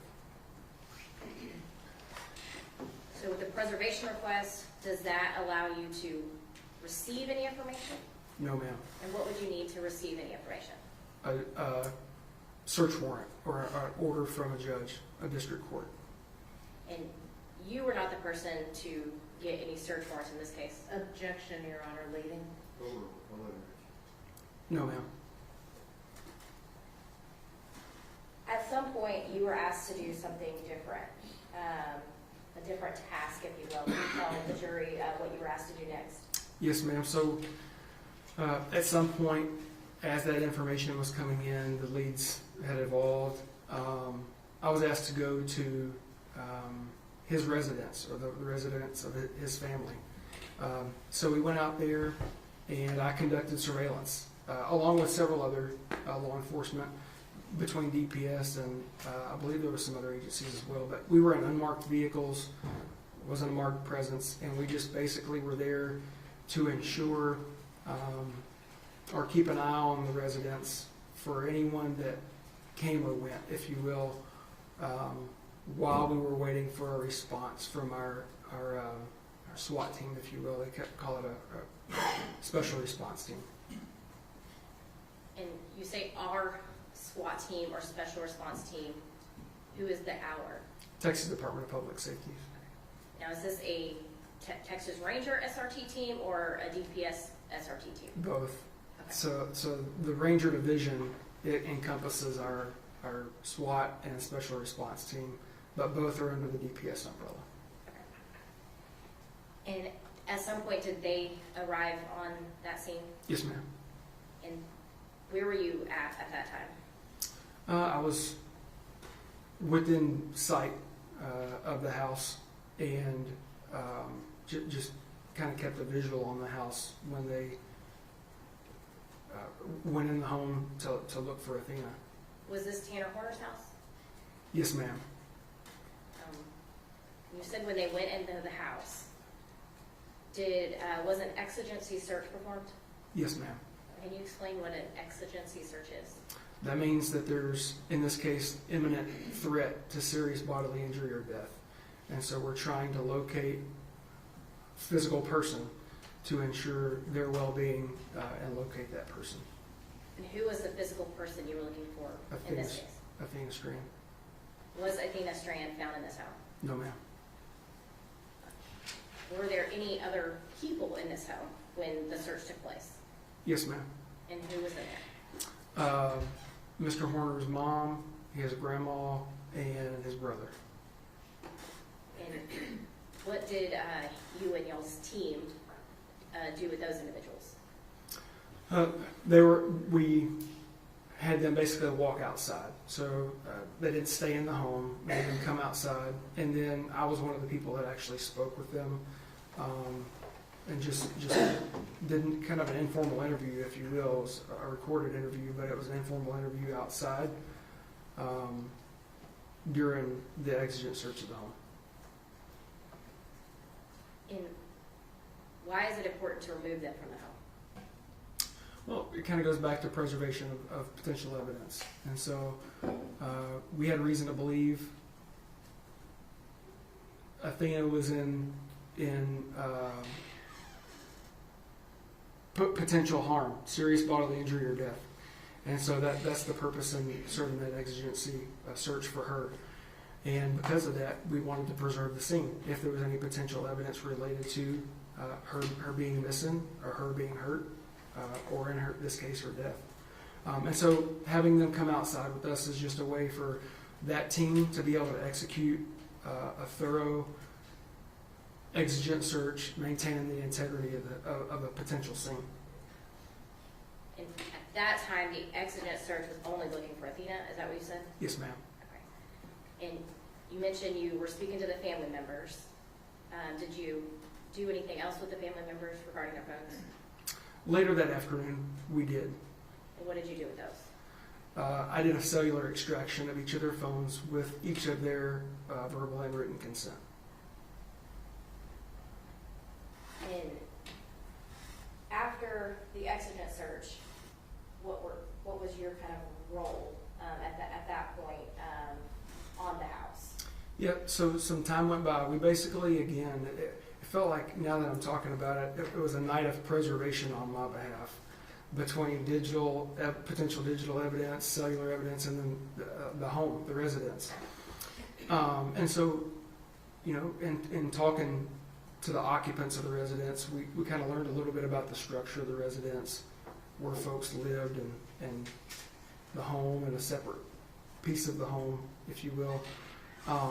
But basically, after that exigent search was conducted, we figured out that Athena wasn't there.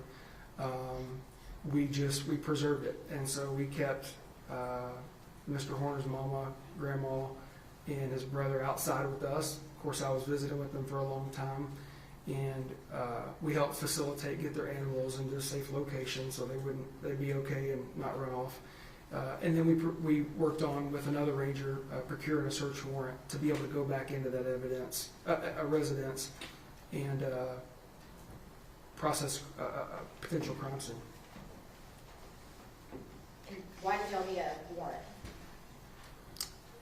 Because based on the information that Ranger Espinoza was receiving at an off-site location. So that's another kind of piece of this, if you will, is that while we're at the residence, Ranger Espinoza is nowhere close to us, to my knowledge.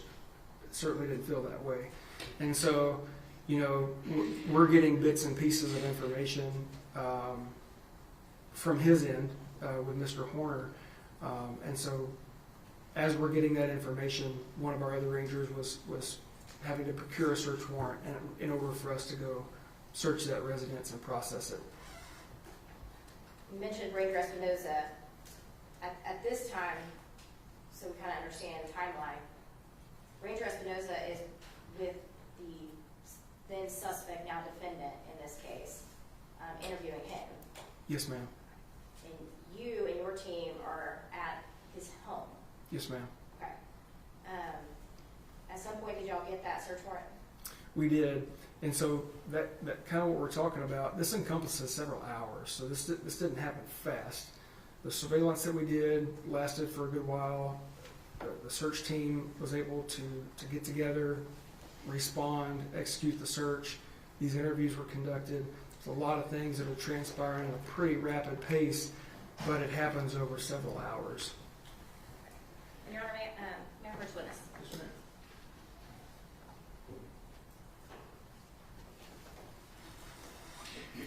I'm going to show you what's been marked as State's Exhibit 52. Do you recognize this? Yes, ma'am. And was this photo taken by you? I think this picture was sent to me, but that. Do you recognize what's in that photo? Oh yeah, yes, ma'am. And is that how that looked on the day and night that you were there? Yes, ma'am. And so is it a very accurate depiction of what's in this photo Yes, as ma'am. you saw it? Yes, ma'am. And Your Honor, at this time, the state offers into evidence State's Exhibit.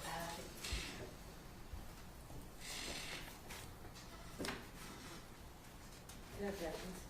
State's Exhibit 52 is admitted. Yes, ma'am.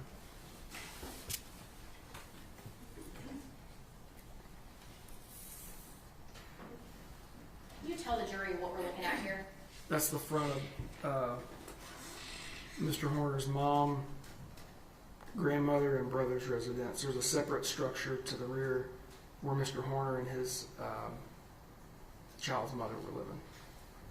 And so when you, as we're doing surveillance, I think was the word you used, on the home, were you guys just kind of sitting outside the house looking at it? Yep, so as you're looking at this, if you can imagine to the left, there's just a driveway on an empty lot, if you will, just down a block or so, and that's where I was backed into watching the residents, to the left, if you will.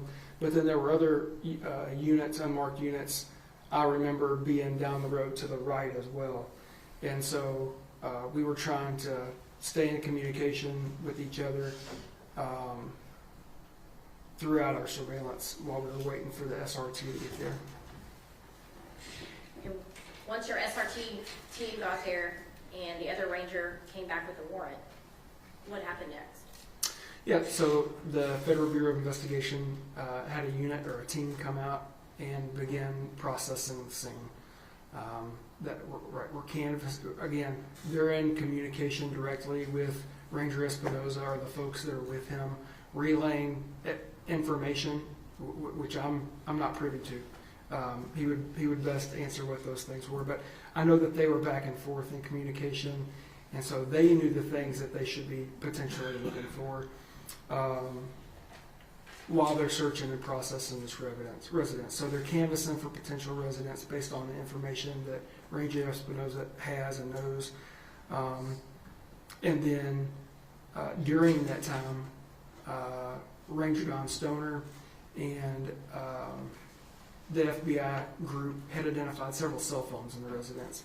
Come to find out, that was for Mr. Horner's mom, grandmother, and his brother. They all provided verbal and written consent for those. And so while FBI was processing the crime scene, at that point I did digital forensic extractions for their phones.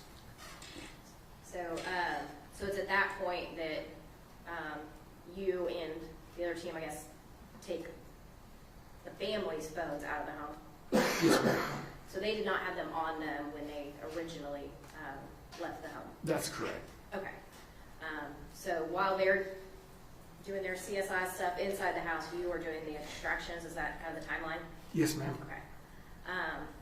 At this point, did you have any other role in this search or investigation? No, ma'am. Thank you. No further questions. I'll pass. Ma'am. Yes, Your Honor, just briefly. Ranger Sherman, how you doing? Good, ma'am. How are you? I'm doing fine, thank you. The way that you described this search and the way that you described the approach of the SWAT seems like it was just another day at the office. But wouldn't you agree with me that it was just a little bit more than that? Well, it was a lot more than that.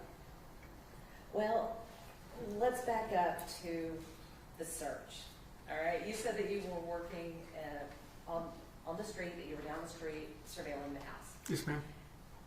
And that you were waiting for the, what did you call them? The SRT, Special Response Team. And describe for the jury the SRT arrival at the house. What did they arrive in? As you would expect, almost it's a tactical unit, right? And so they're going in there prepared to encounter any threat, if you will. So this tactical team arrives in basically an armored vehicle. Yes, ma'am. And they're rolling up the street in this armored vehicle. Yes, ma'am. How many are there? A team. It's So, not, like you said, it's not a normal day at the office. So you have more than one armored vehicle riding up this residential street Yes, ma'am. with how many people in each vehicle? Ooh, I don't know. Were the officers just in the vehicle, or were they also hanging out on the outside of the vehicle? I don't recall that. Okay. But you have these officers rolling up, and they are in, and they're wearing body armor, are they not? Yes, ma'am. And they're wearing helmets. Yes, ma'am. And they have automatic weapons. Yes, ma'am. All right, so you have this tactical team rolling up this residential street to this small house, and then the officers swarm the house, is that right? Yes, ma'am. They didn't knock and announce and say, please let us in, they just broke on in. Yes, ma'am. And when they broke in, they're screaming, there's yelling. Would you agree with that? Those would be assumptions. I didn't hear those things from my location based on the way exigency searches would go with an SRT. That would be fair to say.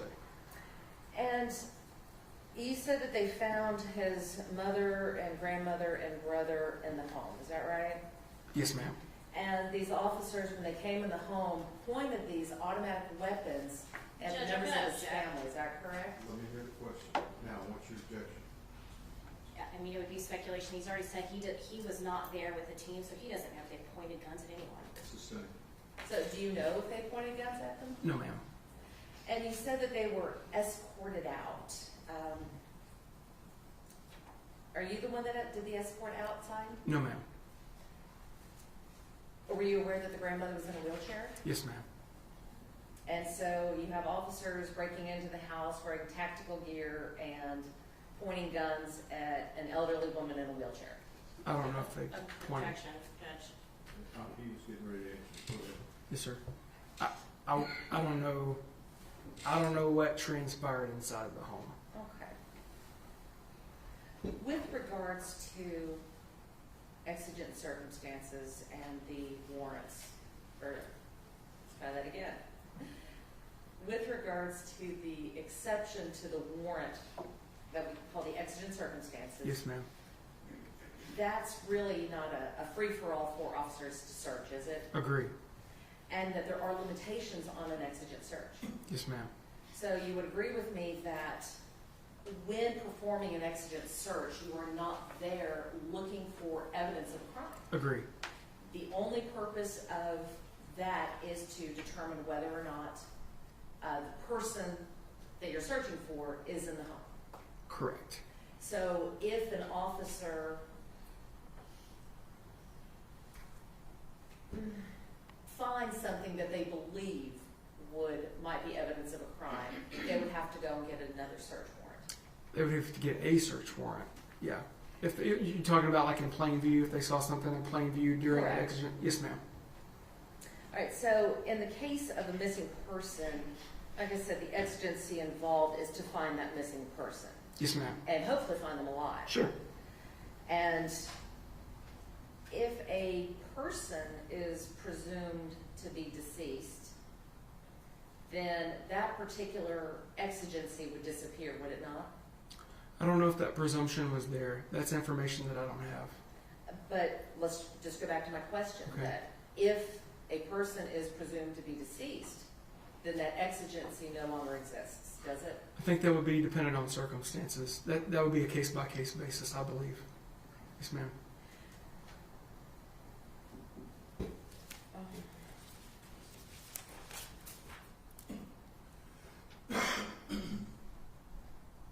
When you had Tanner's grandmother and mother and brother outside, you know what, Judge? I've got nothing further. Thank you, officer. Or Bruce. Bruce. Oh, Bruce. Thank Yes, you, ma'am. Bruce. You bet. Yes, ma'am. That's my dog's name. I'm flattered. Redirect. Nothing further, Judge. Mr. Sherman be excused subject to any potential recall. And no objection. Thanks, sir. Thank you, Judge. Appreciate it.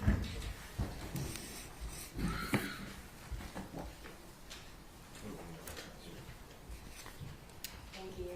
Who do you have next? FBI's Kurt DeRoss. I'm sorry? FBI Kurt DeRoss. Kurt DeRoss. Yes.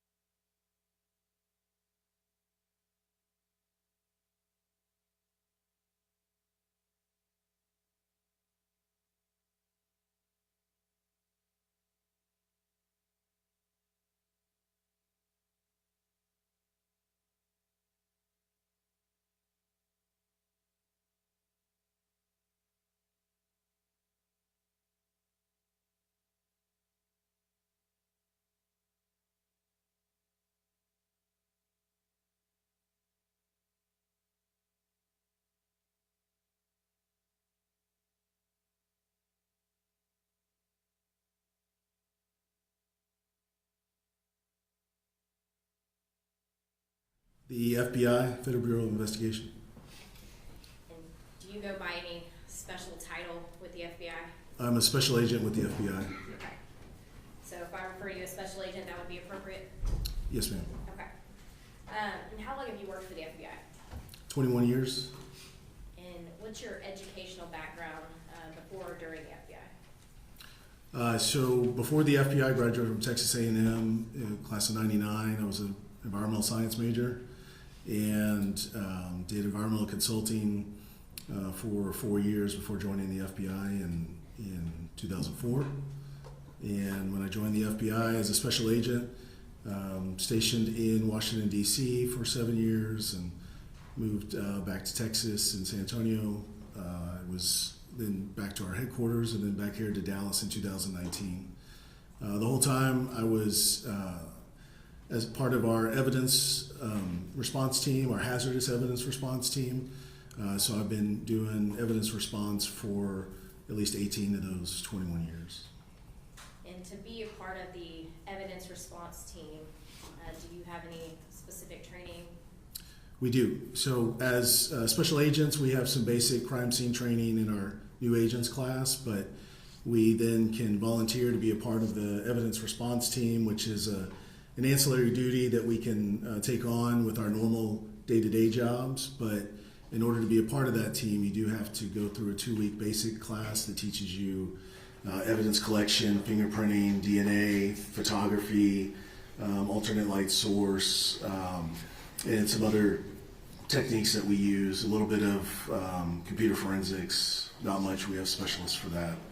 And then we can go to advanced crime scene courses as well, so advanced fingerprinting, we go to the body farm, which is to recover bodies, and we can go to some outside of the FBI classes as well. Have you been to the body farm? I have not, no. Have you done any of these other special or advanced trainings? So I have done, like I said, I'm the team leader for our hazardous evidence response team, so I focus a lot on collection of evidence in hazardous environments. So I've done some extra latent fingerprint lifting, and some DNA training as well. Now, how did the FBI get involved in the, search and investigation for Athena Strand? Sure. So typically when the FBI gets involved in a non-federal case, we're invited by whoever the executive authority is for whatever agency, whether it's a sheriff's office, like in this case, or a police chief of a police department. We're asked to assist, and we have a method for doing that from executive to executive level. And then one thing that the FBI provides, the ERT at the FBI Dallas, we have 3 teams of 8 to 10 people. So that's 30 personnel. Some of them are still in the process of training, but I would say probably at least at the time of this, especially over half of them were fully certified with advanced training. And so we would be kind of a force multiplier. So anytime there's a scene or a crime that spreads across multiple crime scenes, lots of police departments don't have the crime scene capability to handle 3 or 4 crime scenes at a time, and so we can provide that supplemental crime scene processing. So the FBI in this case was an assisting agency because there were multiple crime scenes? Correct, yes. Yeah, it was a state warrant that we were assisting on, so they provided that warrant, and then we provided the trained personnel to conduct the search. And I think you mentioned you were a team leader. How does a team leader work in these teams? Correct. So with a team leader, it's my job to assign roles within the search. So we have various roles on each search. We have obviously a team leader. We'll have an assistant team leader. We'll have a photographer. We'll have a person that does sketching. We'll have an evidence custodian that is in charge of making sure the evidence stays clear and is labeled properly and is packaged properly. And then we have usually several searchers that will then go out into the scene and do various searches just depending on what we're doing. If it's a forensic search, then we have certain techniques that we utilize there. If it's just a document search, it might not be quite the same as a forensic search. So it's my job as the team leader to decide what steps we conduct that search, what personal protective equipment needs to be used to both protect the agents or the professional staff, the ERT team, and then what personal protective equipment needs to be worn to protect the crime scene as well. So we have our suits, Tyvek suits that we wear. You've probably seen them, on TV or something, but they have hoodies, we have booties, we always wear gloves, so that keeps our forensic fingerprint, our DNA, our fingerprints, our hairs, our fibers out of the scene for a forensic scene. So it's my job to not only assign those tasks, but to decide how people are going to enter that crime scene. You mentioned the Tyvek suits. Are those a certain color? Typically they're white, yes. And in general, are there certain standard policies and procedures that the FBI ERT team follows when going into a crime scene? There are. So we have a set order of how we process a crime scene, and first step is to conduct a kind of a one-on-one turnover with whoever initially had that scene. The FBI ERT is never, I feel confident saying never the first one on scene. Typically, the local police department was there, or maybe our FBI SWAT team, or in this case, the Texas Rangers, SRT. So if there's another agency that's there, it's my job as the team leader to liaison with them, figure out what kind of situation, see if there's any evidence that is obvious and possibly transient that might disappear. We may need to collect quicker. Sometimes electronic evidence such as phones or computers can be perishable, so we need to react to those quicker. So all that would be discussed in the turnover. And then once I have that turnover from whatever agency was holding the scene until we got there, I would then go ahead and walk the scene with that person. And while the rest of the team is kind of setting up a little base of operations area, just simple table, chairs, places that we can bring out the evidence to, getting sign-in logs started and getting some of the other admin logs started about like what time we got there, who was there, other things. So we would then walk through the scene as carefully as possible with the proper PPE on to preserve the scene itself. Like I said, as we're walking through, I'm noting, I'll have a sheet from time to time of noting certain evidence as we walk through, just depending on how big the scene is and how much I can and can't remember. So we'll walk through the scene completely, and usually we're with the photographer too, who is also one of the first steps we do in that walkthrough is we take initial photographs of the scene before we do any searching. So they're called entry photos. It's to show how we found the scene. It's not necessarily how the scene was before anybody got there. It's the scene as we found it when we showed up. And it starts with the front door, hopefully getting the address numbers in the picture, and it's usually walking through into the house, if it's a residence, around the house, and any other outbuildings that may be on the property itself. So those would be the entry photos that get taken as we're doing the initial walkthrough. And at some point, your ERT team was called out. Where were you guys called out first to? We were called out directly to the residence. It was 7628 Somerville Place Road, Fort Worth, Texas. Was that the defendant, Tanner Horner's residence? From what I understand, from when I was called out there, yes. Okay. And when you arrive on scene, what did you see? Sure. When we arrived, there were multiple law enforcement personnel already there, multiple Texas Rangers, a couple of FBI special agents from the squad that was assisting Wise County, and they were kind of there holding the scene until we got there. At that point, the Rangers had already secured the scene from any kind of threat, like a person threat at the house, so they cleared it, and they were just kind of waiting for us to show up. And so I got there, and the rest of the team got there a few minutes later, and we started to do all the things that I just described, kind of set up a little base area and start with our entry photos. And so I think you said when you got there, the rangers had already secured the house. Correct, yes. Did you receive a warrant, like a search warrant for the home when you Yes. arrived on scene? Yes, we did, from the Rangers. Okay. And earlier you said part of your procedure is to do a walkthrough. Did you do a walkthrough with the rangers in this case? I did, yes. And after you did that walkthrough, what did you do next? So after that walkthrough, we identified a couple of things that looked like they were possible items of evidence outside of the residence, around behind the shed, which was later identified as the defendant's quote-unquote bedroom or place where he stayed. And then we were able to see in there, and I could see that the area inside that shed where the defendant stayed was very messy, very much in a disarray.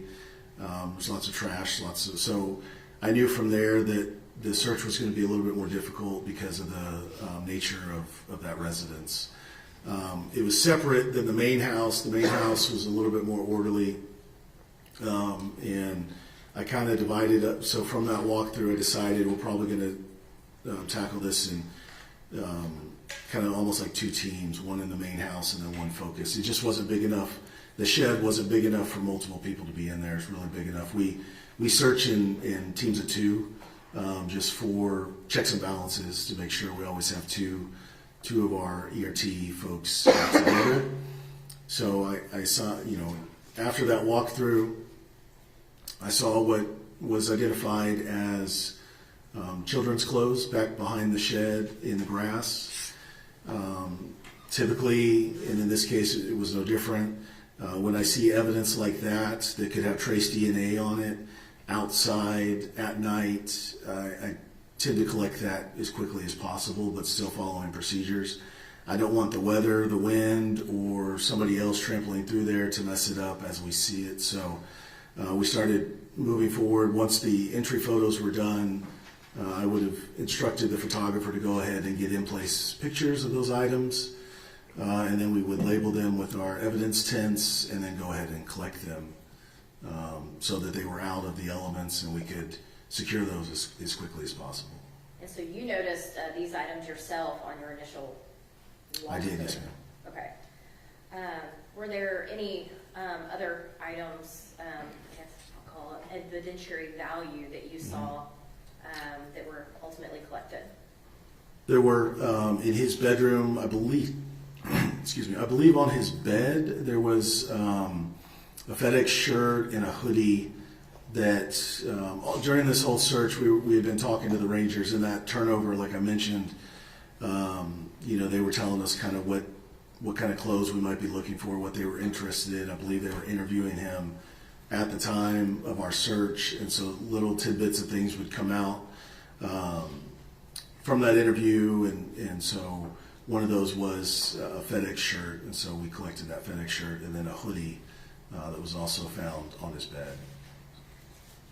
So during this search, you were getting information that was being provided by the suspect, and were you also providing information back to others for the interview with the suspect? Yes, yeah. So as we located items that appeared to be, as we started photographing them, they fit the description of the victim's clothing that she was wearing that day. We told the Rangers, and they were able to phone that back to the interview team. So that's so Ranger Espinoza would have updated information while he was interviewing the suspect? Correct, yes. And Your Honor, may I approach? Yes.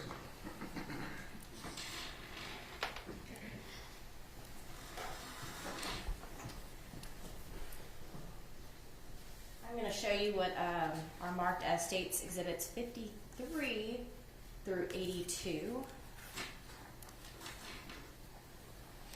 And Prior to you sitting here, have you gone through all of these photos? I have, yes. And can you tell me what those are?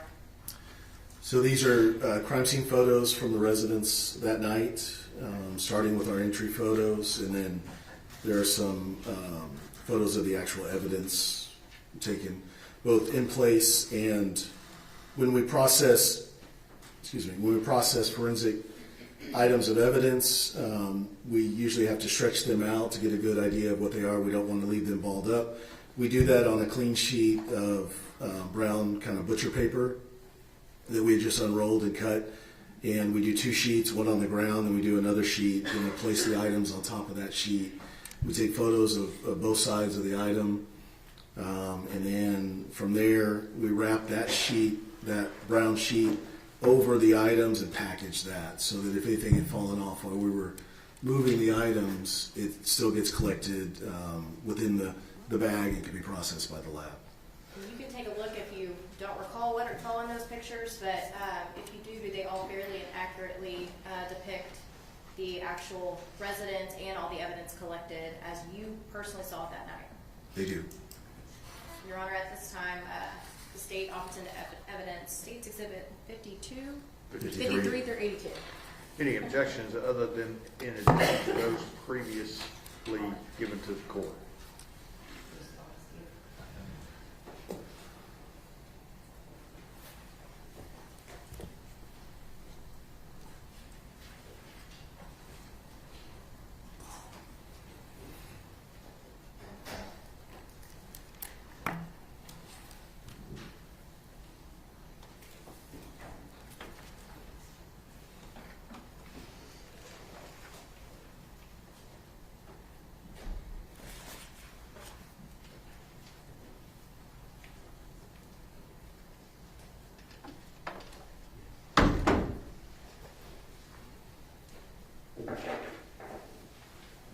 No additional objections, Your Honor. Then your previous objections remain overruled and State's Exhibits 53 through 82 are admitted. Thank you, Judge. And may we publish? Yes.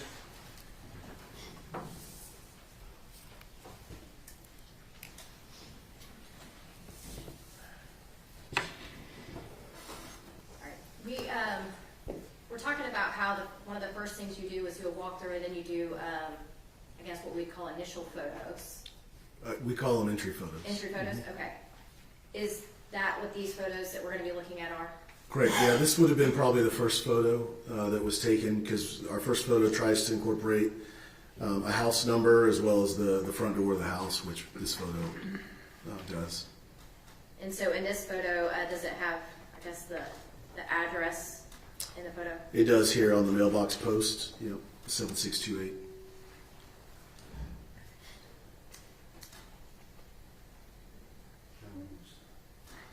So this next photo, what are we looking at here?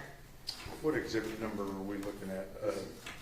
This is, be sure to identify them by exhibit number. So this would be 54. Okay.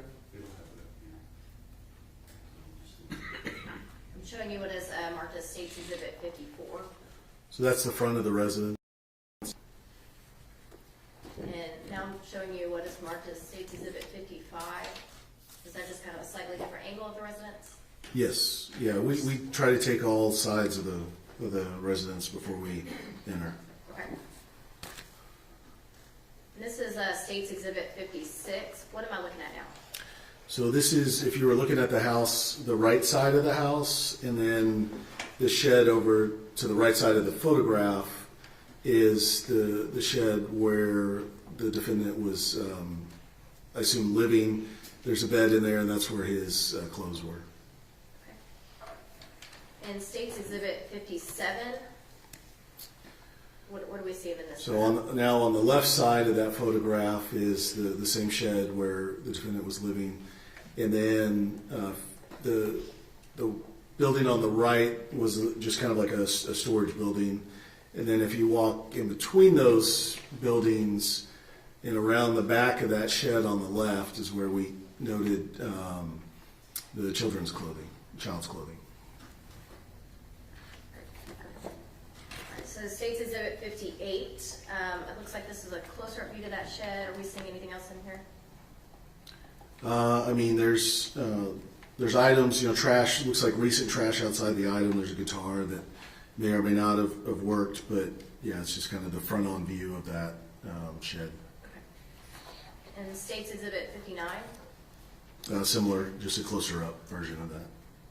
And is it standard to kind of take kind of further out and then kind of go closer in photos, or how do y'all normally do that? Yeah, for evidence, absolutely, but even for our entry photos, if we decide sometimes when there's a lot going on, meaning there's a lot of items in there, then we'll kind of approach that scene. It's the photographer's training to make their photography look as if you're walking up to a door that you're going to then go in and search.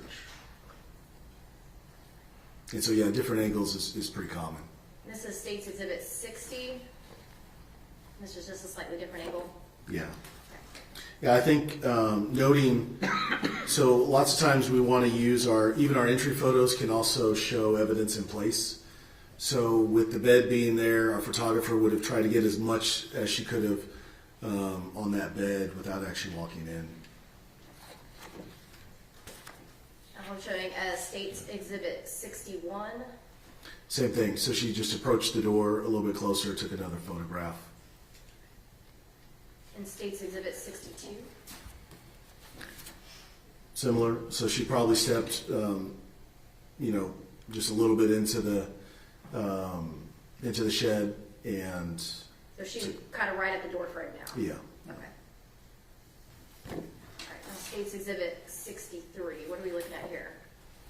So this just would have been another angle within the shed. It's still the shed where that bed is that you saw before. Is this kind of more the left side of the shed compared Correct. to the Yeah, as you walk in the right? door to the left. And as I said, these are entry photos, so this is the condition of it as we found it. And just by looking at it, it was already in that kind of disarray when we found it. So this disarray was not done by your search? No, this is before we've done any searching. Okay. And States Exhibit 64?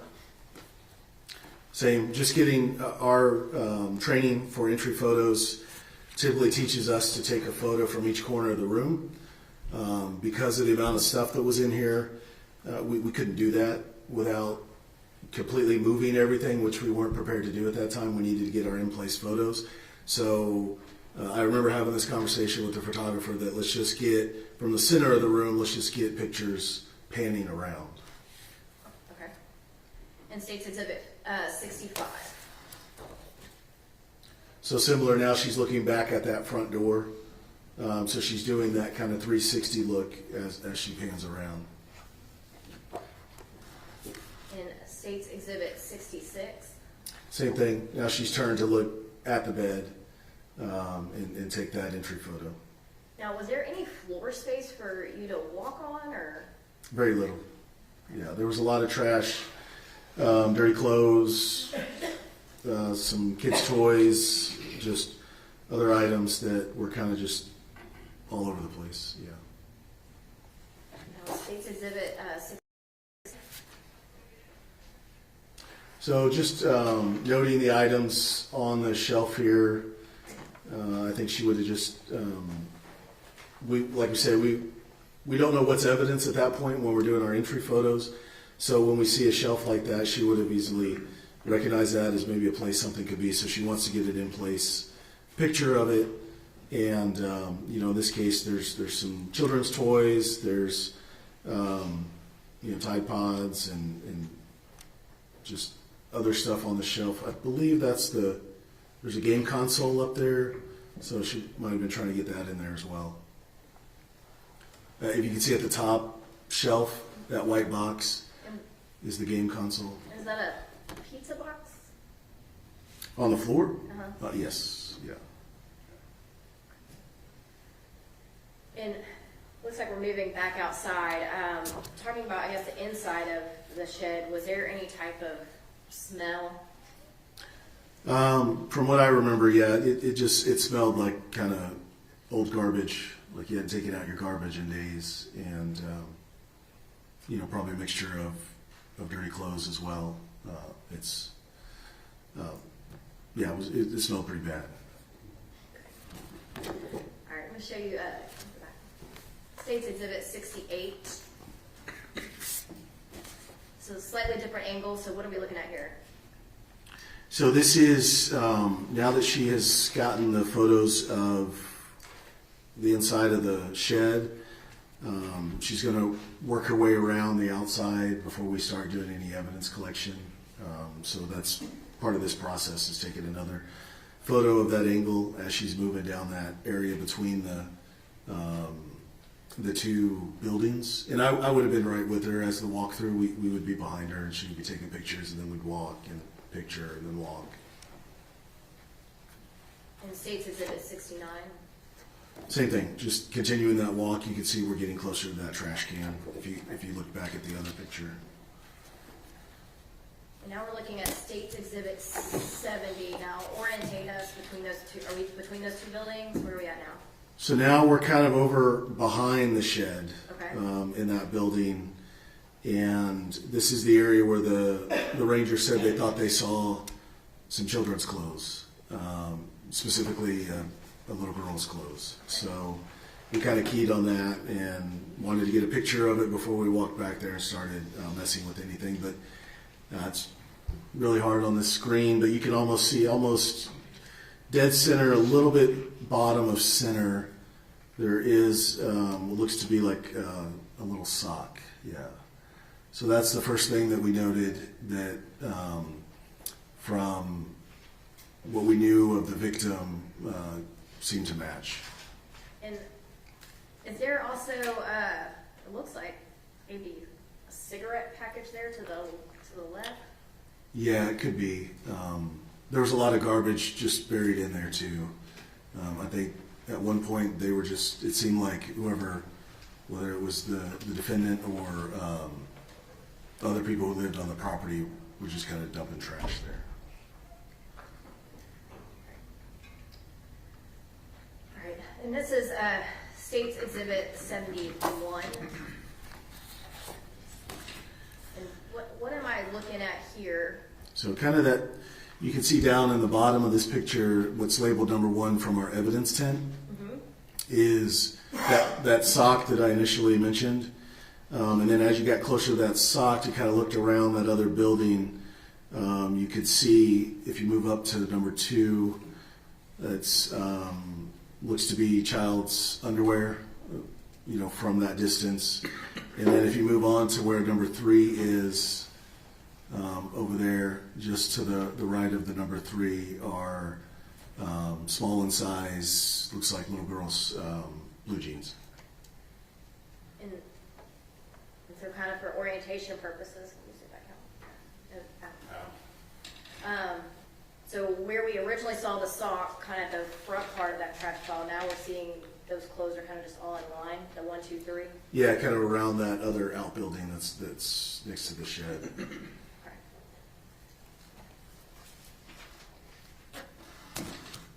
And it looks like there's a little tent there. Can you explain what that is and why y'all do that? So this is State's Exhibit. State's Exhibit 72. Okay. Sorry, Judge. So our procedures when we collect evidence is we take an in-place photograph. So that would have been that first one you saw that didn't have any label on it. And then we take a medium shot of it. So that would have been the one where you saw all 3 evidence tents. And then we do a close-up in place as well. And so since this will be item number 1, the tent suggested it's item number 1. And it's the close-up of the item in place where we found it.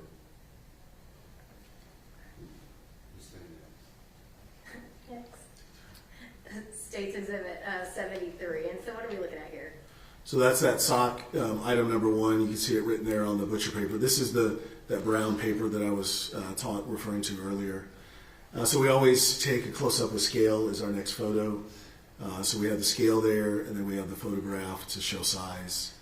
And then this item after this picture would have been packaged up with that brown paper into a paper evidence bag. Okay. And so what is the sock is laying on that butcher paper you spoke about earlier? Correct. And go next. Yeah, once we identify it and take our pictures close up, we can then move it from that location. Right. So once y'all do that, you scale it, you put, I think it's that number 1. Why do you write that number 1 on there? Just so in the photograph we can remember which one it is, in case there's multiple items that are similar in style or nature. Yeah. Is that number 1 also how y'all label your evidence log? Yes, in this case it is, yeah. And you're on the approach? Yes.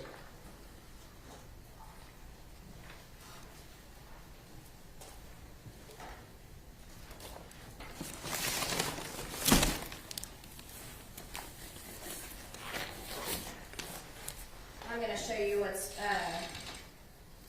been marked as State's Exhibit 83.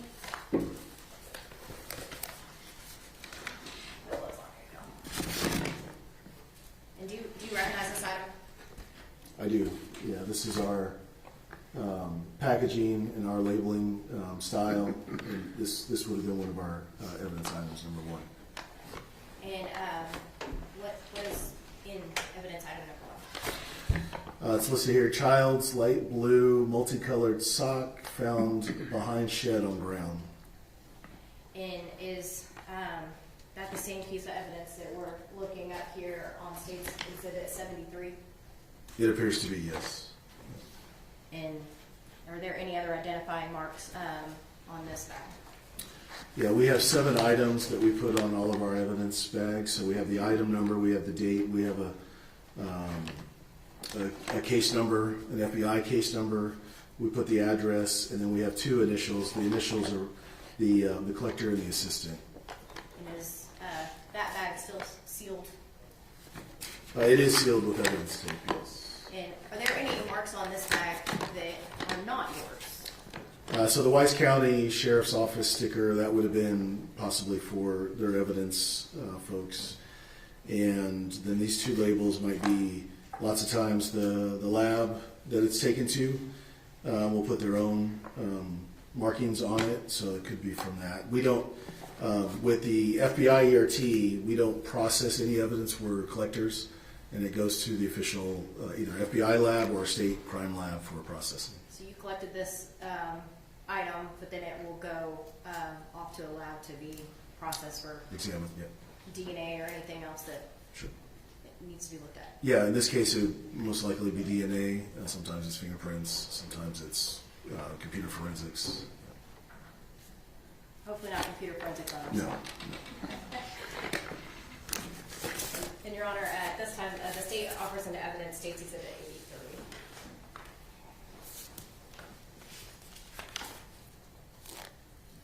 83. No additional objection. All right. State's Exhibit 83, they are overruled, and State's Exhibit 83 is admitted. Thank you, Judge.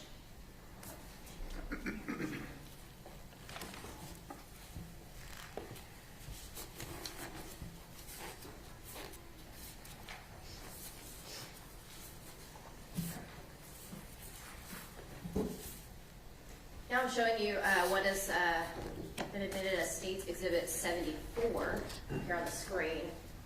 And what are we looking at here? So in the previous picture where you saw all 3, 1, 2, 3 items, this would be the second item in that row, which appears to be a child's underwear.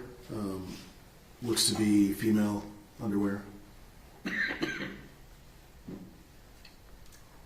Now I'm showing you what has been admitted as State's Exhibit 75. And what are we looking at here?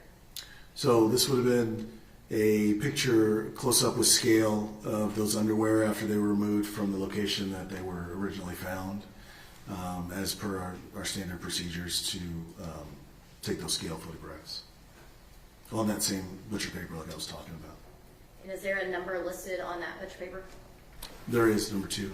And did that correspond with the yellow tint that y'all had next to the item? It does. And Your Honor, may I approach? Yes.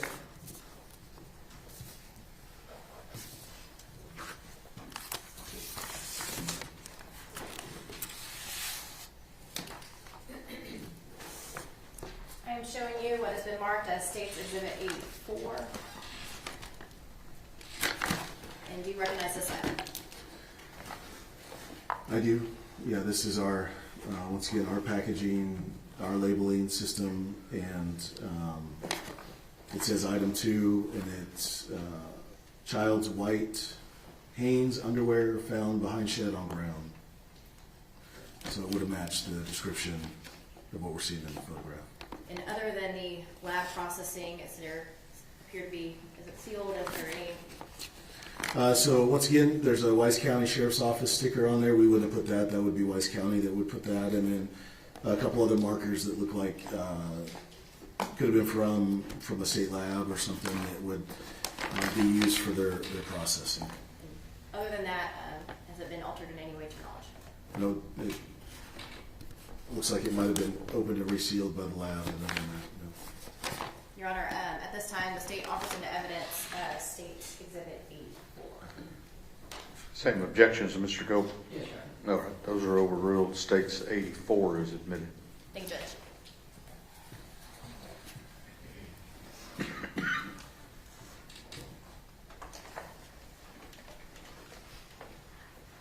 Now I'm showing you what has been marked as State's Exhibit 76.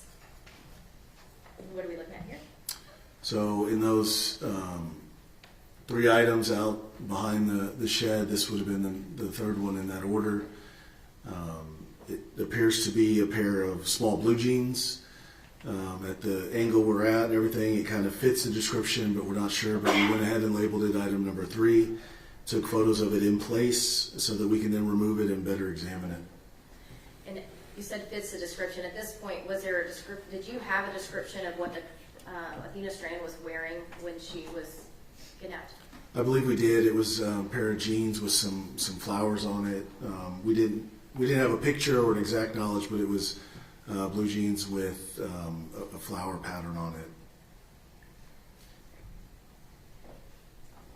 And what are we looking at here? So as with the other photographs, we would have removed it from that area to better examine it, get it out somewhere where we can spread it out on the brown paper, the clean brown paper. And I just want to reiterate, the brown paper gets wrapped up with each item, so it's a new piece of brown paper each time we take this photograph. And just to be clear for the record, this is State's Exhibit 77 that we're looking at right now. And it's labeled item number 3 on the paper. It has scale, so we can add size to it. And this would have been obviously the back side of the blue jeans. And I'm showing you now what has been marked as State's Exhibit 78. So this would be the other side, the front side of the blue jeans. And from this, I told the rangers that were out there, I can't remember exactly which ranger, and they were able to see it and relay that back to the other investigative teams that were either talking to the family or talking with the defendant to see if that's an accurate description of what she was wearing at the time of the abduction. So, and we also note when we saw this, you can see there's something in that leg, the pant leg, so looks like a sock, which it turns out to be a sock. Now I'm showing you what's been admitted as State's Exhibit 79. And so what are we looking at here? So these are the blue jeans with the sock removed. We would have packaged these together since they were found inside, since that sock was found in there. So we removed it, photographed it with scale, and then we'll wrap it up into that brown paper. So one sock was found separately out Just in by the itself, yard, right. but one sock was still inside her pants. Inside the pants, yes. And Your Honor, may I approach? Yeah.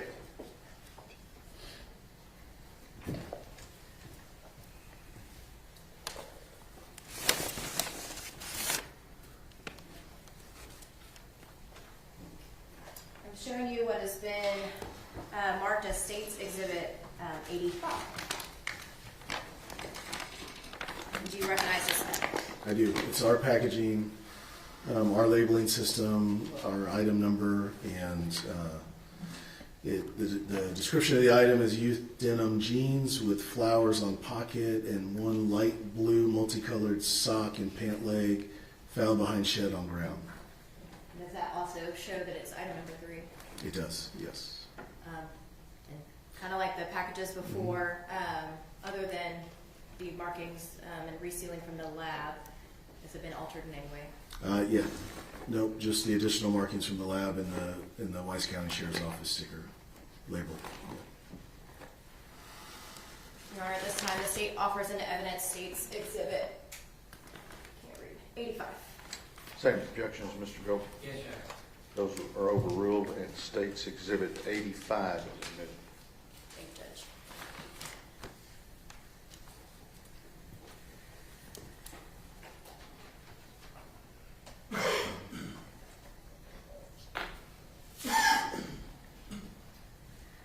We're now showing on the screen what's been admitted as states exhibit 80. And what are we looking at here?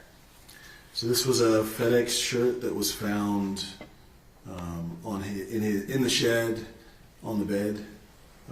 That we did our same procedures of collecting it with scale and identifying the number. So it would be item number 4. And it looks like states exhibit 81. Is this just the front side of the shirt? Correct, yes. And were you given information of why to take this specific item, or? We were, because at that point we had determined that she was taken in the FedEx van from the defendant wearing his FedEx uniform or clothing. Your Honor, may I approach? Yes, ma'am.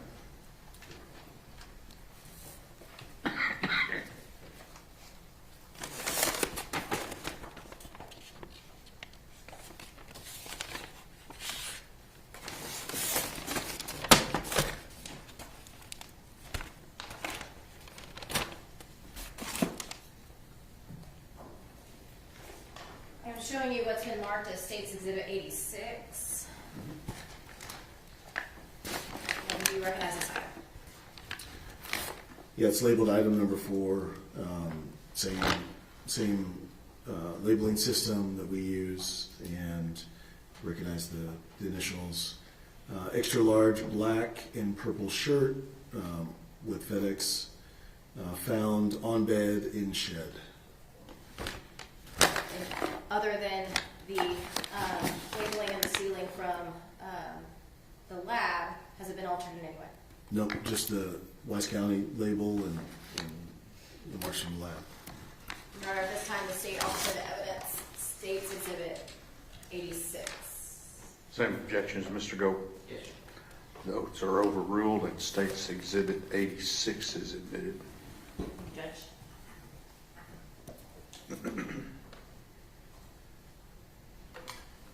Now showing you what has been admitted as states exhibit 82. And what are we looking at here? So dark colored hoodie. I believe at the time we were told that you might have been wearing a hoodie as well, so we went ahead and collected that as part of the evidence.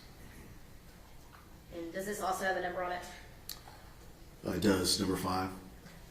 Your Honor, may I approach? Yes.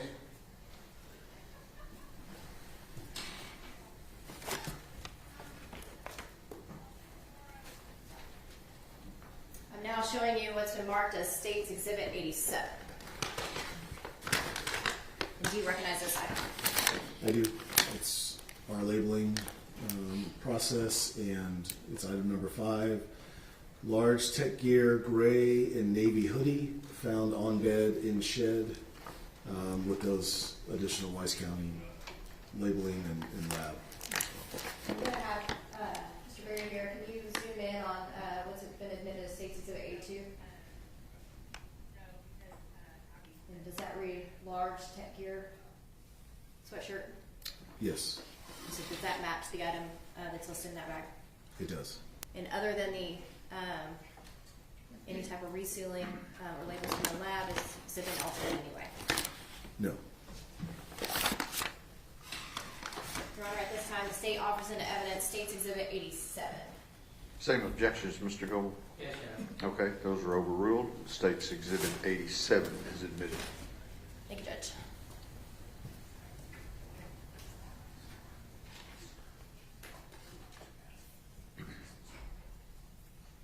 And Your Honor, may we approach? Yes.